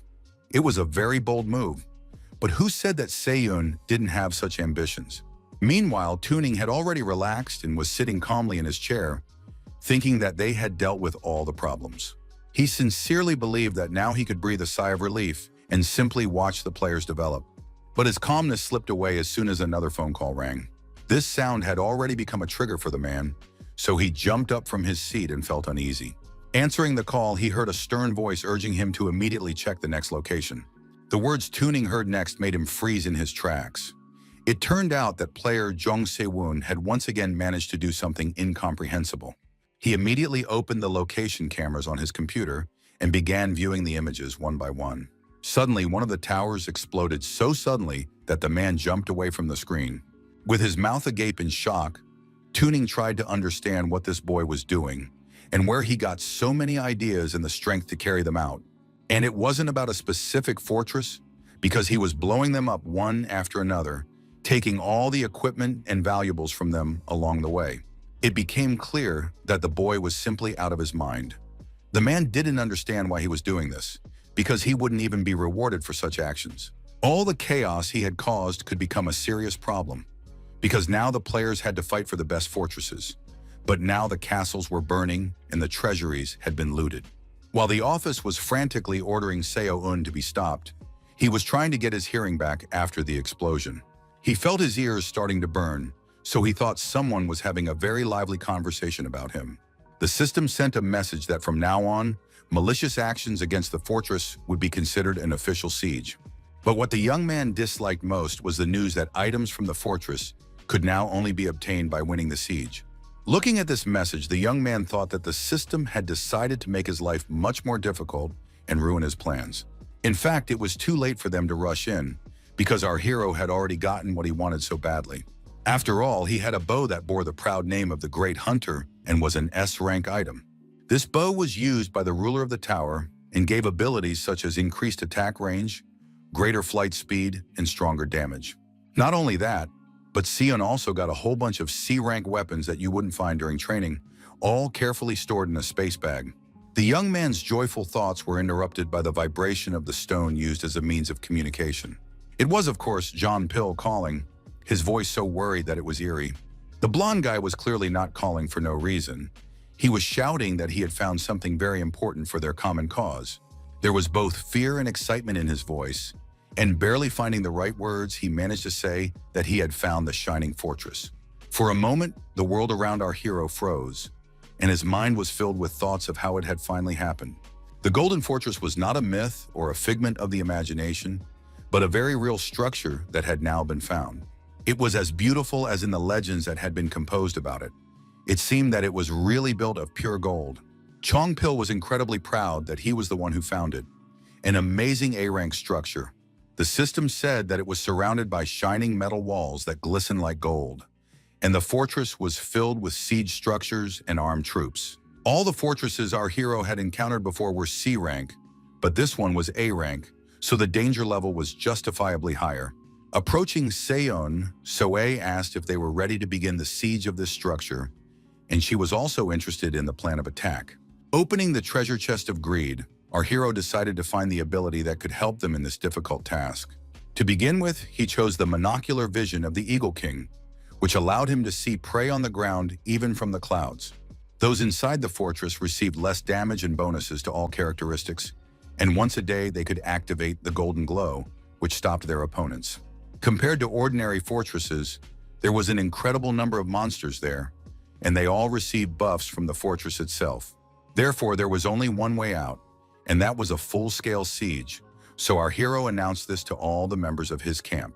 Soe asked anxiously if they could handle this task, because the gate was guarded by a whole bunch of monsters, which meant there were even more of them outside the walls. That is why Siwon believed that they needed to focus on killing the ruler. If they managed to kill the leader, the monster troops would be neutralized. The young man was 100% sure that as soon as they broke through the walls, Soa and Hanchul would be able to clear the way for him without much difficulty. And while the guys were holding back the enemy troops, he would be able to get to the ruler and defeat him. That was his plan. After listening carefully to the young man, the red-haired sisters asked anxiously how he intended to break through the gates, as they seemed completely impenetrable. Smiling, the hero said that they needn't worry about that, because he already had some ideas. Opening the Vault of Greed, he took out a unique item that literally sparkled with power in his hands. It was a huge golden axe, so large that it was surprising that the guy could even lift it. But Sewon seemed to be holding it perfectly normally, without any effort. Looking intently at the gate, the young man declared with absolute confidence that he could break through it without any help. Soon, another explosion was heard, which led to a fire and massive destruction. The orcs were frightened and angry. They did not understand who could dare to be so bold as to attack their fortress. When the dust from the explosion settled a little, the monsters could see a silhouette moving toward them that resembled a human figure. Seon moved slowly and confidently, carrying the colossal Pangu axe in his hands, which was said to have separated heaven and earth. Now, this unique item was in the possession of our hero, appearing and disappearing at his command. Taking such a precious weapon at once seemed wasteful to the young man, but it would help him achieve his goal much faster.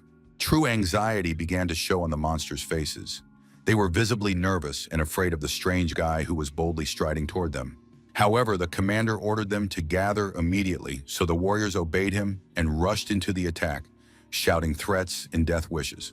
They called Sewon a despicable creature who dared to destroy their precious gate, but the people were ready to fight their enemies.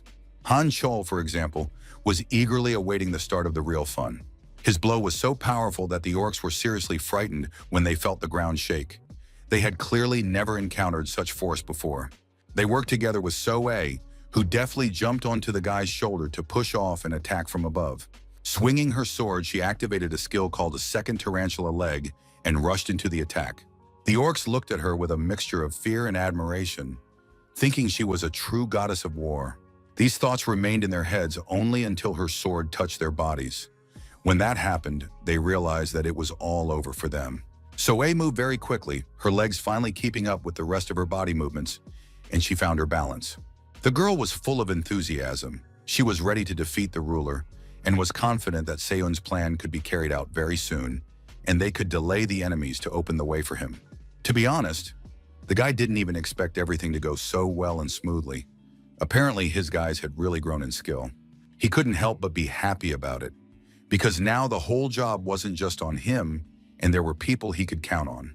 So now he could focus entirely on his task and start searching for the leader to finish him and his henchmen off. The orc guards noticed our hero's advance and immediately began shouting to the others to stop him immediately. But how could they stop someone whose strength was comparable to a natural disaster? They didn't understand how to stop this hurricane that was relentlessly moving towards them, as confirmed by the explosion. Watching Siwon's performance in battle, the red-haired sisters decided not to fall behind and used their tools to take direct aim at the monsters. Placing a huge stone in the catapult they had built with their own hands, the girls said that Se-woon could safely run forward while they covered him. Hanyul also decided that she shouldn't lag behind the others, so she activated her blood-stained shield and decided that she would try not to let the enemies get close to her sisters. Meanwhile, Hanshel managed to turn a serious task into entertainment and arrange a race with the monsters who dreamed of devouring him. Watching all this, Si-woon couldn't help but smile. He had thought that the difference in strength would be very noticeable, but now he realized that he had greatly underestimated his comrades.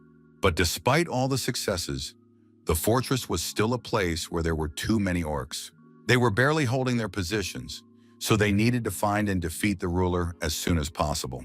So the young man pushed forward with even greater effort until his feet brought him to a large hall. There sat a creature whose mere appearance sent a nervous shiver down one's spine. The ruler was clearly expecting Se-woon's arrival. Sitting calmly on his throne, the orc said that even though he was facing an enemy, he couldn't help but recognize him as a remarkable warrior who deserved respect. Wiping the blood of his enemy from his face, the young man boldly asked if the ruler of these lands was indeed sitting before him. Rising from his throne, the orc said that although there was little joy in fighting a weary enemy, he was ready to fight. He was obliged to defend the fortress that was home to many, so he had no other choice.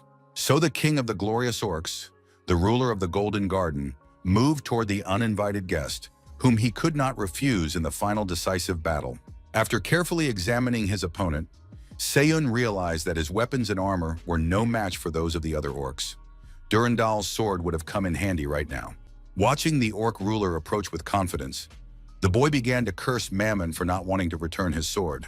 The ruler took the first blow, deciding that he would not allow this boy to set the pace of their battle, so he swung his weapon with all his might. Sun stepped back at the very last moment. Another centimeter and his head could have easily been severed from his body. He literally saw the blade rush past his face. The ruler demanded that the boy demonstrate all his abilities, since he wanted to claim this fortress so badly. Our hero wanted to do just that. He parried one blow after another, but he couldn't counterattack yet because his opponent's onslaught was too strong. A plan began to form in his head. He understood that he needed to use his mind, not his strength, because only then could he emerge victorious. Se-woon decided to try a proven method and deliver precise, targeted blows, which over time would lead to significant blood loss.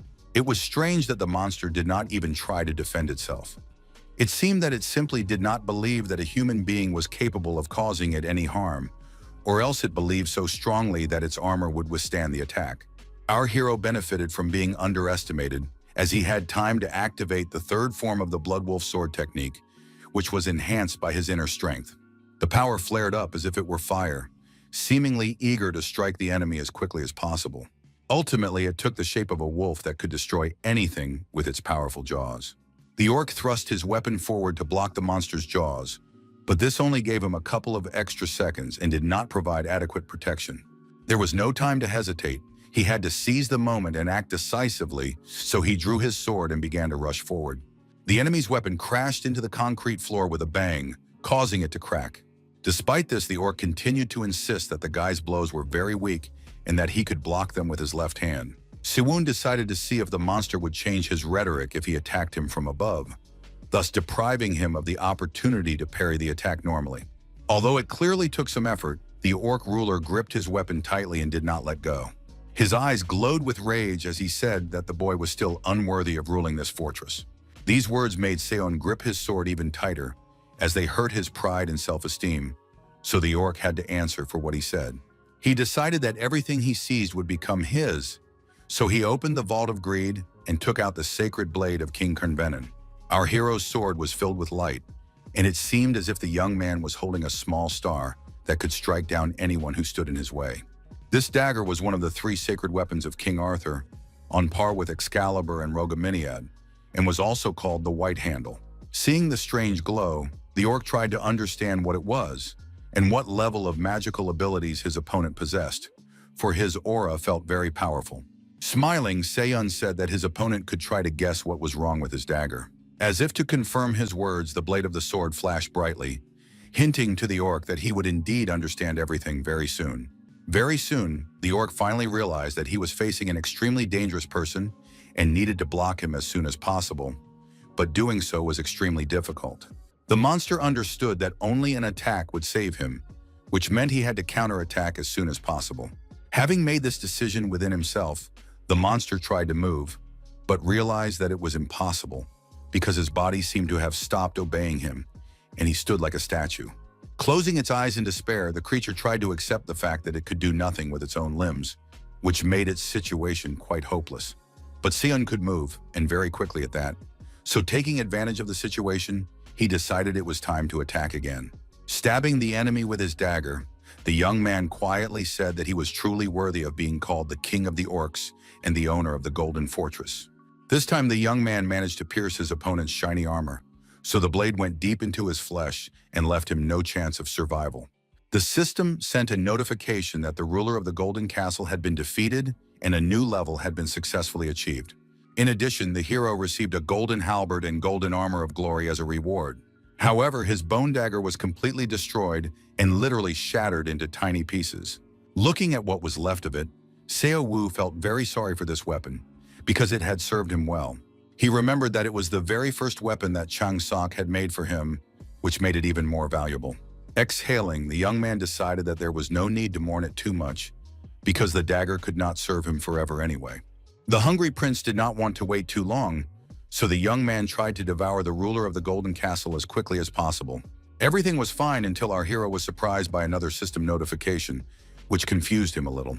It said that he had brilliantly besieged the last and strongest fortress. Meanwhile, there was commotion in the office again, with employees worrying that if things continued this way, they would have big problems. They all wondered why Seon had captured the Golden Castle so quickly and could only come up with one answer, because he had skipped the previous stage of training. One of the employees was 100% sure that the other constellations would express their indignation about this. Their boss couldn't find any words more appropriate than the phrase that ordered all the fools to shut their mouths immediately. He asked the man with glasses if he thought any other player could capture the Golden Castle so easily, and the man hesitated and said that it would not be easy.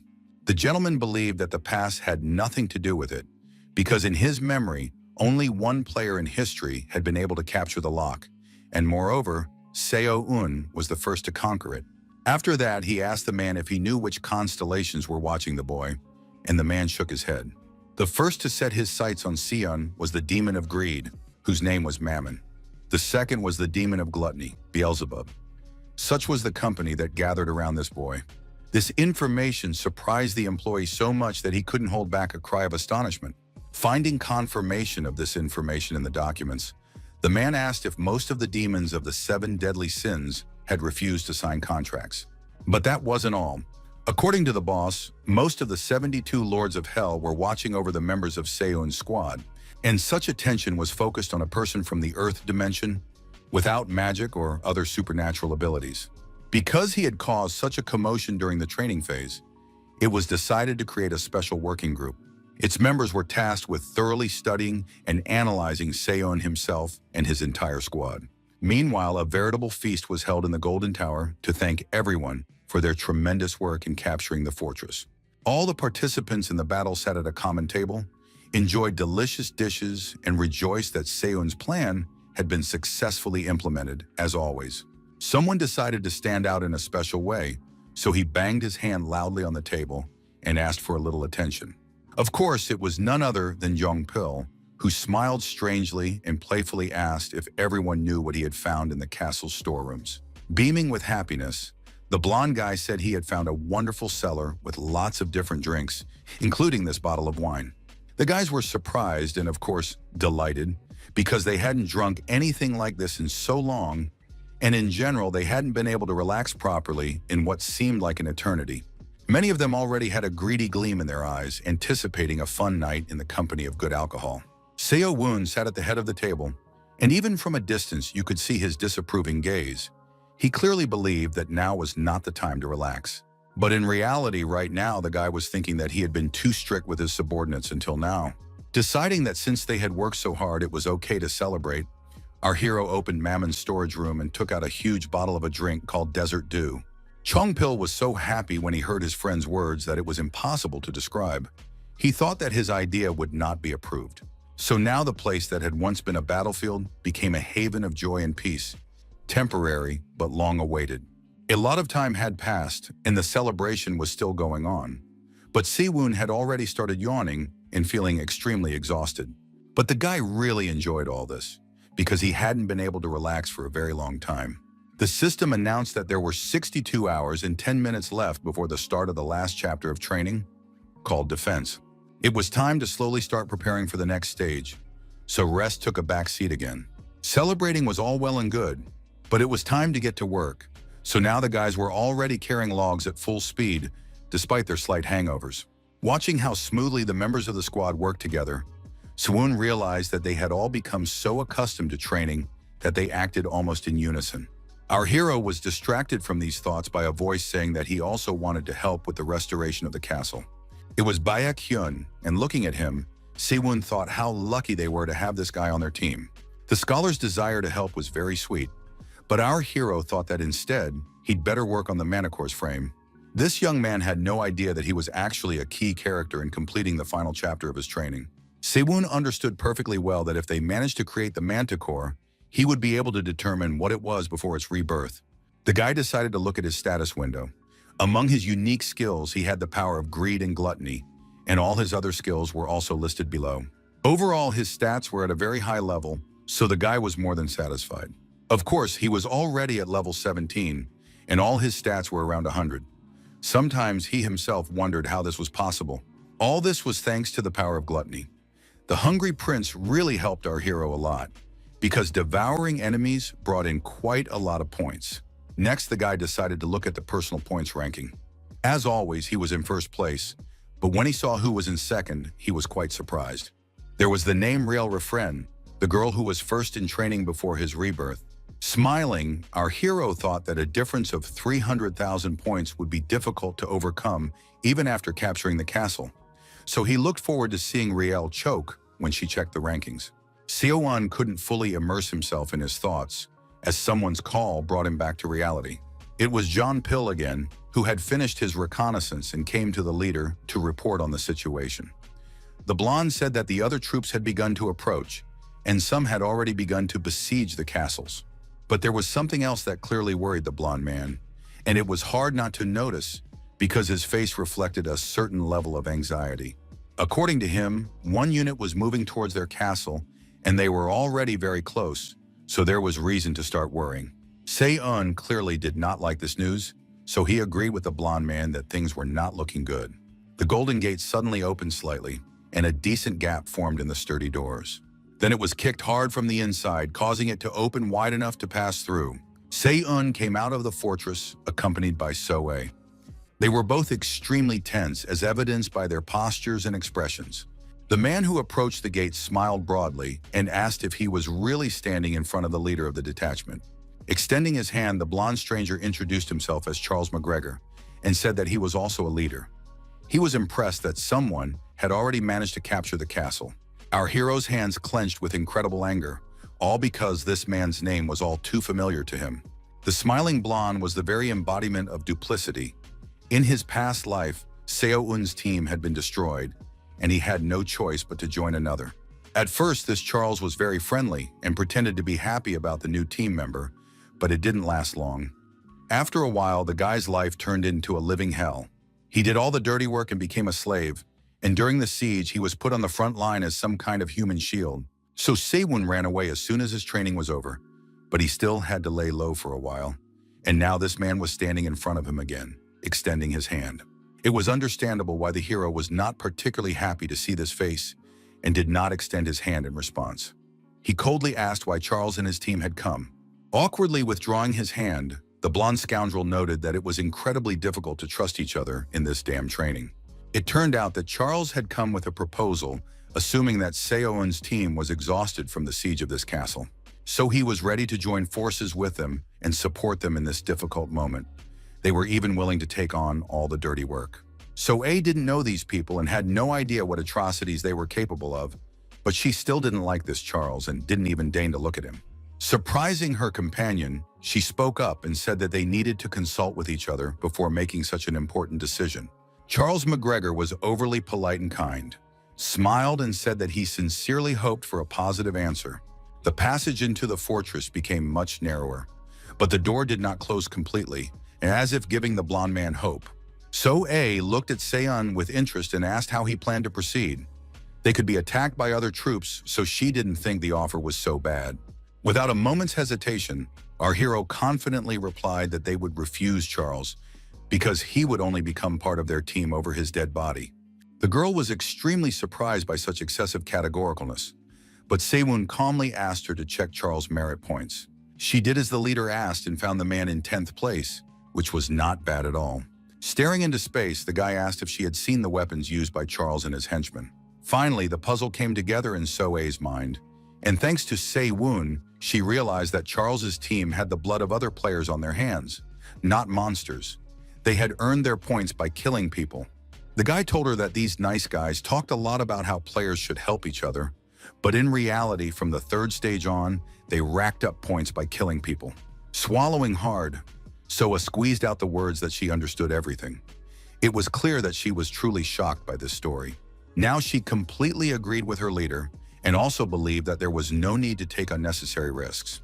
When they left the fortress and approached Charles, the girl said with confidence that she would have to decline his offer.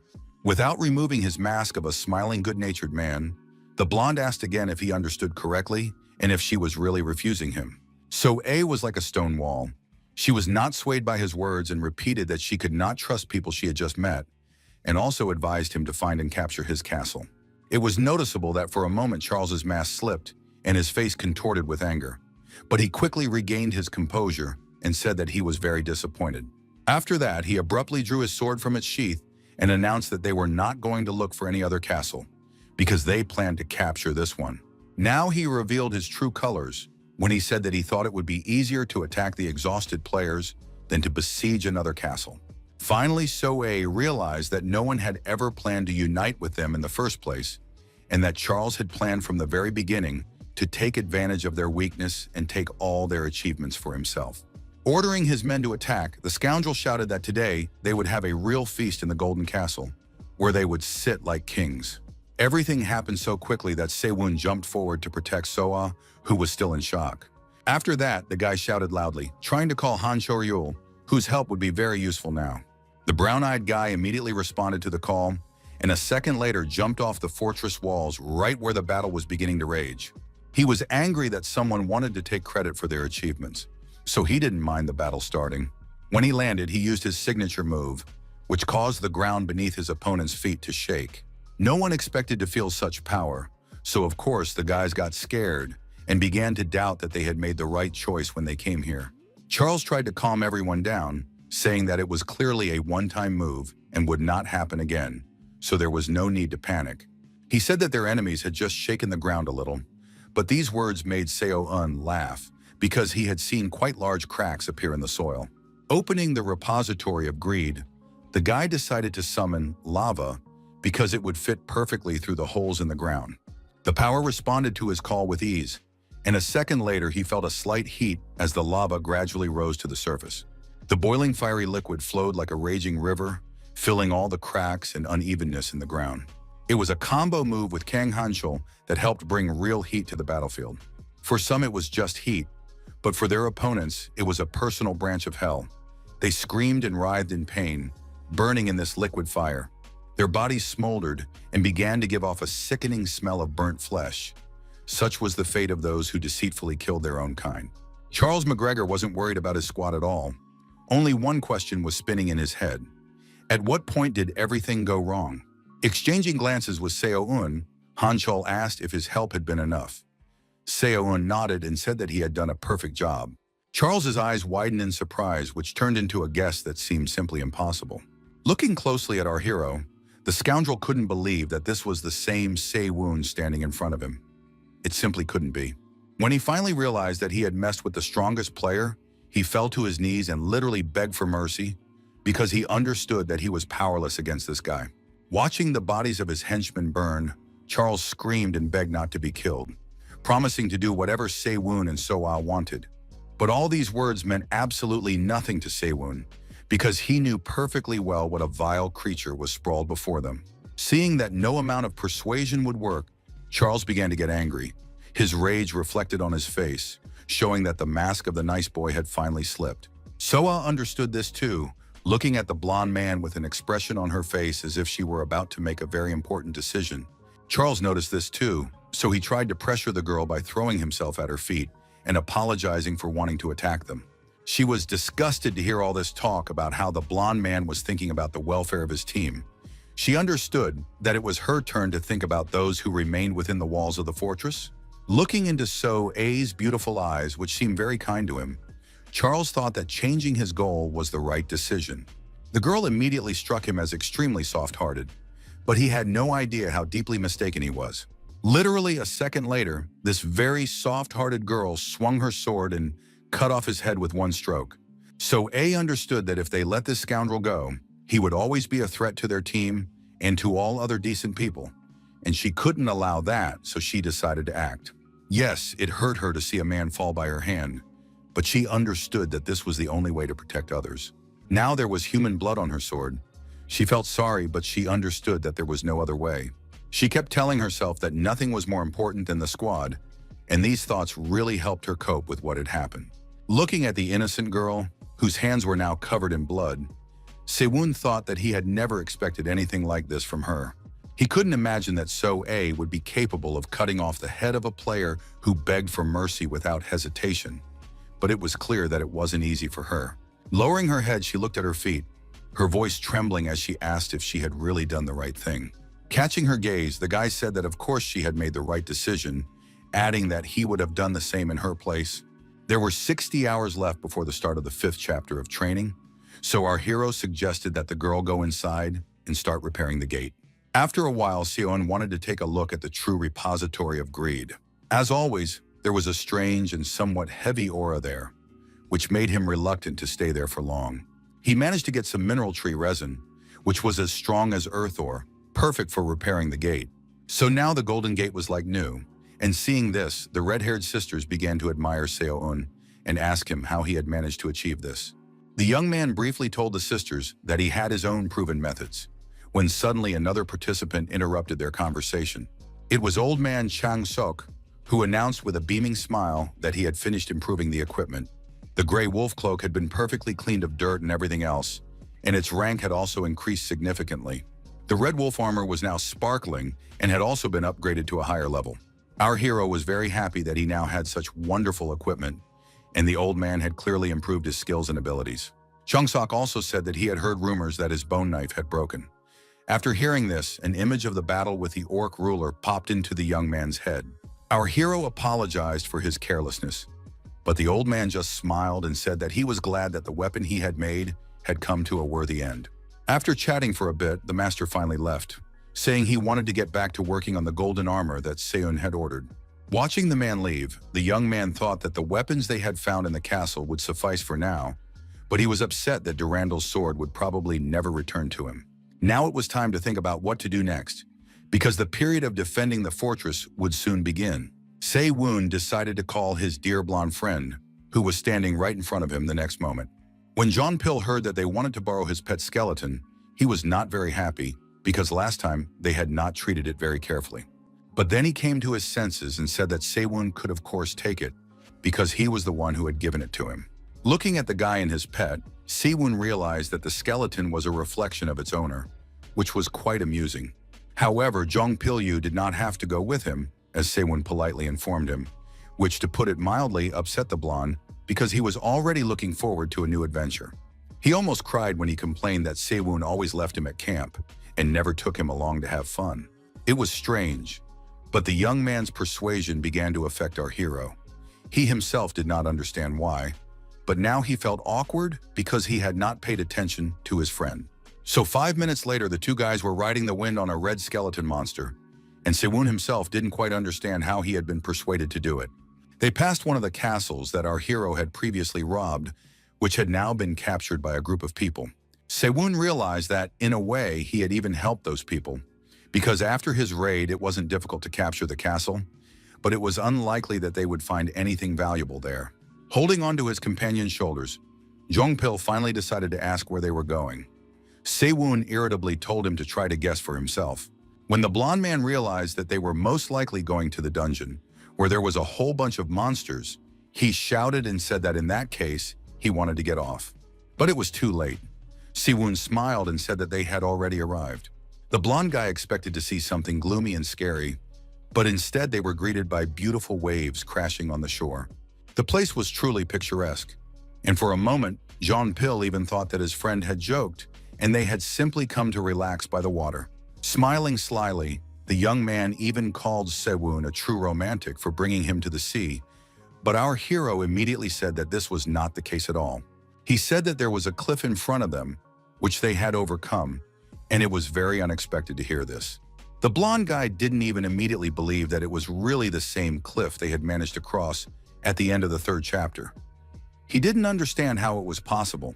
Putting these thoughts aside, Jean-Pil became cheerful again and said that he would not mind catching some fish for dinner to make a spicy fish soup, adding a mysterious tone to his voice.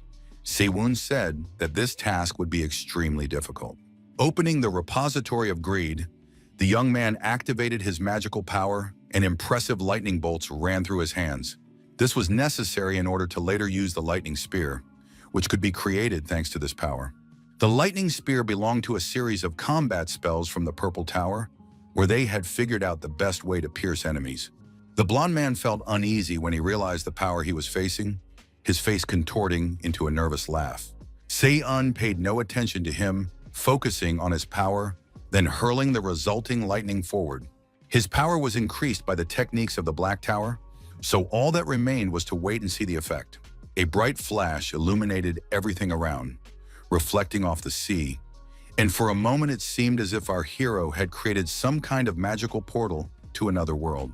When the lightning struck the water, strange sounds came from the depths, and a few seconds later, a creature resembling a sea serpent from children's horror stories emerged. Jean-Pil was speechless. He did not expect to see the embodiment of nightmares before him, a character whose existence he wanted to deny with all his heart. Siwon, on the other hand, was very happy because he understood that what he had expected had happened. They had found the source. And the source was, to put it mildly, not the friendliest. A huge sea serpent with razor-sharp teeth did not seem like a cute little animal you would want to befriend. But in addition to the serpent, there were also aquatic monsters that were supposed to appear only at the beginning of the 5th chapter of training. Now Siwon knew that these creatures would emerge from the sea. Now some details that he had not understood before became clear to him, but now they would help him make plans for the future. The sea depths attracted the attention of the bent crow, who now stared intently at them. It was no surprise because there was one of the demons of the 7 deadly sins, ruling the kingdom of demons, among other things, and the legendary creature called Leviathan was hiding there. The system announced that there were only 10 minutes left before the start of the 5th chapter of training, which consisted of defending the fortress. The guys were carefully checking their ammunition and catapults, and they were more than sure that everything was ready. Everything indicated that they had prepared brilliantly for the defense and were sure to achieve victory over those who wanted to compete with them. The archers had already taken up advantageous positions on the walls of the tower and were ready at any moment to shoot their arrows at anyone who came within a meter of the fortress. One of the positions was occupied by the person who made this entire defense possible. Se-un stood at the firing point with the confidence of a seasoned warrior and looked into the distance, trying to predict when the first attempts to break through their territory would be made. Looking at the guy, So-a asked with some uncertainty in her voice if they would be able to pass all the tests without any problems this time. She was scared, so her uncertainty was forgivable. But our hero was not afraid of anything, so he said clearly that they would handle everything. Meanwhile, someone's feet were already running towards the fortress to bring important news. The rider was, of course, our dear Jean-Pil, because only he could handle such an important task as reconnaissance, but his face was clearly not twisted with joy. No wonder, because he was rushing to warn everyone that terrifying monsters had emerged from the sea, and they would have to fight them. The creatures had strange webbed limbs that ended in deadly sharp claws. A multitude of monsters resembling sea creatures had now crawled to the surface and were preparing to feast on humans, who seemed very appetizing to them. They were literally breathing down the neck of poor Jean-Pil, who was scared to death by the sudden appearance of his enemies. He didn't wait for the gate to open, as it was too dangerous, so as soon as he reached the fortress, he immediately began to climb up. When he finally managed to climb up, he breathlessly informed his boss of his arrival and said that he had done what he was supposed to do. Seo-un gratefully accepted the spear from the blonde man, which was what he had been sent for, and said that he had done an excellent job. This spear served as a huge arrow, which our hero placed in his bow and aimed to start shooting at the uninvited guests. After firing, our hero noticed something was wrong, and when he examined the weapon, he realized that small but noticeable cracks had appeared on it. But that didn't stop Seo-un from loading another powerful arrow and preparing to shoot. After that, he decided to open the Vault of Greed to envelop the weapon with magical power and make it even more deadly. The young man activated a power called the Bloodthirsty Demon Spear, and the whole world turned red.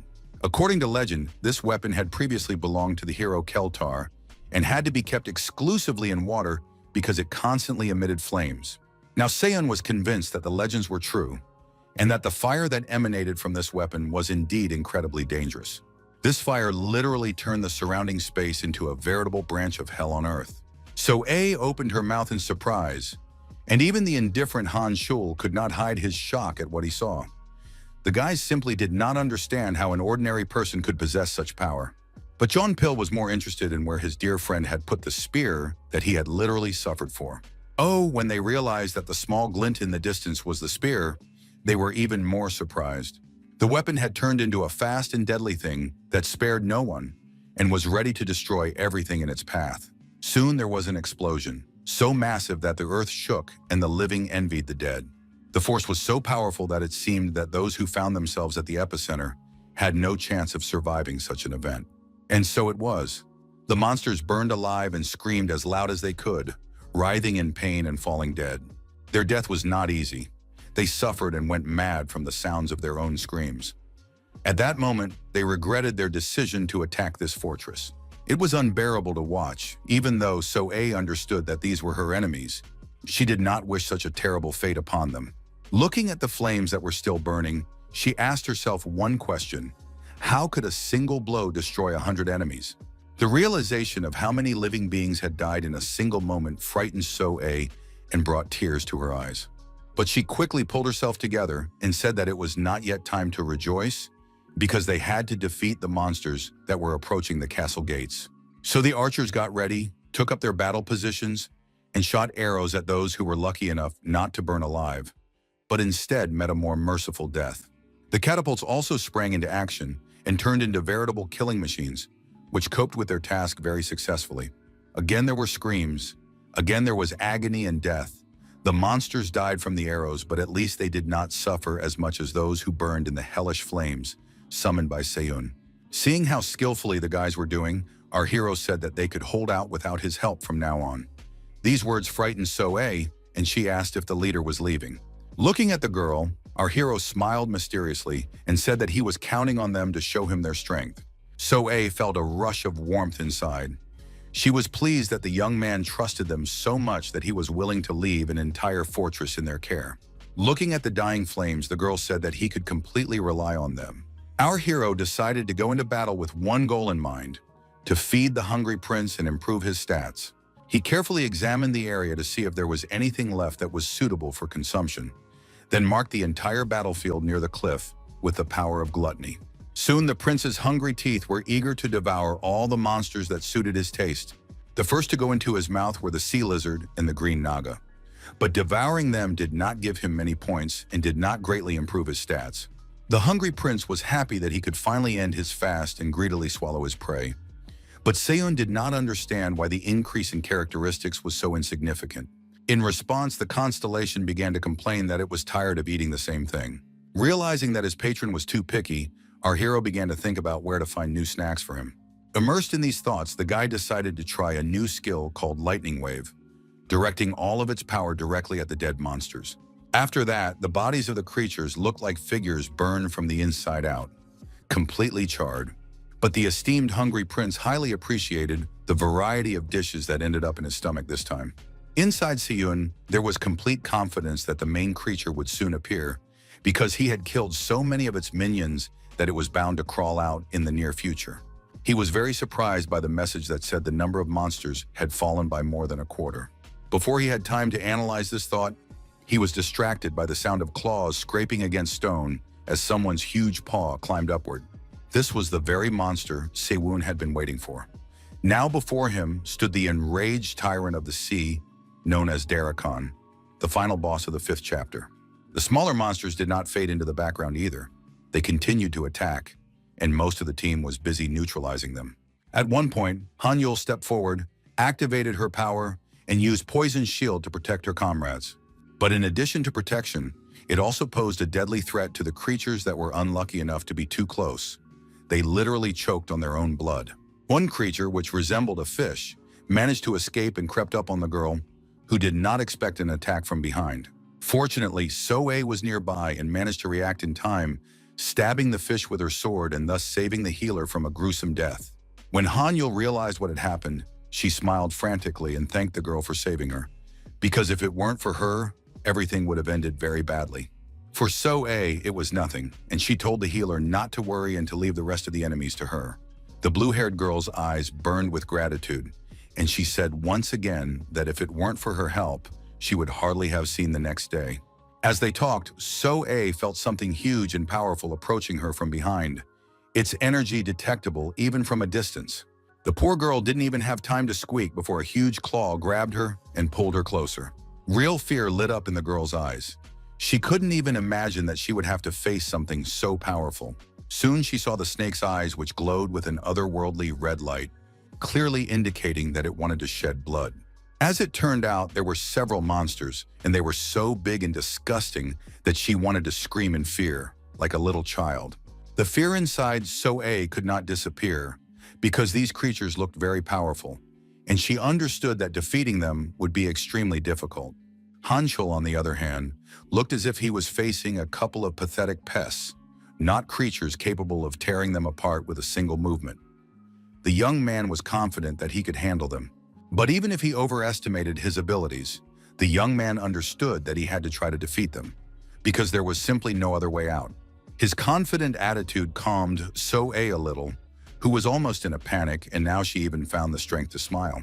Then she shouted that it was time to attack and rushed into battle, deciding that her own fear was her greatest enemy. She made the first strike and discovered that her sword was unable to pierce the armor covering the creatures' bodies. It became clear that physical attacks would not do much damage to the enemies. Hanchul began to exert maximum effort, his fists hitting the monsters so hard that it seemed to him that they could turn them into mincemeat. But after a few such blows, he realized that they were not working, that it was all useless and did no harm to the monsters. Jumping back, the guys began to think about their next move, because it was still unclear how they could defeat their enemies. It was absolutely clear that they would not be able to achieve anything with conventional attacks, because the monsters felt completely safe around them. The only way out that Soe could see was to go to the castle and regroup, because otherwise they could get hurt. But then something unexpected happened. They were helped by a force they had completely forgotten about. A revived manticore, the strongest creature that could sweep away everything in its path with a single paw, joined the battle. So soon, the first enemy, which looked like a large swollen toad, said goodbye to life, literally cut in half. Seeing this, the snake became so enraged that it literally went berserk and began to hiss loudly, warning of the blow it was planning to deliver at any moment. With a flick of its tail, the manticore showed that it was not to be trifled with, for it was more powerful than anyone who stood before it. And it proved it in practice, wrapping its tail around its opponent and causing it to bleed to death. The manticore showed that it was capable of doing unimaginable things. Soe opened her mouth in surprise once again, unable to believe that a dead creature brought back to life by a scientist would come to their aid. Smiling, Baekhyun thanked his friends for holding out so long and not dying. He said that he and the manticore had been slightly delayed because he had been working on fully activating the poison in its venom. Everyone was satisfied with the scientist's work, especially his constellation, the horse that tramples death. So Baekhyun had a pretty good excuse for not coming earlier. The guy had been working hard to perfect the manticore. Now that it was completely ready for battle, Baekhyun was happy that he could finally contribute to the victory. Looking at the beast that possessed such incredible power, Jong-pil was even a little upset because the manticore seemed cooler to him than his precious pet. No one answered him because everyone was busy reading the system message, which, to put it mildly, had shocked the players. It said that the number of monsters had fallen by more than a quarter, and in their place came an enraged sea tyrant called Daracon. Adjusting his glasses, Baek Hyun assumed that they would have to face not just another monster, but a boss, and Sewon had most likely gone to battle him. The young man did not want to stay on the sidelines, so he suggested that everyone else go with him in his manticore to help their leader. So A was frightened and surprised by this proposal, reminding them that if no one guarded the Golden Castle, it would fall. But her fears were in vain, because there were guys who promised to defend the fortress with all their might, and the archers assured her that they would be able to deal with all the problems. Such a passionate desire to help the common cause was highly appreciated by the girl, and she could not refuse them their initiative. Only now did she allow herself to finally stop and look at her companions, who had become much stronger than they had been before. Since the beginning of their journey, they had grown stronger in both body and spirit, which made them the wonderful warriors they had become. Looking at the clear sky, which reminded her of peaceful times, she said that she hoped for the guys and believed in them. Meanwhile, a creature emerged from the sea, whose paws alone were capable of crushing anyone who stood in its way. Its powerful clawed limbs were so strong that the mere thought of them sent shivers down her spine. Soon, the head of this monster appeared, growling loudly and staring at everything, with eyes burning with hatred. This frightened the people so much that they were confused and did not know which way to run, because it seemed that the creature could reach them even from underground. Looking at all this chaos, So-won came to only one conclusion. His opponent was absurdly huge. From his past life experience, he remembered that most of the castle had been destroyed before they even had a chance to engage in battle. So this time he had to deal with the monster before it reached him. The main question was how to do it and stay alive, preferably with all his limbs intact. If there was only one monster, Mammon's treasures would be more than enough. But looking at the brood of other creatures climbing the cliff, it was clear that there would be many problems. Looking at all these creatures, our hero thought only of how to find a way to destroy them all at once. And such a way was found. It consisted of burning everything around. However, it was not Se-eun who controlled the flames. This time, someone else did it. It was the work of a girl whose ears revealed her direct kinship with the elves. It was her magic that lit this fire. Looking into her bright blue eyes, Se-won was struck by a flash of recognition. He couldn't believe that she was really standing in front of him. Riel Refren, an elf often called the darling of nature, was capable of controlling the powerful spirits of the four elements. But her world had already been destroyed, so this girl had nothing to lose. To revive her destroyed homeland, she had to climb the tower with the last seed of the world tree in her hands. Looking at her, the boy understood that there could be no mistake. She was indeed the strongest elf. But he had no idea why she had come here, or why she had entered into battle with the sea monsters. Se-won remembered that in her previous life, she had not been so independent. But now it didn't matter, because if she was trying to burn the enemy, that automatically made her an ally. Looking at the whole situation, Riel Refren had only one thought. If she had such an opportunity, she simply had to take advantage of it. So now she was here, thinking only about how to deal with the disgusting sea monsters as quickly as possible. Seeing her excessive zeal, the fifth-day constellation felt sincere pity. The goddess wanted the girl to think at least a little about her own well-being. But the elf thought only of defeating the boss, because otherwise she would not be able to regain her first place. The fifth day looked at her with sympathy. Se-eun was a little surprised that Riel had caught the attention of the goddess herself, who was now smiling, finding the guy's jealousy rather cute. Her eyes burned with fire. She could not bear defeat, could not take a secondary position that would bring her no benefit. She was determined to find the Garden of Eternity, which, according to legend, was supposed to be somewhere in the tower. She needed to plant the seed of the world tree there in order to resurrect her lost family. The goddess tried to comfort Riel, saying that she was doing a great job, but these words could not stop or slow down the elf. She knew she had little chance of success, for she was the bearer of the last seed of the world tree, so she had to accomplish her task. The elf felt the burden of being the last hope for her race, so it seemed to her that she was not doing enough. The spirits of nature she commanded were not the most benevolent creatures, so they constantly suggested that she burn her enemies alive or bury them in the ground. This was Riel's first time fighting such huge monsters, so she wasn't too surprised when she discovered that the spirits were consuming too much mana. She wasn't sure she could handle the boss on her own, as she had no previous experience with such a task. Despite the elf's intervention in the battle, our hero had no intention of standing aside, and he carefully wove his spell into her magic. This did not go unnoticed by the girl. Her eyes widened when she sensed the foreign interference. Even her spirits were alarmed and began to ask who dared to do such a thing. At that moment, Seyun emerged from the haze of magical light, determined to show that he too had the right to fight the boss. Everyone was extremely surprised to see that a human possessed such power. Usually, humans were mediocre, and their abilities were of no interest. Riel realized that it was the breath of nature that had been used, a power that enlivens forests and fills spirits with energy. Only elves knew about this unique spell. So now she was even more combative, and with a harsh tone in her voice, she asked how a human could use elven magic. Looking closely at Rule, our hero asked if that was really the most important question on her mind right now. After all, at the moment, it was really only a secondary concern, as the monster was rapidly approaching. The fair-haired elf only now noticed how close the monster had come. Despite its size, its speed was simply astonishing. Looking at this creature, it was extremely difficult to believe that it was really so huge, because it seemed simply absurd. Without looking at Riel, our hero asked if she had also come here to fight the boss, even though he already knew the answer. Smiling broadly, Siwon asked why they shouldn't join forces and take on such an impressive opponent.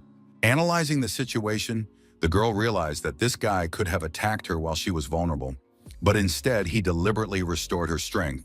So for now, she decided to believe that he had no ulterior motives and agreed to his proposal. Although looking at the creature's burning eyes, getting involved with her didn't seem like such a good idea, because she inspired real horror that made her body break out in goosebumps. And when the boss roared, all these feelings intensified tenfold, because his roar shook the ground and the guy's hearts pounded like crazy. The system reported that the enraged tyrant of the sea, Darakan, had let out a dragon's roar. The next notification said that an all-consuming horror seeped into the soul of everyone who heard the roar. The boys really felt all this. They literally froze in place, unable to move their limbs, so overwhelmed by panic that they became powerless in the face of the enemy. Gritting his teeth in anger, the young man began to think about how his body had stopped obeying him at the worst possible moment, because now he needed to strike, not stand there like a statue. He tried with all his might to move at least one of his arms, but he could barely do it. But after some time of fruitless effort, his arm finally gave way, and his fingers began to bend slowly. As it turned out, it was all because of the satyr's mark, which partially freed the guy's body from these shackles. Soon our hero even managed to raise his hand, after which it was announced that the first ability of the mark, called Fear, had been released. The satyr mark absorbed all kinds of fear, and the more it fed on this feeling, the stronger it became. Looking at the glowing pattern on his hand, Siwon thought that he had no idea that this mark could be so useful. The sudden glow blinded Riel for a second, and she covered her eyes with her hands and wondered what had caused such a strange light show. When she realized that the horror was gone and her ability to move had returned, there was only one question in her mind. What kind of power was capable of doing such a thing? She was distracted from these thoughts by Seon, who said that from now on he would be counting on her. Then he took out a strange melee weapon called compressed dwarf minerals. Without thinking twice, the guy rushed forward, his determination simply astonishing, especially given what had just happened. The girl was extremely indignant that her new ally had decided to attack so abruptly. She was convinced that it would be better to agree on a plan of action first and then rush into the thick of things. But it wasn't that simple, especially when the monsters began to fight back, directing the flames of their anger at Seon. Watching all this, Riel frowned, because she hated recklessness more than anything else in the world. Rushing into battle without a clear plan seemed to her to be the greatest folly. Therefore, in order to at least somehow protect this fool, the girl decided to send Sylph to clear the way for the guy, and the spirit was only too happy to do so. When our hero saw a strange green fairy next to him, he was surprised, because he did not expect her to help him in any way. She seemed powerless against such an enemy as a fire-breathing creature that was larger than a multi-story building. Our hero knew that if he did nothing, they would fall victim to the creature's fiery breath, so he saw no better option than to open the Vault of Greed. Siwon took out the Copper Club of Hercules, which Hephaestus had made for him specifically to perform the 12 labors. Meanwhile, the monster continued to spew its flames, clearly hoping to get rid of those who wanted to take its life as soon as possible. Inside, Riel was once again overcome with all-consuming fear. She realized that her ally could burn right before her eyes, and there was nothing she could do about it. An explosion thundered, and everyone was engulfed in heat, It became clear that whoever was at the epicenter of the events would most likely not survive such a nightmare. Closing her eyes, the fair-haired elf could only hope that when she opened them, she would not see the charred corpse of the boy who had been brave but so reckless. All she could do was scream, asking if anyone was alive because surviving this horror was, to put it mildly, almost impossible. But our hero knew how to surprise, and this time he did it again, surviving where others would have died long ago. Yes, he was barely breathing because too much smoke had gotten into his lungs, but he was here, alive, standing on his feet and able to continue the fight, and that was all that mattered. Moreover, he even managed to climb on top of the monster, which proved his superiority over this creature, and also made the giant less frightening. Watching the boy calmly descend, the elf couldn't wrap her head around how he could be completely unharmed after everything that had happened. The weapon in Seon's hands began to dissolve as if it were illusory, but the boy was not surprised, for he knew that this weapon would only be enough for one strike. The stunned girl began to ask how he had done it, because from what she had seen, it was obvious that he had managed to block the dragon's breath.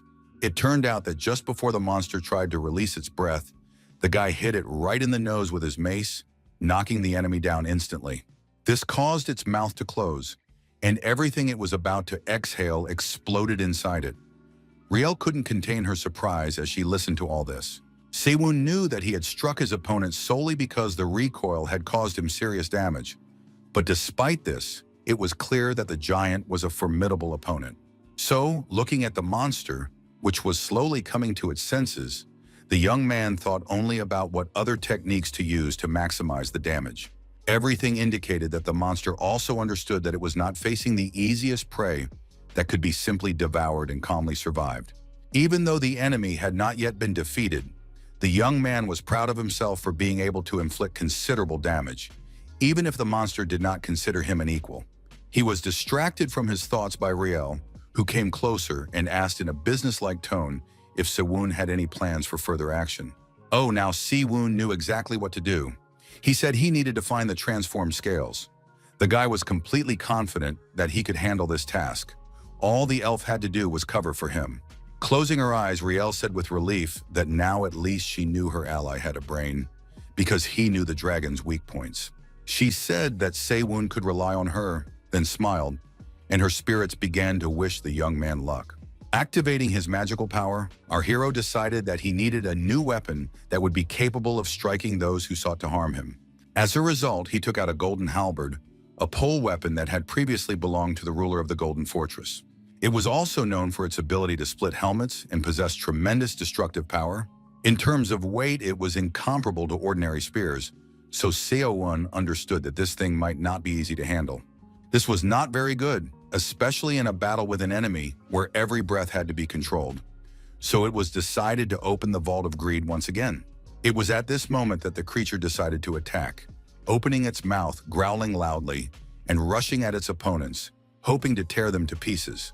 But Sewon was ready for such a turn of events, so his eyes were already scanning the area for the most advantageous place to attack. When he began to strike his first blows, the monster began to dodge and try to catch the one who so desired to harm it. The creature fought back, but our hero steadfastly withstood all these blows. His golden halberd proved to be incredibly durable, clearly the very weapon that could lead to victory. In addition, our hero decided to use a skill called the Grad Empire's halberd technique. It was a unique technique that allowed him to ignore his enemy's armor. It had been developed during long wars and was still relevant today. All that remained was to figure out how to avoid expending all his strength on these attacks and emerge victorious from this predicament. However, the creature turned out to be stronger than Seon could have imagined. Looking at his hands, our hero was surprised at their condition, because even though he had parried the attack, the recoil was still incredibly powerful. It was clear that if the battle dragged on for too long, they would all be doomed. So the only option left was to try to defeat the enemy with a single blow. But in order for this plan to be realized, it was necessary to draw power from another treasure, so the repository of greed opened again. At that moment, the halberd seemed to shine even brighter, as if someone was filling it with power from within. This was indeed the case, for the lord of the battlefield himself, Halberd Fontian, was pouring his energy and power into it. This weapon had been used by the best warriors of its era, and now this special item served Seon. But danger was not standing still either. It was approaching with such astonishing speed that the boy barely had time to shout a warning to Riel.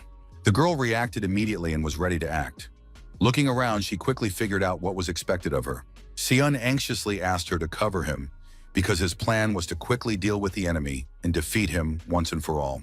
But the elf froze in fear for a moment because the guy called her by name, only she hadn't mentioned that her name was Riel.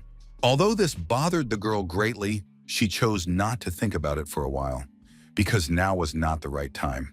She was absolutely right, because at that very moment, their formidable enemy decided to reveal his ability to breathe fire. The fire was so all-consuming that it seemed it would burn the whole world to the ground, everything that Darakan's gaze touched. Our hero thought he would turn into a pile of ashes, when suddenly the spirit of water appeared before him and said that she could stop it all. Thus, Seon witnessed a unique spectacle as two opposing elements fought each other, and he was very interested to see which one would prevail. His feet couldn't stand still. He was drawn into the battle to prove that he was another element, a force that could not be ignored. Activating his power, the young man swung his weapon and jumped straight at the monster, which unsuccessfully spewed flames right where the spirit had erected a water barrier. This helped the young man reach the enemy as quickly as possible and strike it directly in the head, a turn of events that was unexpected for the monster. The creature was disconcerted by these actions. It did not understand what had happened, so it did not even have time to howl in sharp pain. The next blow did not take long to come, and Darakan's jaw was attacked again in just a couple of seconds. Only after this was done did one thing catch the guy's attention and give him some ideas. He noticed a strange ball under the creature's neck, and everything indicated that this was its weak spot, which, if struck, could destroy the creature once and for all. Increasing his strength according to the principles of the Black Tower, our hero realized that he had to test his theory at all costs. The spirits volunteered to help him, especially the fiery one, who was burning with enthusiasm and a desire to demonstrate his power. Energy surged around the young man like a raging river, and he tried with all his might to harness it and keep it under control so as not to cause chaos. His opponent's eyes burned with hellish fire, and it was clear that this creature was already planning a new bloodthirsty action that would help him get out of this situation. The monster opened its mouth, but this time, instead of fire, icy water burst out in a furious stream. It was so unexpected that our hero didn't even have time to react, and now he was wet from head to toe. Seeing the boy's pitiful condition, one of the spirits panicked and rushed to his aid, saying that he would protect their ally. Thanks to him, the boy was thrown back several meters so that he would not freeze under the icy water and drown. At a safer distance, Siwoon began to come to his senses, and the first thing he realized was that he had made a huge mistake in underestimating his opponent. But these thoughts were interrupted as soon as he saw a huge shadow above him, blocking his view of the sky. For a second, our hero thought that other monsters had joined the fight. Looking up, our hero saw a creature resembling a winged lion and was overcome with relief. It was not another enemy, but a reborn manticore. The surprised young man could not utter a word, because at the moment when despair overwhelmed him, fate gave him hope for salvation in the form of a dead beast. Its tail with huge spikes inspired fear in everyone, even those who were allies of this creature. The manticore was moving straight toward the battlefield, and one could only guess what it would do next. When the revived beast descended a little lower, it became apparent that someone was sitting on its back. That someone was Baek Hyun, who apologized with a smile for being late. Relief spread through our hero. He realized that the young man had managed to complete his task and revive the manticore, which would now fight on their side. Moreover, the young scientist had revived it not just as a skeleton, but 2 stages higher. It looked as if it were alive, not raised from the grave. He had brought it back to life in the form of a ghoul. The bowing raven was extremely impressed by the revived corpse of the manticore, and the horse, trampling on death, proudly declared that it was his masterpiece. After analyzing the fact that Baek Hyun was here, our hero was struck by a single thought that made him freeze in place with concern. He was absolutely right. John Pil and Soa had arrived, and these guys were clearly determined to fight new enemies, ready to challenge all the creatures that threatened them. Another fighter came with them, one who knew no fear, was not afraid of pain, and was 100% confident that victory would be theirs. Han Hul appeared, as always, spectacularly, his power scattering enemies across the field, so that no one now dared even look in his direction. Glancing at Siwoon, he apologized for taking so long, saying that the horse could barely move its dead legs and that it was surprising that it was able to carry Han Chul at all. The conversation was interrupted by So-ah, who smiled and said that no matter what, they were all here now, and all they had to think about was how to defeat the huge monster. Now the five of them stood back to back, covering each other and ready to attack at any moment, just to kill the creature that was so eager to destroy them. The blonde guy confidently declared that they would deal with the small monsters, but Siwoon, who was clearly stronger than all of them put together, would have to take care of the big one himself. Swoon liked this plan.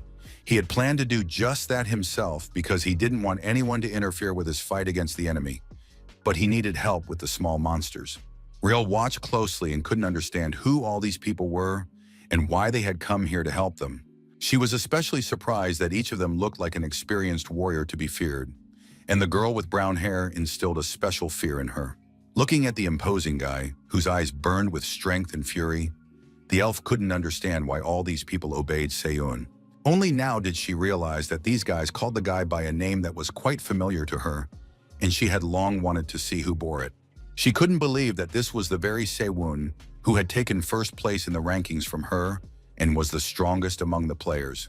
Without looking at the girl, her ally announced that he was leaving, which did not suit her very well because hundreds, if not thousands, of questions were swarming in her head. But to her great disappointment, she was told laconically that all this could wait and they would talk later. She herself understood that now was not the time for that, so she did not insist. Activating her power, the elf ordered the spirits to go ahead and start the battle. But Daracon also had no intention of standing still and waiting to be attacked, so he let out a dragon's roar. Fear began to paralyze our heroes again. But Seon had no reason to fear such a fate, for the mark of Satyr absorbed all kinds of fear, and the wind spirit protected them all from the shockwave, which was incredibly destructive and could smash everything around them to smithereens. Moving quickly, Siwoon said that they needed to keep up the same pace they had set initially, as slowing down now would be extremely dangerous. The system reported that the internal energy was enhancing the second form of the Empire's halberd technique, called the striking blow. The guy's abilities suggested that the monster's days were numbered. He attacked and aimed straight at the face of this beast, which opened its mouth and screamed with all its might. The internal energy strengthened the fifth form of the Empire's halberd technique once again, now increasing the power of the smashing strike. The move worked brilliantly. Darakon's face was thrown back, and he howled in pain. His anger seemed so all-consuming that the air around him became electrified. For the first time in all this time, the monster's paws faltered. He scratched the ground and tried to regain his balance in any way he could. Opening the Vault of Greed, our hero decided to finish off the monster. He pulled out the Dragon Slayer's sword, called Ascalon. Looking at this weapon, Seon's breath caught in his throat. It literally blazed in his hands, emanating such powerful energy that it was difficult to hold. No wonder, for it was the legendary blade with which Saint George slew the dragon, a weapon that symbolized triumph over evil. Smiling, the guy whispered to himself that this long training was finally coming to a logical conclusion. He then drove his sword into Darakon's neck, and the system sent him a notification that he had defeated the boss of the final stage of training, the enraged tyrant of the sea. Blood spurted out like a fountain as the system congratulated Seon on successfully completing his training. Of course, the guy's level had increased, and his personal merit points had gone up. But on top of that, he had acquired what was called Sea Fury. Finally, he could breathe a sigh of relief because it was all over and the horrors were behind him. The monster was dead, and that meant he could finally catch his breath. Before Sewon had time to recover, Jongpil jumped up to him and said that he had always known that his comrade could handle even the most difficult task. Soa also praised the guy and said that he had done a great job because they had defeated the one who instilled animal terror in all living things. Only Baekhyun showed concern and asked how Sewon was feeling, since he had put in so much effort. The guy scratched the back of his head and said that everything was fine, he was just a little tired. In fact, he was much more than just a little tired. That damn Mark was sucking all the energy out of him. A few seconds later, loud voices could be heard. It turned out that Riel was clearing a path for herself so she could finally get to Sewon and talk to him. Jongpil was very upset by this attitude, so he asked who this elf thought she was, talking so boldly to their leader. But Riel was unstoppable. and she angrily asked why Se-woon had hidden his true identity from her, which she thought was unfair to say the least. Smiling condescendingly, our hero said that he didn't need any reasons. He wanted to be number one, and that was all the elf needed to know. These words struck her to the core, and she opened her mouth, not even knowing how to respond to this insolent remark. They were distracted from their heated conversation by a cry announcing that the cliff was collapsing, apparently because the training was over. So-A didn't care at all about the unfamiliar elf standing in front of her. She understood that they all needed to escape together, and to do that, they had to hurry. However, Seon did not react much to all these words. He was extremely detached and slowly walked towards the cliff, as if thinking about something. Then he turned his head and, with a mysterious smile, said that he was counting on his squad and that he still had unfinished business. These words alarmed So-A. She didn't understand what their leader was talking about or what he was planning to do. His actions were always too mysterious. But the guy didn't go into details or explain anything. He just started walking forward, moving further and further away from his companions. Looking at this impulsive young man, from whom you never knew what to expect, Soa could only wonder what was going on in his head and how fast his thoughts were moving. Meanwhile, in the depths of the water, Mr. Sharks was informed that the players' training was over, and events were unfolding very rapidly.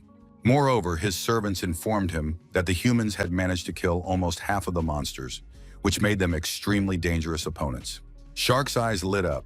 He was so angry that he could barely contain himself. But all the shark-like monsters said was that the vile humans could become a serious problem for them. But he was glad that the other half of the creatures had survived, because usually humans were less capable, and there were only a couple hundred left. Not as many as there were now. The silhouette of a fiery woman with incredible strength flashed through his mind, and Sharks thought that this was the first time something like this had happened since her. While such important matters were being discussed, the little fish swam calmly about its business, not even thinking that it might be in any danger. But when it noticed the giant shrimp, its mouth opened in a silent scream of horror.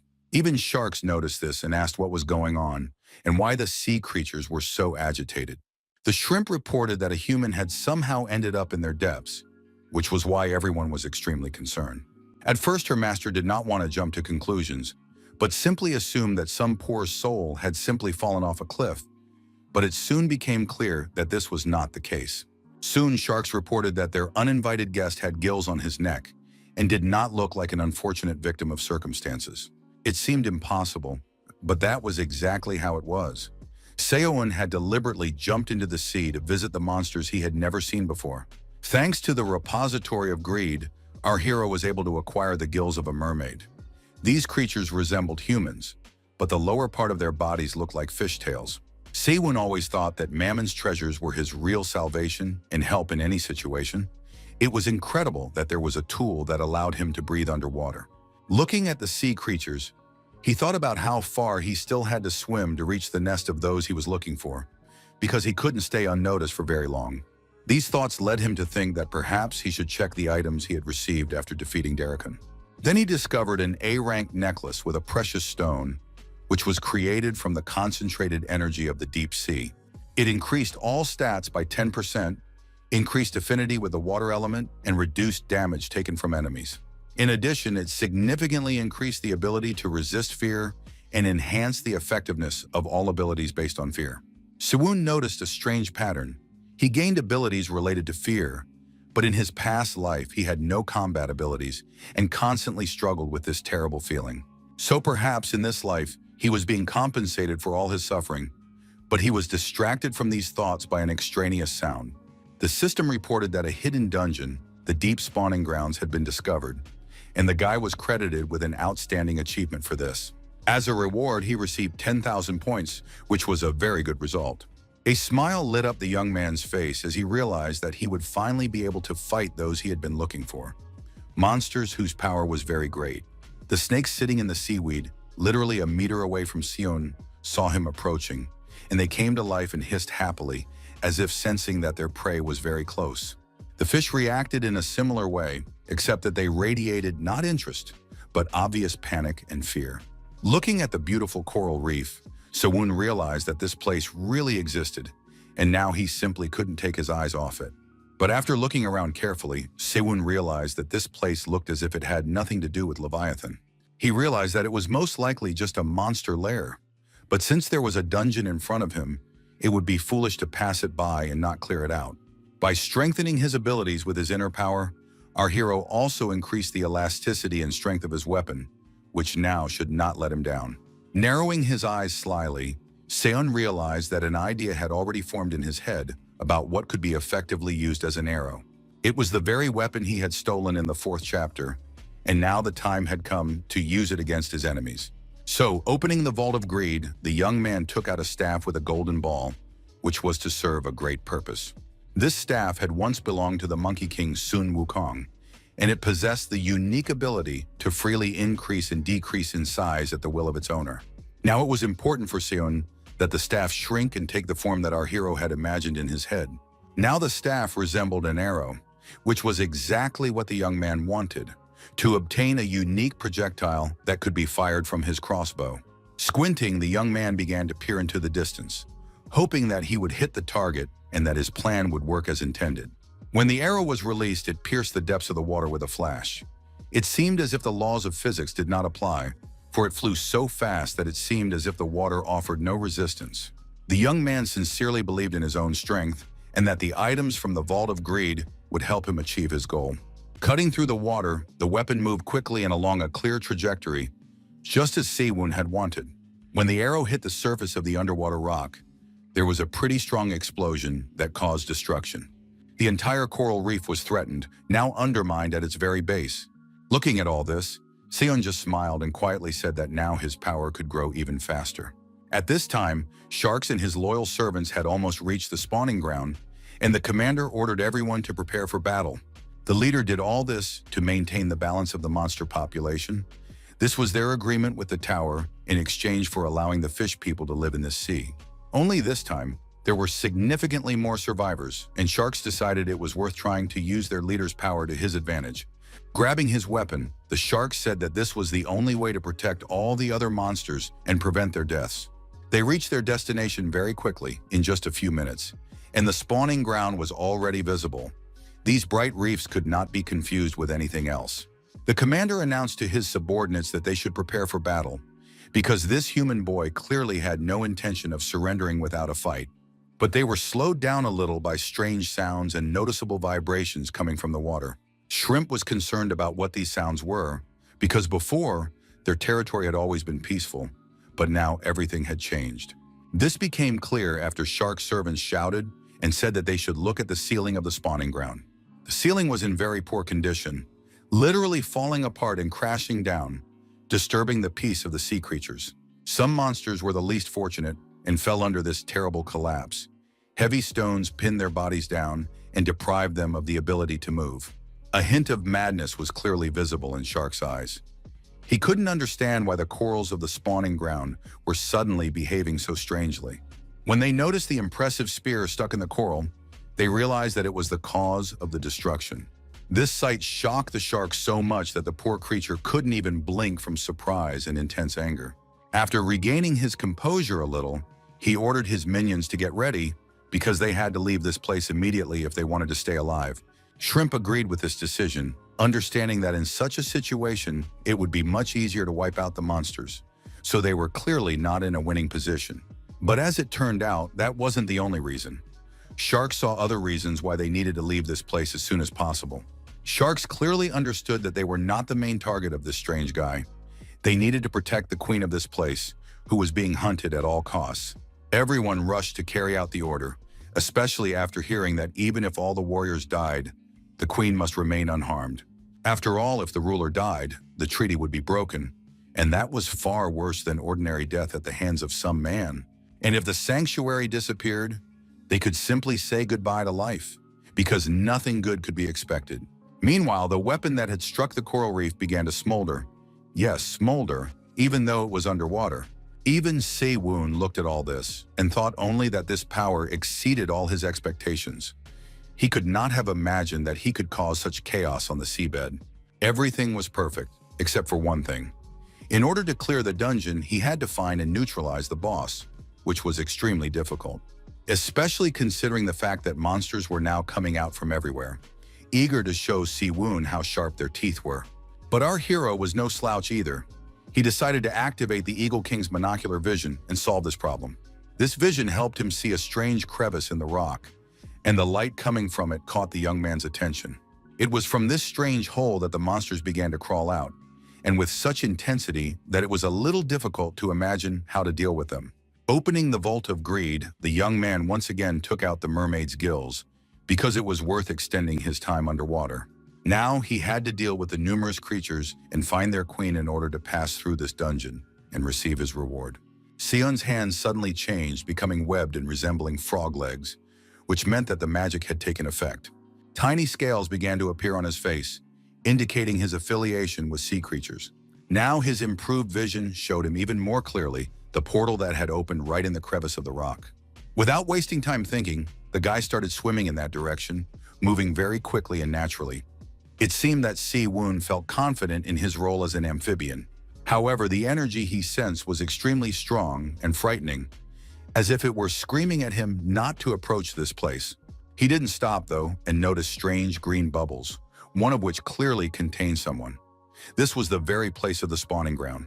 As he swam closer, our hero wondered if this was where the fifth wave monsters were born, and he immediately wondered who had laid and guarded all these eggs. Suddenly, he heard a voice in his head, a woman's voice calling him, and the tone was clearly not the most friendly. Fear paralyzed Seon's body, and everything inside him screamed to stop. His gaze found the source of the voice. It was a strange woman with her eyes closed who was inside the bubble. She resembled a human, but she had gills and her hands were shackled. The voice in Seon's head, which most likely belonged to her, was surprised that a human had swum to these depths. When our hero tried to talk to her, she was even more surprised. Her reaction gave the impression that she had not communicated with anyone for a very long time. Pointing his weapon at the strange woman, the guy ordered her to introduce herself. Otherwise, he promised to kill her on the spot without any further ado. The woman sighed wearily but did not open her eyes. She said that the young man was too impatient and asked him to listen to her story first. She began her story by saying that she once ruled the Shining Sea, which was on the 40th floor of the tower. She devoted all her strength to maintaining peace in her territory, doing everything possible to protect the monsters from the tyranny of the constellations and the carnage wrought by the players. But a demon envied her and cast a curse on her. The question immediately arose in Seon's mind as to what kind of demon had done this to her. The woman promised to tell him, but only on the condition that the young man help her remove the curse. But our hero was not satisfied with these conditions.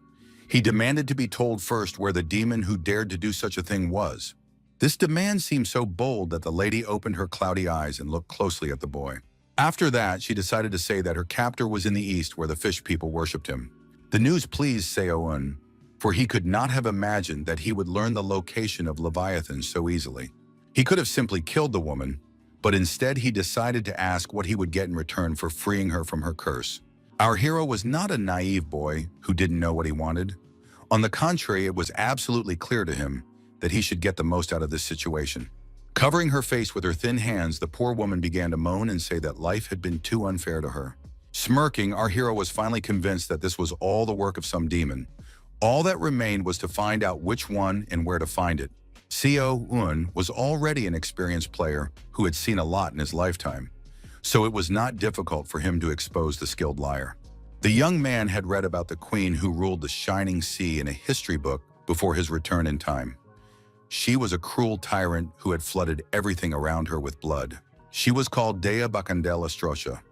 More than anything else in the world, this woman craved power, so she exterminated other races and even attempted to seize the throne of the constellation that protected the sea. But in the end, she was defeated by one of the constellations and was banished from the tower for eternity for all her evil deeds. Now she pretended to be innocent and begged to have the curse that kept her in the depths lifted, promising to lead the boy to untold treasures in return. Opening the Vault of Greed, Seon decided that he would do everything in his power to get this deceiver to talk. He took out the City Empire's method of torture, which was used in the Empire's underground prisons to extract information from enemies. So now he was 100% sure that he would make the queen talk, whether she wanted to or not. Realizing that her enemy was determined to get what he wanted at any cost, The woman became frightened and begged Seon not to rush into using brute force against her. These words made everything around them tremble, as if some inexplicable energy was bursting out of the crevice. Somewhere near the coral reef, someone was very upset and asked how such a thing was even possible. Looking at the fish swimming by, the creature asked if all this was really created by the same man who was chasing the monsters. Shark's eyes were so wide that it seemed as if they were about to pop out. He clearly did not know what to do next because all his plans had collapsed in an instant. He clearly understood that the queen was in great danger, so he had to immediately come up with some kind of plan to help keep her safe. One thought came to his mind, so he immediately rushed to carry out his plan. When he reached the crevice, Shark smiled broadly because he already knew what he had to do to protect the queen and neutralize the guy. The shark approached them just as Se-woon was about to agree to pull the captive out of her magical bubble, which was restraining her body and powers. Shark shouted loudly, demanding that the guy stop immediately because he could make an irreparable mistake. At some point, Se-woon's hand trembled and froze in place, and doubts began to arise in his mind about whether he was doing the right thing. Turning around, he looked at Sharks and tried to guess what this monster was thinking and whether he should listen to him. As he swam closer, Sharks noticed something strange. In fact, it was not a human standing in front of him, but a mermaid. Only these creatures had long since become extinct. At that moment, the queen begged the young man not to pay attention to the crazy shark. She had already given Se-woon everything he had asked for, and now waited for him to fulfill his part of the agreement. But the guy just smiled strangely.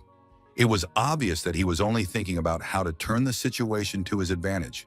Turning to the shark, Se-woon asked if the monster would like to introduce itself first, and as he said these words, he brought the dagger closer and closer to the queen's head. Shark's voice trembled as he said that he was the leader of the fish people. He said as clearly as possible that the guy should first remove the spear from the queen, and only then would they talk. Instead of complying with this request, our hero boldly demanded that they first explain why he should do so. Such wording stumped Sharks. He was an excellent warrior and leader, but despite this, he was not particularly intelligent. Then Seon thought that the fish people must have had their reasons for protecting the queen, even though she had betrayed Leviathan, whom they worshipped. Clutching his spear, he thought that if he didn't kill the queen, he wouldn't receive the reward for completing the dungeon. But there was something more important. So, meeting Shark's gaze, the guy said that he would leave the queen alive only on one condition, that they take him to Leviathan immediately. Surprise pierced the shark. The leader of the fish simply could not understand how an ordinary person could know about a creature that many considered to be nothing more than a legend and fiction. Smiling broadly, our hero said that the queen, who had no choice in the matter, had kindly told him about it. Clutching his head, Sharks tried to pull himself together and calm down. He didn't really succeed, but he still asked why the guy suddenly needed this powerful monster. This question made Seon think about how to present the information so that the shark would understand everything right away, and he wouldn't have to waste time on unnecessary explanations. But remembering that this monster worshipped a demon, the guy decided to activate his power and deal with this issue in a different way. He realized that it would be easier to show why he needed Leviathan. So soon, a bright flame began to burn in his hands, growing hotter with every passing second. After a couple of minutes, the system reported that our hero had swallowed the egg of the abyss, which had extremely low nutritional value, so it did not provide any characteristics. Seeing before him a man who possessed the power of gluttony, Sharks froze in place, literally speechless, his insides contracting with fear. Satisfied with the expression on his opponent's face, Seon opened the vault of greed, which shocked the enemy even more, from which he might not recover. The smile on the guy's face grew wider and wider, and he asked mockingly if he had demonstrated enough power for the fish to finally understand who they were dealing with. Then it finally dawned on Sharks that the two demon gods wanted to meet the constellation they worshipped. Se-woon lowered his eyes wearily and said that he was not going to share any more information. In fact, the guy was worried that his patron might be angry about the use of his name without permission, but he hardly reacted. Mammon seemed to have come to terms with his name being used, but Beelzebub was only concerned about his own stomach, repeating over and over that his head was spinning from hunger. Realizing that the constellation was only interested in food, the boy looked closely at the shark, who, incidentally, agreed to his terms.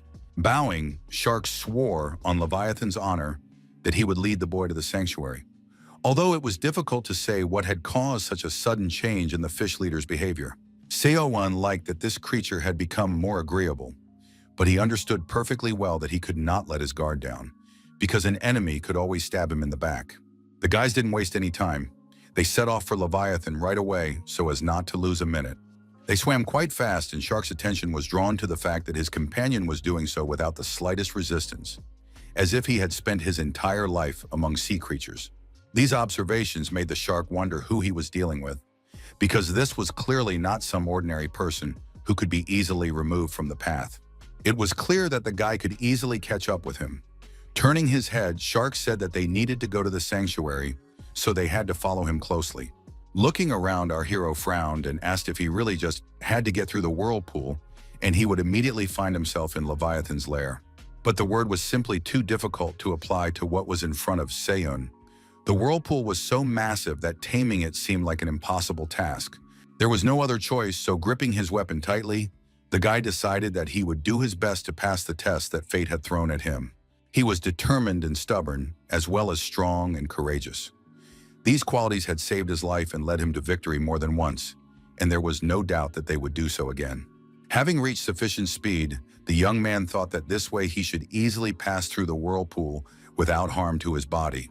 Alarming system messages began to arrive, saying that the power of envy was raging everywhere. This led to a sharp and significant drop in his flying characteristics, which clearly did not please him. He felt exhausted and unfit for the upcoming battle. Thousands of questions raced through his mind, one of which stood out above all others. What is the power of envy, and who possesses it? When the system sent another message saying that his strength and agility had been reduced, the guy realized that this was Leviathan's barrier. The bowed raven watched what was happening with curiosity. It was striking that at that moment he was not thinking about his chosen one, but about whether he would get Durandal if he died. Seon understood that he had to do something before his stats dropped even lower, so he opened the repository of greed and took out the spear of the underground snake, which was called the Inverted Heavenly Mother. This spear was used by the commander Sun Yue-fei himself, and it was said that the terrible snake that this warrior had defeated had taken the form of a spear. It was obvious that with weakened characteristics, one could not rely on brute force, so it was better to trust a powerful magical artifact. So, the guy decided that it would be a good idea to try to put his will into this weapon and make it even stronger. With these thoughts in mind, he gripped the ancient weapon and began to swim toward the whirlpool. Shouting, our hero decided that he would break through this place no matter what, because his escape from the dungeon was at stake. He held the spear in his hands, but it seemed to him that it was a living creature that bent with every slight movement of his hand. He felt a strange unity with the artifact. Despite this, strength continued to leave the young man's body. It became difficult for him to stay on his feet. It seemed that his life force was completely draining away. His only point of support was the spear, which seemed to ground him and help him stay afloat in this terrifying whirlpool. The serpent that lived inside the spear, or was the spear itself, opened its eyes and behaved as if it were truly a living creature. Its slithering body maneuvered between the waves created by the whirlpool, and it seemed that nothing could shake this ancient snake. Suddenly, the snake squeezed Seon's hand so hard that it hurt, and the boy began to fear that he would be pulled forward, right into the center of the whirlpool. What he feared happened, and our hero screamed, not knowing what the outcome would be. But as it turned out, he had worried for nothing, because this action helped him escape the influence of envy. After that, his former characteristics began to return, so our hero was extremely surprised that the treasure from the vault had just saved him. He had always thought that treasures were just tools that had no mind of their own, but now it became clear that perhaps there was something more to them. In any case, at the moment, Seo-eun could not devote much time to these reflections, because he had arrived where he had long wanted to be. The sanctuary of the ancient monster Leviathan was a terrifying place, littered with bones and the remains of creatures that had served as either a meal or a light snack before the main course for the monster. Strange creatures that resembled neither humans nor fish swam there, clearly shocked to see a human, and not just any human, but one with fins and gills. But the strangest thing for them was that this young man had managed to pass through the whirlpool, while even for sharks it was an impossible task. Even Seon found it strange, because he believed that their leader should have been the first to get here, but no, he couldn't even overcome the whirlpool. Soon the worried sharks appeared, shouting anxiously, asking if his companion was injured. He asked what Si-woon was thinking when he just rushed into the whirlpool. It was madness that greatly frightened the shark. Our hero calmly asked if that wasn't the entrance, to which he received the answer that he had broken through a whirlpool filled with the power of hatred. In response, the young man reminded him that he had two demonic deities on his side. Scratching the back of his head, the shark said that he already regretted underestimating him. After that, they went to the sanctuary, which turned out to have originally belonged to a black whale, a huge, ferocious monster. Approaching the creature's body, Shark said that after the constellation personally defeated it, it created them, the fish people, and the home in which they lived. As a sign of gratitude, they built this sanctuary from the bones of the black whale. At that moment, Si-woon thought that Leviathan might be kinder than he had thought. The hungry prince thought only of what the bones of a black whale would taste like if cooked for a long time. And the bowed raven was clearly a little disappointed that the boy had survived, and the sword would not belong to him alone. Smiling, the young man thought that his constellations were too selfish, but he understood them, because he was similar to them in that regard. The boy was distracted from these thoughts by Shark's voice, who excitedly announced that they had arrived at the sanctuary. Before them was the heart of the black whale, filled with the incredible power of the constellation, and an extremely powerful aura could be felt in this place. Shark said that if you put your hand on it, you could hear the words of the constellation, which would stir everything inside you. Coming closer, our hero looked closely at the heart, overcome by some inexplicable anxiety and awe before the ancient power. When his hands approached, the heart shone even brighter, and its beating became much more distinct. It seemed that there was something alive in front of the guy, something that sensed his presence. Se-eun's eyes widened when he heard words in his head saying that he had managed to break through the ancient power of the mighty whale. The hero's head began to ache as if he had a severe migraine, and the voice continued to say that there was a very interesting person standing in front of him. The voice was unbearable to listen to. It felt as if his head was about to burst and his brain would spill out. Blinking to get rid of this feeling, Se-eun came to his senses a little, but then froze again, because now he was standing in front of the very creature he had been searching for so long. His body froze and everything inside him began to tremble, because he finally felt what the difference in levels meant. Leviathan looked at the guy and said in his unpleasant voice that he couldn't believe that someone would actually come here to take his power. The voice was so piercing that it made everything inside Se-eun freeze with fear. He understood that he would either hold on or die the most terrible death imaginable. The mark on his hand began to pulsate, but the hero knew that he had only one option: to win the monster over to his side, because only that would help him carry out his plan. The sea serpent's eyes widened in surprise when he noticed a faint glow around the young man's palm, from which a strong, magical power emanated. It was the mark of the satyr reacting to the divine character. It turned out that the characters of the sacred constellations, which had been sealed with a mark, were partially awakening and could resist external influences. Our hero was extremely surprised because he realized that another seal of the sacred mark had just been removed, which caused a strange thrill inside him. Leviathan did not understand one thing. How could an ordinary player in the tutorial carry a sacred mark? Now it became clear that the raven and the pig had not shown interest in him for no reason. The snake's harsh words made Raven frown, but the hungry prince forgot everything when he heard the word pig. He wanted someone to cook him an animal. Lowering his eyes, Se-eun decided that he needed to introduce himself to such a powerful enemy, so he named himself without hesitation. The snake hissed that he didn't need to give his name, because the guy clearly knew who he was. He was interested in why the man was looking for him and had accepted this reckless challenge. Realizing that they didn't have much time, Se-eun decided that there was no point in delaying the inevitable and that he should get straight to the point. So, without thinking twice, he blurted out that he would like to ask the demon of envy for cooperation.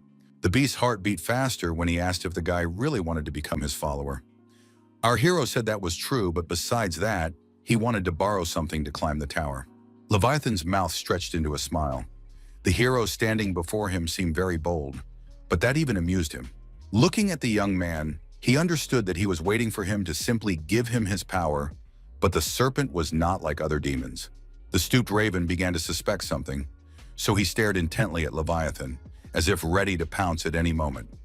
The serpent expected such a reaction, But then the young man continued to speak, offering something in exchange for the creature, lending him its power. When the monster realized what the boy had taken out, he was speechless for a second, because he had not expected anything like this. In Se-eun's hands was a precious stone that had been taken from the queen's nest, a special item that could safely be considered priceless. In other words, it was the treasure of Leviathan, the dream of all treasure hunters. And now our hero promised to return the Dark Lord and the sea creatures back to the tower, a statement that was loud and extremely intriguing. The monster immediately asked where Se-eun had gotten this item, and he simply replied that he had taken it from the nest. Leviathan asked another question, wondering if the monster, Estrocha, was still hiding. But the guy didn't give him an answer. He intriguingly said that he had heard that with this treasure, the temple could be rebuilt. Leviathan was surprised because this information could not be found in the tutorial. Se-eun boldly said that none of this mattered, and Sharks was horrified because he couldn't imagine anyone daring to speak to the constellation like that. But surprisingly, the snake told the shark to calm down, after which his servant instantly fell silent and didn't dare say another word. Then the monster turned back to the young man and said menacingly that even the highest level players couldn't even raise their heads in front of him, so Se-eun was clearly not an ordinary person. He added that he wasn't sure about the pig, but the crow clearly recognized this and agreed with his every word. The bird didn't comment on this, but only hid behind his back and began to cough awkwardly. Leviathan said he agreed, but he had some conditions. After these words, he asked the guy if he knew about the existence of a certain Rushipo. Se-eun froze and his eyes widened involuntarily. Surprise and anxiety completely consumed his mind when the serpent said that he must destroy this creature. The young man's head was clearly aching from Leviathan's anger, which prevented him from understanding why someone from their own generation of demons was so hated. Rushipo was a demon of arrogance, rumored to be the strongest and most famous constellation among the 7 deadly sins. It was the very constellation that had followed the guild of the Dark Spirit Sword before the guy's return. But then everything changed, and he began to refer to the guild he had previously supported as nothing more than a piece of trash. Now he and his minions looked down on the players, and if the poor guys started to resist, they were mercilessly killed. Se-eun always wanted to know what these guys were mad about, but now he didn't have time to ask about that. The monster liked that the guy didn't refuse him, so he promised to give the young man the strength to help him keep the treasure. After these words, an amazing power enveloped the boy's body. It seemed to him that his body had become weightless, filled with such energy that it took his breath away. The magic penetrated his skin and filled every cell of his body. At one point, the guy thought he couldn't take it anymore, but then relief came. He understood that right now he had a unique opportunity to gain power that was incomparable to the sacred power of Sadros. The system reported that the demon of envy, Leviathan, had recognized our hero and that his desire for the treasure of the deep remained in force. The guy was also informed that the power of envy could be used with the help of the treasure of the deep sea. Now it was clear that the demon had finally granted his power, because he sincerely asked Se-eun to take his children to the blue sea so that they could live there. The request seemed so sincere to the young man that he could not even find the words to give a worthy answer. He simply met the gaze of his newfound ally, and everything became clear. The sea splashed carefree and the waves crashed against the shore. This picture gave a feeling of peace and serenity. It was so quiet that even the wind did not dare to disturb this idyll. Not a single leaf on the trees stirred. The spirits anxiously asked their mistress if she was going to continue, because they were already bored. The fair-haired elf did not answer, but asked if her friends remembered the young man with whom they had gone against Drake. Her winged friends immediately said that they remembered the young man very well, especially his delightful scent.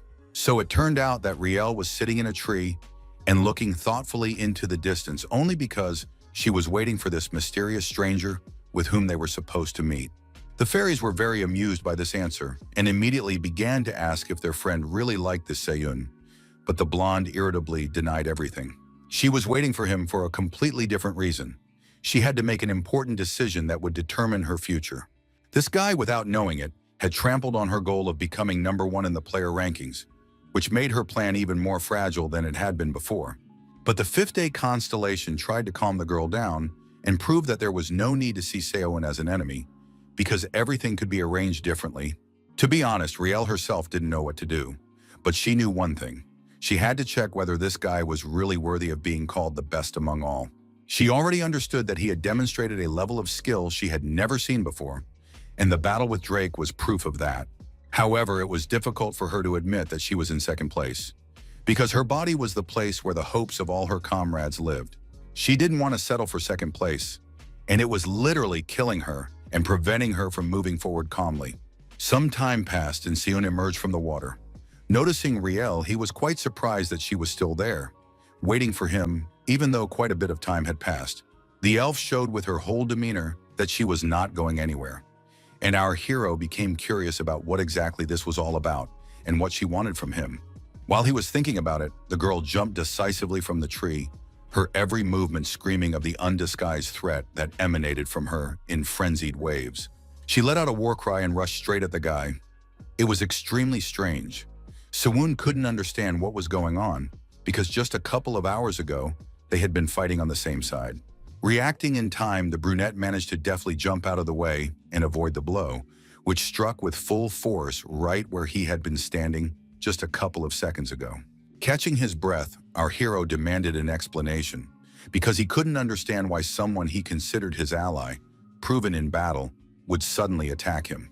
Real Refren fixed her stubborn gaze on him and said that he was currently at the top of the rankings, so she wanted to see if he was worthy of it. She understood that she had been used to catch the boss, and perhaps if she had done it on her own, she would have taken first place in the rankings. Smiling, the guy asked if she really thought she could catch him on her own, without any help or support.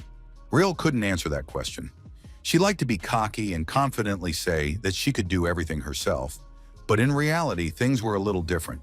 The silence dragged on, so Siwon was the first to break it. He decided to prove to the elf that he was worthy of being first, so he agreed to fight. Her eyes flashed menacingly. Then she called Sylphida and realized that she had to act now or never, because it might be too late. Her legs carried the blonde forward with confidence. Perhaps she didn't know for sure if she could fight back, but she was definitely capable of fighting with dignity. A fire burned inside her, the power of her ancestors begging to be released, and Riel decided to give in to this impulse and see what would happen. Sekiraner Tanayan was not going to wait for the enemy's blows to fall on him either. Swinging his sword, he began to analyze his opponent's movements in order to repel her attack. Two powerful forces collided, and the world burst into bright, colorful flames, signaling that the two energies were fighting each other. The little spirits who served the girl were simply delighted and began to shout that the fun had begun. These words greatly stressed Siwon because he did not know what to expect from them. The fiery spirit caused a powerful explosion that engulfed everything living nearby in its fiery embrace. Having managed to escape, our hero thought only that his opponent was much stronger than he could have imagined. So he had to choose his battle tactics very carefully. At some point, the fire suddenly changed to water, which flooded everything around and quickly reached the chest of the guy who did not know how to fight something that could not be hurt, water. The water rose so high that it was difficult to say what would happen next. Only one thing was clear: it would easily drown our hero and leave no trace of him. Just when it seemed that things couldn't get any worse, fate proved otherwise, as huge boulders began flying out of the water and heading straight for Seon. It was impossible to escape because he was trapped in the water. All he could do was stand still and try to deflect the stones that were flying at him at tremendous speed. Riel was determined and decided to use an attack that, in her opinion, the guy simply wouldn't be able to block. Looking at the girl holding a huge boulder above her head, which could be called a whole rock, our hero wondered if he would survive something like this. Waving her staff, the elf ordered him to immediately get rid of the one who stood in her way. She didn't consider herself cruel, but when the cobblestone landed where her enemy had been standing, the girl felt a strange satisfaction that made her tense up. But after a couple of seconds, the cobblestone began to crack, which was very strange and aroused suspicion. Coming closer, Riel realized that her fears were not in vain. A gap had formed in the stone, and what she saw made her open her mouth in shock and surprise. Seo-un emerged from under the stone and said with a broad smile that the trick was too dangerous and she should be more careful. The girl had no way of knowing that our hero had the legendary Durandal, a sword capable of cutting through even rock. Mammon had only recently finished making a duplicate and returned it, and the constellation was extremely disappointed that the weapon had to be returned to its owner. The girl's eyes widened. She understood that this was no ordinary sword, but she had no idea just how extraordinary it was. Looking at his stunned opponent, Seon said that he had not cheated because the elf herself had used the new weapon, so everything was fair. The guy assumed that she had received it as a reward for completing the tutorial, but he was no match for Durandal. Activating his power, Seon began to watch Riel refrain closely to see the details that had previously been hidden from him. He understood that now he also had the power of Leviathan. So very soon a full-fledged battle would begin, in which only the strongest would survive. Everyone who saw Si-Woon and his weapon understood that it would not be easy to defeat this guy, because he possessed such a powerful artifact. But Riel understood that if she could apply all the power of the spirit she possessed, then perhaps the results she sought would be achieved. She was enveloped in a blessing of abundance, and hope arose within the elf that her power would allow her to overcome the ancient sword, which was the main threat to her plan. All the elements that Riel controlled suddenly merged together and began to rage in a frenzied stream that threatened to engulf everything around it. The girl herself was surprised at how this attack went, because until that moment she had not allowed her power to rage so wildly, but now she felt some kind of wild energy within herself. But still, there was something that made the blonde incredibly nervous. And when she noticed it, her beautiful blue eyes widened. Seo-eun was still alive. All her efforts had been in vain, because her opponent had survived the attack she considered the most deadly. Her opponent had not only survived, he was completely unharmed. The girl could not understand what was going on and why nothing had happened to him. Inside, she hoped that the power of the spirits would continue to attack him, and that eventually he would fall, but so far that had not happened. The thing was, her spirits were extremely exhausted. They cried out that their power was not working and that they wanted to sleep badly. The bells were, to put it mildly, alarming. Riel was horrified. She was truly frightened, because she could not understand what had happened to her spirits. Soon the system reported that it was Seon who had deprived them of their power, aided by the newfound power given to him by Leviathan. The guy was absolutely sure of what he was doing. Power was surging around him, and all he had to do was channel it in the right direction. As a result of his actions, the spirit of the earth and the spirit of the wind were completely stripped of their power and no longer posed any threat. Meanwhile, Riel felt more and more clearly that her strength was leaving her body. She was weakened, as if someone had literally sucked the life energy out of her. Her opponent, on the other hand, was alive and energetic, and with every passing second, he was getting closer and closer. Suddenly, the guy jumped up and quickly ran towards the elf, who had rashly decided to test his strength. Swinging his sword, he struck a blow, hoping that it would be devastating and discourage Riel from any desire to rebel against him. The girl was confused. She understood that a mortal danger was approaching, against which she could do nothing. At that moment, thoughts arose in her head that she had overestimated her own strength. Her opponent had no mercy. It seemed he had decided to demonstrate all his skills and abilities to her, perhaps to impress her, or perhaps to take her life. The force threw her back, and Riel hit her back painfully against the rock. She realized that she was in big trouble, because it was obvious that her staff was no match for Durandal's deadly sword. As she thought about this, she discovered that her weapon had literally slipped out of her hands, and now she had nothing to defend herself with. The staff fell to the ground and rang loudly, attracting the attention of its owner, who could not yet find the strength to pick it up. There was another reason why the girl couldn't get to her feet, namely the tip of the blade pressed against her delicate throat. Seon was in no hurry to retrieve his weapon, as he was extremely interested to see what his opponent would do, what she would say and do now. Frowning, he asked menacingly if she thought he had won, and that it was now up to him whether she lived or died. Lowering her eyes to the floor, the elf finally found the strength to admit that she had indeed lost. It was not easy to accept, but it was necessary. She didn't want to, but she still admitted that the person standing in front of her was truly superior to her in strength and deserved the first place he occupied. When Sewon heard that the girl was sorry that things had turned out this way, he thought only that it would be extremely bad if she lost her self-confidence. But what she said next made him wonder if he had written her off too soon. After all, she declared with absolute confidence and a sly smile that next time she would not allow herself to lose under any circumstances.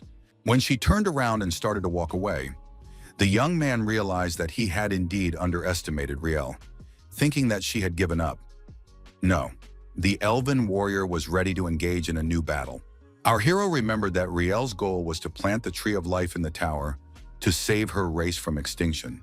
It was the only way to save her kin. But growing it was not so easy.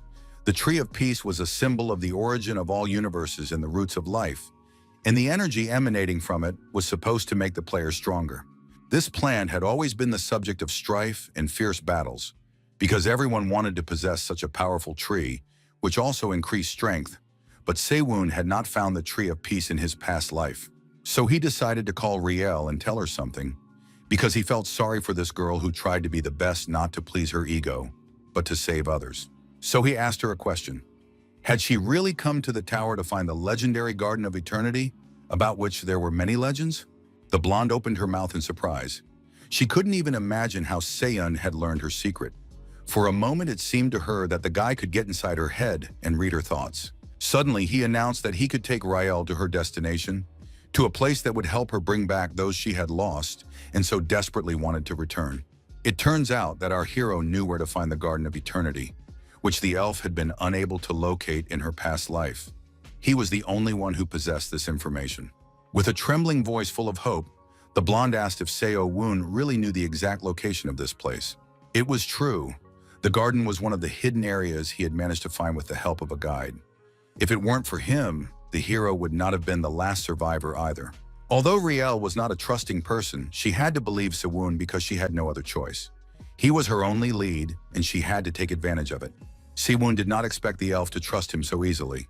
As if reading his thoughts, she said that since he had one, she could show him a little more trust. Lowering her eyes to the floor, Riel muttered that she didn't think the guy could deceive her. For some reason, she had developed a strange feeling of trust toward him. Watching the couple grow closer, the fifth day smiled gently, but the raven clearly did not share her tender feelings, as his eyes showed no joy.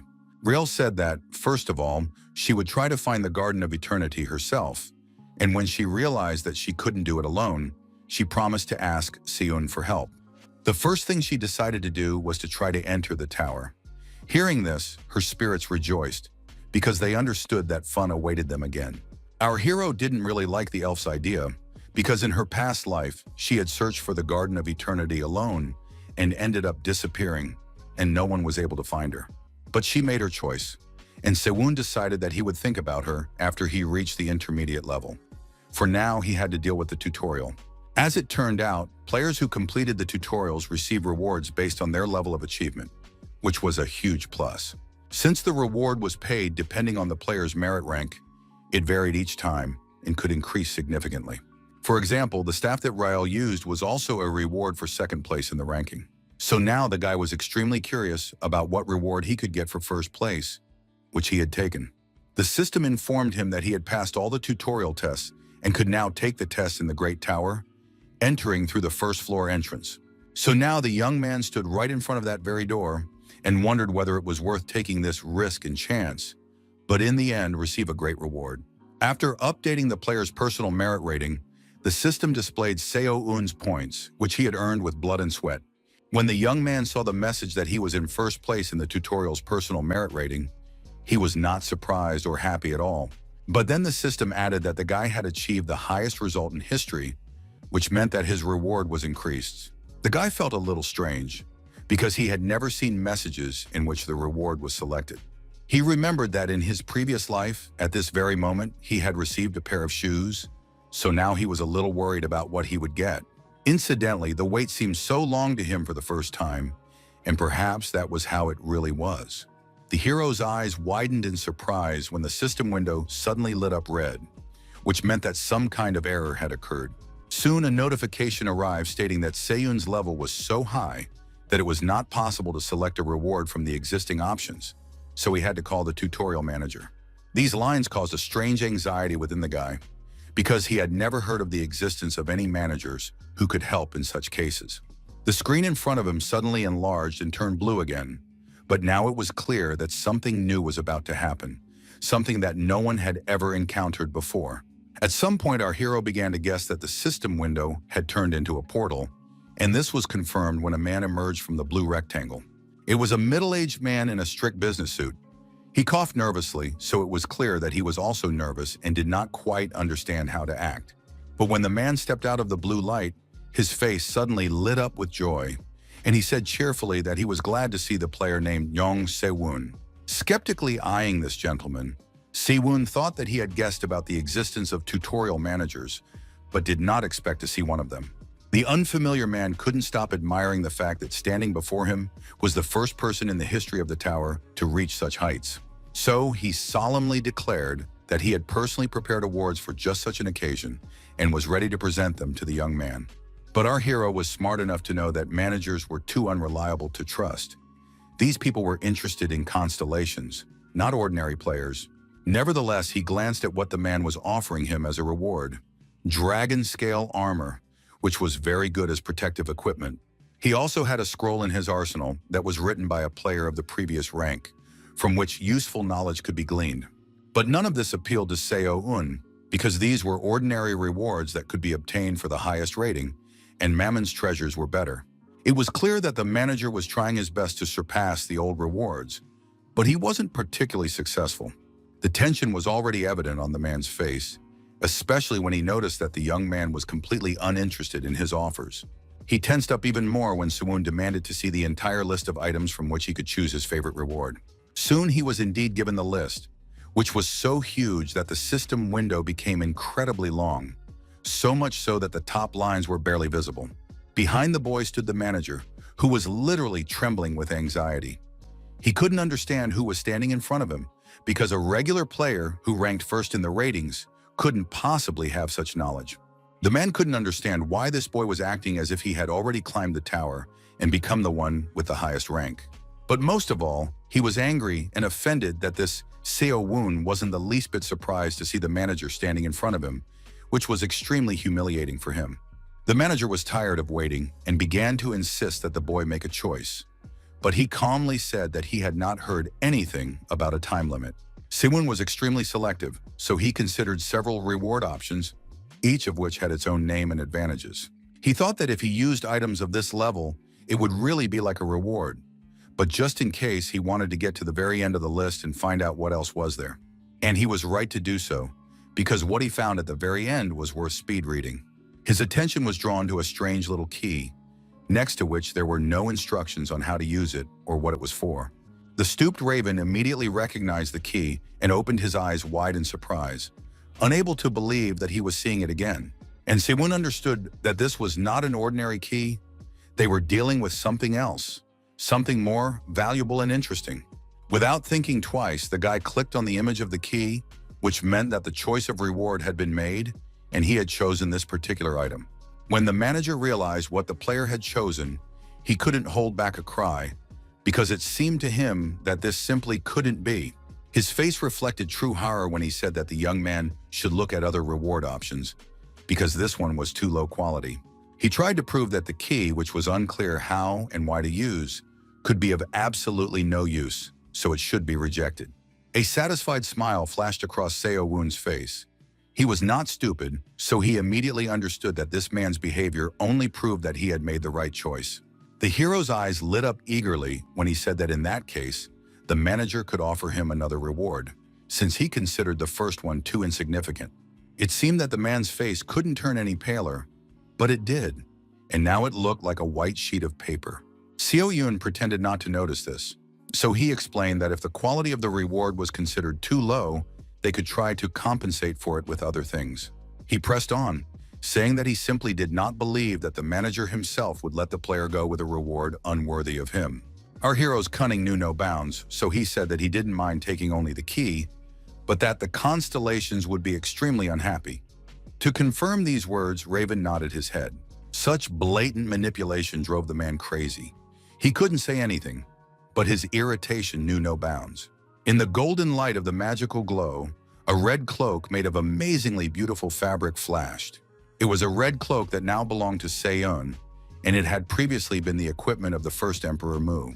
This high-ranking robe belonged to the last Prime Minister of the Han Dynasty, and thanks to it, ability, strength, and skills were increased by 10%.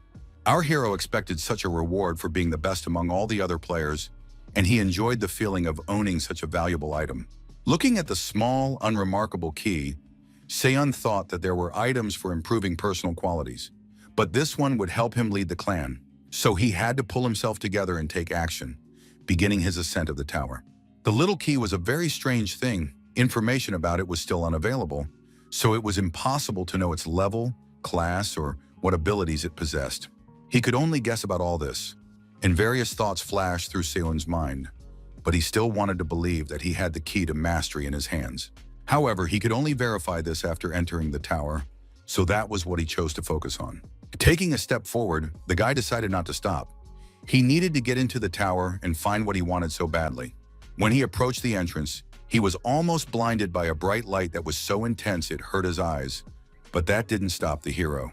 A powerful force emanated from this passage, hinting that not everyone would be able to complete this journey. There were those who had been scattered forever in this radiance. But the guy did not give in to sad thoughts and boldly entered inside, so that soon he saw an amazingly bright and beautiful sky. Sewon happily stopped and began to admire this serene view, knowing deep down that these might be the last peaceful moments of his life. He had a strange feeling inside, subconsciously understanding that it was this power that created the landscape of the tower in which he found himself. The system sent a notification that the player had passed all the tests and taken the first step towards the tower. Now he was on the first floor, which served as a recreation area. While the young man was enjoying the fresh, pleasant air, the system notified him that all personal achievements obtained during the tutorial were being activated. But what surprised him most was the message that the achievements accumulated during the training period were being stored and used as the basis for the narrative. While the guy was trying to understand what it all meant, he was notified that the story was called The Seeker, and he was given the same nickname. Scratching his neck nervously, the hero thought that he was pretty good at searching for things, but he still didn't understand what to do. In honor of his new title, all of Sewon's abilities increased by 10 points, and the potential for what was called terror was unlocked. Suddenly, a strange, unfamiliar voice asked in surprise if Sewon, who had already finished his training, had come here. When the boy asked who was standing in front of him, the man laughed loudly and said that the boy was finally asking the right questions. It was Hedrick, a player who had surpassed his rank by 3 times in the tutorial. He was incredibly strong, and fighting him was a real test of strength. But Sewon wasn't scared at all, because he knew that the person in front of him was just someone called Extra. He knew how powerful such characters were and wasn't worried at all. The man came closer and closer and started talking nonsense about how the equipment looked good and that he would accept Sewon into the clan of this body. Looking at this madman, our hero realized that this was the very person who killed at the entrance and brought weak players into the clan. Looking at the clouds floating above, the young man asked what would happen if he didn't want to join the clan, and the answer was loud laughter. After that, Hedrick added that in that case, Sewon would have to give him a few items as a sign of goodwill. After these words, he began to draw his sword from its sheath, openly hinting at what would happen if the boy dared to do otherwise. Sewon understood perfectly well what awaited him if he disobeyed, but his enemy did not take into account that he was not dealing with some helpless boy who could be intimidated. So the young man boldly met the brute's gaze and said that now it was his turn to speak, and the other man should listen carefully. However, after this statement, no words followed. Instead, our hero delivered a powerful punch to his opponent, knocking all the air out of the man's chest. This move was so unexpected that Hedrick did not have time to react and defend himself, so he took the full brunt of the blow, and his confidence was now greatly diminished. When the air gradually returned to his lungs, he managed to squeeze out the words that he was facing a real coward. Smirking, Sewon suggested that his opponent try to attack him. However, Hedrick was not eager to suffer again, so he clenched his teeth and remained silent, glaring maliciously at the man who had humiliated him so badly. But his wounded pride prevailed, and after a couple of minutes, the man rushed into the attack again, hoping to tear his opponent to pieces. Such attacks no longer surprised Shuna. After all the monsters he had already defeated, Hedrick seemed like a novice on the battlefield. Hedrick did not yet know who he was facing, so he swung his sword confidently, showing with his whole demeanor that he was an experienced warrior to be feared. He convinced himself that the boy was just a good swordsman and nothing more, that he was not some martial arts guru to be feared. After clashing with the young man in battle, he immediately realized that he was wrong, because not every warrior with a good sword in his hands could wield it so beautifully. Sewon even felt a little disappointed that his opponent was even weaker than he had expected, which meant that another boring and mediocre battle awaited him. Out of disappointment, he kicked his enemy hard, knocking him off his feet and sending him flying backward, shouting loudly in surprise. Soon the serene calm was broken by cries and pleas for Seon not to kill him and to show mercy. And yet our hero decided to pardon this arrogant man, but not because he was too kind, but simply because he needed to find out information about a certain clan, and Hendrik knew everything about them. All the man asked was to tell him the name of the clan, or at least name a famous player who was part of it. Seo-woon thought for a moment and tried to remember anything that could simplify the search and narrow down the circle. But then he looked at Hendrik skeptically and said that Kang Han-shul would be bigger than him. These words terrified the man, his face contorted with fear. The name sounded familiar to him, and when the beaten man realized that he was right about who it was, his mouth opened in horror. He didn't want to suffer any more injuries. After all, Seo-woon was talking about Kang Han-shul, who was known by the nickname Explosive Power, a player who was already the subject of legends. His serene nature did not reflect Hendrik's anxious state of mind, who was incredibly scared of the possibility of encountering this monster. Seo-woon had never heard anyone call Han-shul by that nickname before, but it really suited him because he was a real hurricane of power. He immediately realized that the guy himself would hardly call himself that, and only one thought came to mind. It was all the work of Jean-Pil, who loved to come up with nicknames for others. This made him wonder if he should look for the clan called Diablo. Yes, this was the strongest clan, famous for its incredibly difficult tutorials, which were far from easy for everyone. Yu So-ah could summon a blood hurricane, killing several monsters at once. And Baekhyun possessed amazing power that could revive the dead and cause a tsunami of death. The players on Seo-woon's team had truly impressive skills. Hendrik picked up on this idea, adding that the clan's leader was a lone blood wolf known as the Royal Hound. All these words made our hero feel terribly tense, so he asked them not to burden him with this for now, but simply to explain where to find the Diablo clan. So they set off, because Hendrik did not want to argue with someone who could effortlessly beat him so badly that death would seem like a relief. After a while, the man smiled and announced that they had reached the place where, according to the stories, the clan they were looking for lived. The clan's base looked very cozy, with multi-story houses built of light-colored stone everywhere, and the area was well-kept and pleasant. It seemed that they had not come to a temporary base at all, but to a full-fledged village with its own infrastructure and permanent population. Looking at all this, the young man was almost 100% sure that it was all thanks to the skills of the twin sisters Han Aryu and Han Dawan. The scouts quickly noticed two players approaching the gates of their village, but one of the figures seemed very familiar to them, so they did not rush to open fire on the uninvited guests. When they realized that it was the very same seeker standing before them, they ordered that this be reported immediately to Lady Soe, who made all the important decisions. Hearing how the inhabitants of this base addressed the young man, Hendrik froze, for he had no idea who he had encountered in battle.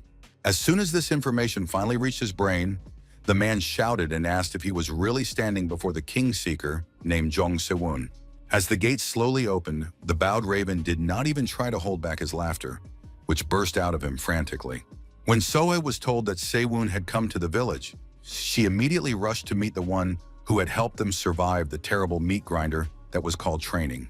She rushed to hug the guy, rejoicing that he had finally arrived and now they were all together again, her anxieties and fears melting away as if they had never existed. Se-woon began to remember that the last time he saw the girl, he jumped off a cliff, which, to put it mildly, made her worry. As soon as he could breathe again after his girlfriend's embrace, he noticed that the red-haired twin sisters were already running towards him, also very happy to see him. All his friends gathered around him and said that they had missed our hero very much, because they hadn't seen him for a long time. Se-woon smiled and said that he had kept his promise and returned. So A stopped the flow of words and said that first they needed to go inside the castle, and then they could continue their questions. Everyone began to disperse and only Hendrik stood in place, unable to believe his eyes. He liked what he saw so much that he was literally speechless. Deciding to thank his companion for bringing him to the right place, Se-woon asked the locals to give him a tour, which made the man incredibly happy. First, they went to see the improvised field kitchen, where the girl who had helped Se-woon cut up animals at the beginning of his training was now an experienced cook. A little further away was the place where the players trained before upcoming battles, where they could fight each other and hone their skills. Looking around with excitement, Hendrik asked how long it took to build such a place, which looked like a real village. Meanwhile, Sewon told Soa that they had all done a great job. The girl lowered her eyes and said happily that she had taken care of the clan, because that was what he had asked her to do before leaving. It was clear that the girl really didn't want to let down Mr. Siwoon, who trusted her, so she took the burden of responsibility entirely upon her shoulders. She said without reproach that everyone in the clan had already gotten used to the sudden disappearance of their leader, but the guy was still a little hurt by the statement and felt awkward. Deciding to change the subject, Sewon asked where Jungpil had gone. Usually he was always the loudest, but now he wasn't even showing his face. Turning away, the girl sighed wearily and said that perhaps the blonde had gone for a drink, which had become a frequent pastime for him. It turned out that ever since he noticed the bar on the first floor of the tower in the village, he had been going there almost every day, so it came as no surprise to anyone that alcohol had become a serious problem for Jungpil. Thoughtfully, our hero began to wonder if something like this could be used in a tutorial, but he was distracted from these thoughts by Han Chol, who approached him very quietly from behind and said that they hadn't seen each other in a long time, which meant they needed to fight immediately. Smiling, the guy thought that it had indeed been a long time since their last battle, which meant they could reminisce and shake off the cobwebs. So, winking at his friend, Sewon said that he would not mind organizing at least one round with him. A couple of minutes passed, and the guys had already moved to a more suitable place, which was located in the very center of the village. After examining his opponent, our hero quickly realized that Han Chol had become stronger while he was away, exuding an indescribable steadfastness and unyielding will. Glancing at the strange armbands, Sewon asked his opponent what they were, and he replied that he had received them as a reward from the official rank. He asked if they could be used in combat, to which Sewon replied that it made no difference to him. The young man understood that, in any case, sparring with such a strong opponent was good training. So soon the guys were already fighting hard, which was quite difficult, because each of them had gained strength during this time. Han Kul was like a hurricane, his strength literally begging him to let it out, and the young man had no intention of resisting this urge. Noticing his opponent's speed, our hero was, to put it mildly, surprised, because he remembered what this player was like at the very beginning of his journey, and his progress could not fail to inspire respect. But besides that, Siwon had a desire to test his own strength. He was extremely curious to see if he could stand up to such an enemy. He wanted to see if he could escape from an opponent who moved at such speed, and the only way to find out was in battle. Looking at how much strength Han Chol put into his blows, one thing was clear. Being his enemy was incredibly dangerous, so Siwon was grateful to fate that they were in the same clan. Siwon understood that for now, he could only dodge these attacks, because in order to strike back, he needed to take a more advantageous position. Han Kul, on the other hand, wanted to show the leader all his strength, so he slammed his fist into the ground, causing it to crack in many places. He even felt a little sorry that such a good punch was wasted on hitting the ground instead of his opponent's body. Our hero was simply delighted that his opponent had so successfully combined the power of Tai Chi, as this made it almost impossible for his opponent to escape. Of course, Han Choryu was pleased with this praise, but he knew perfectly well that this was not the end. He wanted to show the greater extent of his abilities. When the power began to grow and a very powerful aura began to appear around Siwon, he was even a little scared, because he did not expect to see anything like this. A whole stream of power rushed at him, so unbridled that it seemed impossible to escape it. So the guy stood there and tried to come up with a plan of action as quickly as possible. The only thing he managed to do was cover himself with his hands, creating a kind of shield that would at least help prevent the energy from knocking Siwon off his feet. Soon, our hero's magical energy activated a real shield, which quickly grew around his body, protecting him. Thanks to all the boy's achievements, the radius of the wide shield from the magic tower was increased, so that now our hero could feel safe for at least a moment. Such actions were a source of pride for Han Choryu, because for the first time in a fight with him, his opponent used magic, which meant that his power had really increased since such techniques were being used. Siwon admitted aloud that his opponent was very talented, as he had mastered not only the Tai Chi technique, but also strength. This led the hero to only one solution to the problem. He knew he had to open the repository of greed and extract something suitable for such a case. And the guy found something that could help him. This skill was called the Flash of Tai's hand technique, and it made the owner's body burst into bright flames. This skill was passed down from the warriors of the frontline faction, who placed a strong emphasis on asceticism and it helped him move much faster than usual. With an ominous laugh, our hero announced that now was the time for Han Chol to learn the techniques of Tai Chi. But words were unnecessary as the young man was eager to try out his new power in battle, so he rushed at his opponent without hesitation. Now it was Han Choril's turn to retreat in surprise, because Sewong showed a speed that he was not yet capable of, so now it was he who needed a new plan of action. Powerful blows rained down on him one after another, and he had no way to defend himself because he simply couldn't keep up with his enemy's movements. So now the roles were reversed, and poor Han Chol stood with his hands covering his face, hoping that this makeshift shield would protect him from serious injury. With each new blow, he moved further and further away, so that with each step backward, it became increasingly clear that victory was slipping away from him like sand through his fingers. It was difficult, incredibly difficult, so at some point, Han Chol had to stop just to catch his breath. It was at that moment that Siwon approached him, held out his hand, and asked how long he thought the battle would continue. Han Chol realized that this was the perfect moment to surrender, so he took his opponent's hand and asked if he really intended to stay with him for a whole month. Shaking Siwon's hand firmly, the young man said that if so, he would be able to hone his skills and bring them to perfection during that time.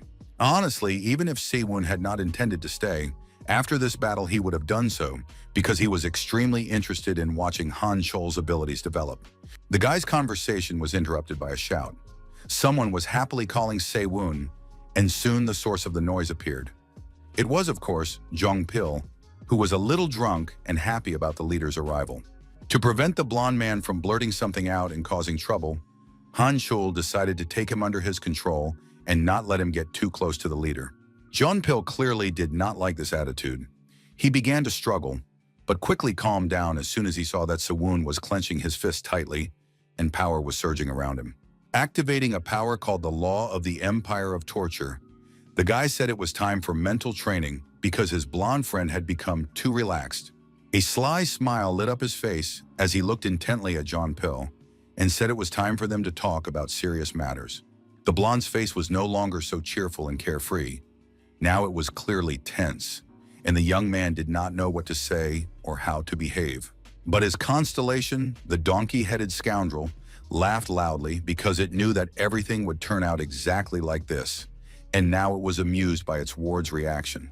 Jong Pil's fun ended with his poor eye swelling up from a huge bruise that he had been happily beaten up with during the so-called brainwashing.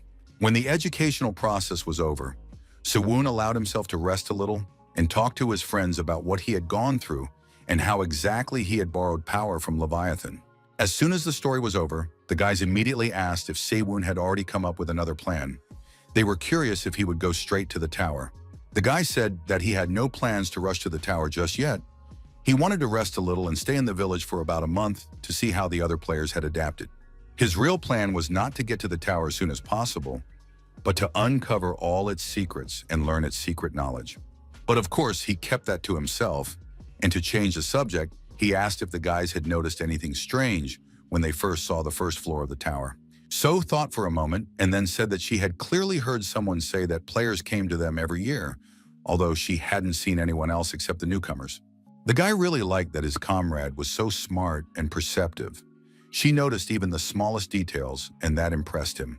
He said that she was right because there was a 1-month grace period on the first floor of the tower, after which some kind of accident occurred and the remaining players disappeared.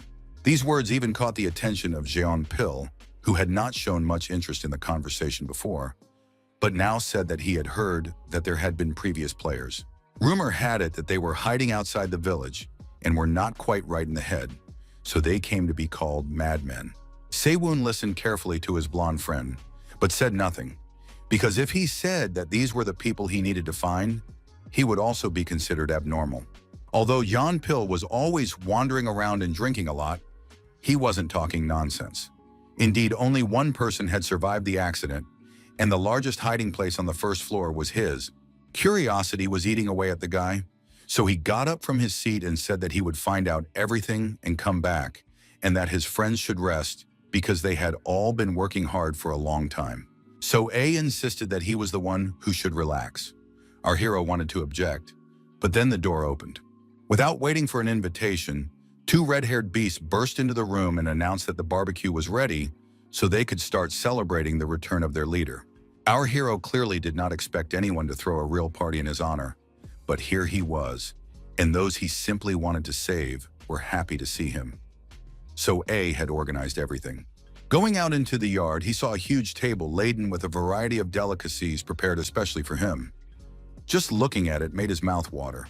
Seeing this banquet, the hungry prince cried sadly, because he was upset that he would not be able to taste these delicacies. But Seunu was very pleased, because nothing like this had ever been organized in his honor before.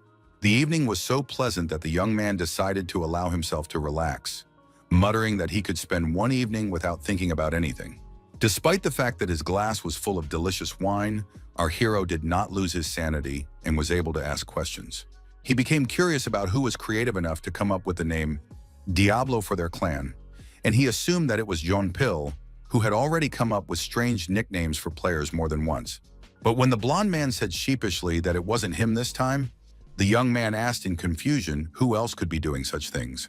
To his great surprise, Han Chol spoke up, saying with a hint of gloom in his voice that he was the one who had given their clan that name. There was a challenge in his eyes when he asked if the leader didn't like the name, and it was clear that the guy was asking the question not because he wanted to rename the clan. To be honest, such pressure confused our hero a little, and he was at a loss. All he could squeeze out was another assumption that Han Chul had also come up with his nickname himself. Of course, Siwon wasn't against all these names. He just made another mental note that neither Han Chul nor Jeongpil knew anything about coming up with names. To ease the tension, the young man decided to switch to So-ah. So he asked her what she thought of their friend's choice of name. The girl was a little embarrassed by such a sudden display of attention towards her, so she shyly said that she thought the name was good and even cool. So-ah's behavior was a little childish. It was obvious that she just didn't want to offend Han Chul, but the guy was a little embarrassed that everyone was acting as if the clan's name meant nothing. But there was another question that interested the hero. Had the guy's powers increased with the acquisition of nicknames? So A was now the whirlwind, and Han Chul was the explosive force. He was curious about what abilities they had gained. After thinking for a moment, the guy said that he had gained 40 points of physical strength, and his ability was still the same strength. The girl reported that her agility had increased by 40%, and her control ability was not far behind, so she was extremely pleased with the results. Unlike Si-woon, the other guys had understandable characteristics that had only increased by a couple of dozen points, which did not arouse any suspicion. However, he was personally confused by the fact that Yu So-ah had a completely different ability before her rebirth, which made him wary. They had all changed remarkably. The girl who could barely hold a club in her hands was now a warrior unlike any other. Together with Han Choreum, they formed a pair whose strength could not be denied. She was grace and he was brute force. She was wisdom, and he was a fist that needed to be guided. But there was also Jeonpil, the character who made everyone laugh just by appearing, but who was so annoying at times that you wanted to kill him. Despite all their flaws and strengths, the guys coped with all the trials that fate threw at them. They fought and came out victorious every time. Only Se-woon had changed the most. In his past life, he was a boy who had to survive and be afraid, but now he was a leader who made everyone who wanted to stand in his way tremble. Now he had no doubt that he could resist any external forces that wanted to interfere with his destiny. He was paving his own way, and no one could stop him. To distract himself from all these thoughts, our hero asked what nickname his blonde-haired friend had. It turned out that no one had come up with one for him yet. The boy recalled that not long ago, Siwon had promised him that he would come up with a worthy nickname himself, so he didn't even try to choose one for himself. To tell the truth, so many different events had happened that our hero had completely forgotten about this promise. So if Jeonpil hadn't reminded him, he wouldn't have remembered it. Now he clearly remembered that very conversation and the promise that made the blonde boy dance with joy. At the time, he had said it to embarrass the guy, but now Se-woon realized that he had taken on a responsibility that he had to bear. A sly gleam appeared in our hero's eyes, followed by a smile, and he asked Jeonpil what he thought about being given the nickname Naughty Child. The boy clearly did not expect to hear anything like that. He thought Se-woon was too serious and pompous to give playful nicknames, but he was wrong. Laughing nervously, the blonde boy asked if he had really just been called a naughty child. It seemed like a strange joke that had gotten out of hand. But when the system seriously announced that this nickname was now assigned to him, Jungpil was shocked to the core. Of course, he didn't like how he would now be called. The guy wanted something beautiful and pretentious, but he was just a disobedient child. In a panic, he fell to his knees and began to wail, saying that he was a grown man, not some street kid, and shouldn't be called that. The cries of this grown man pierced the night silence, and the constellation of the bold raven said that the title could not sound like that, but who cared about all these rules?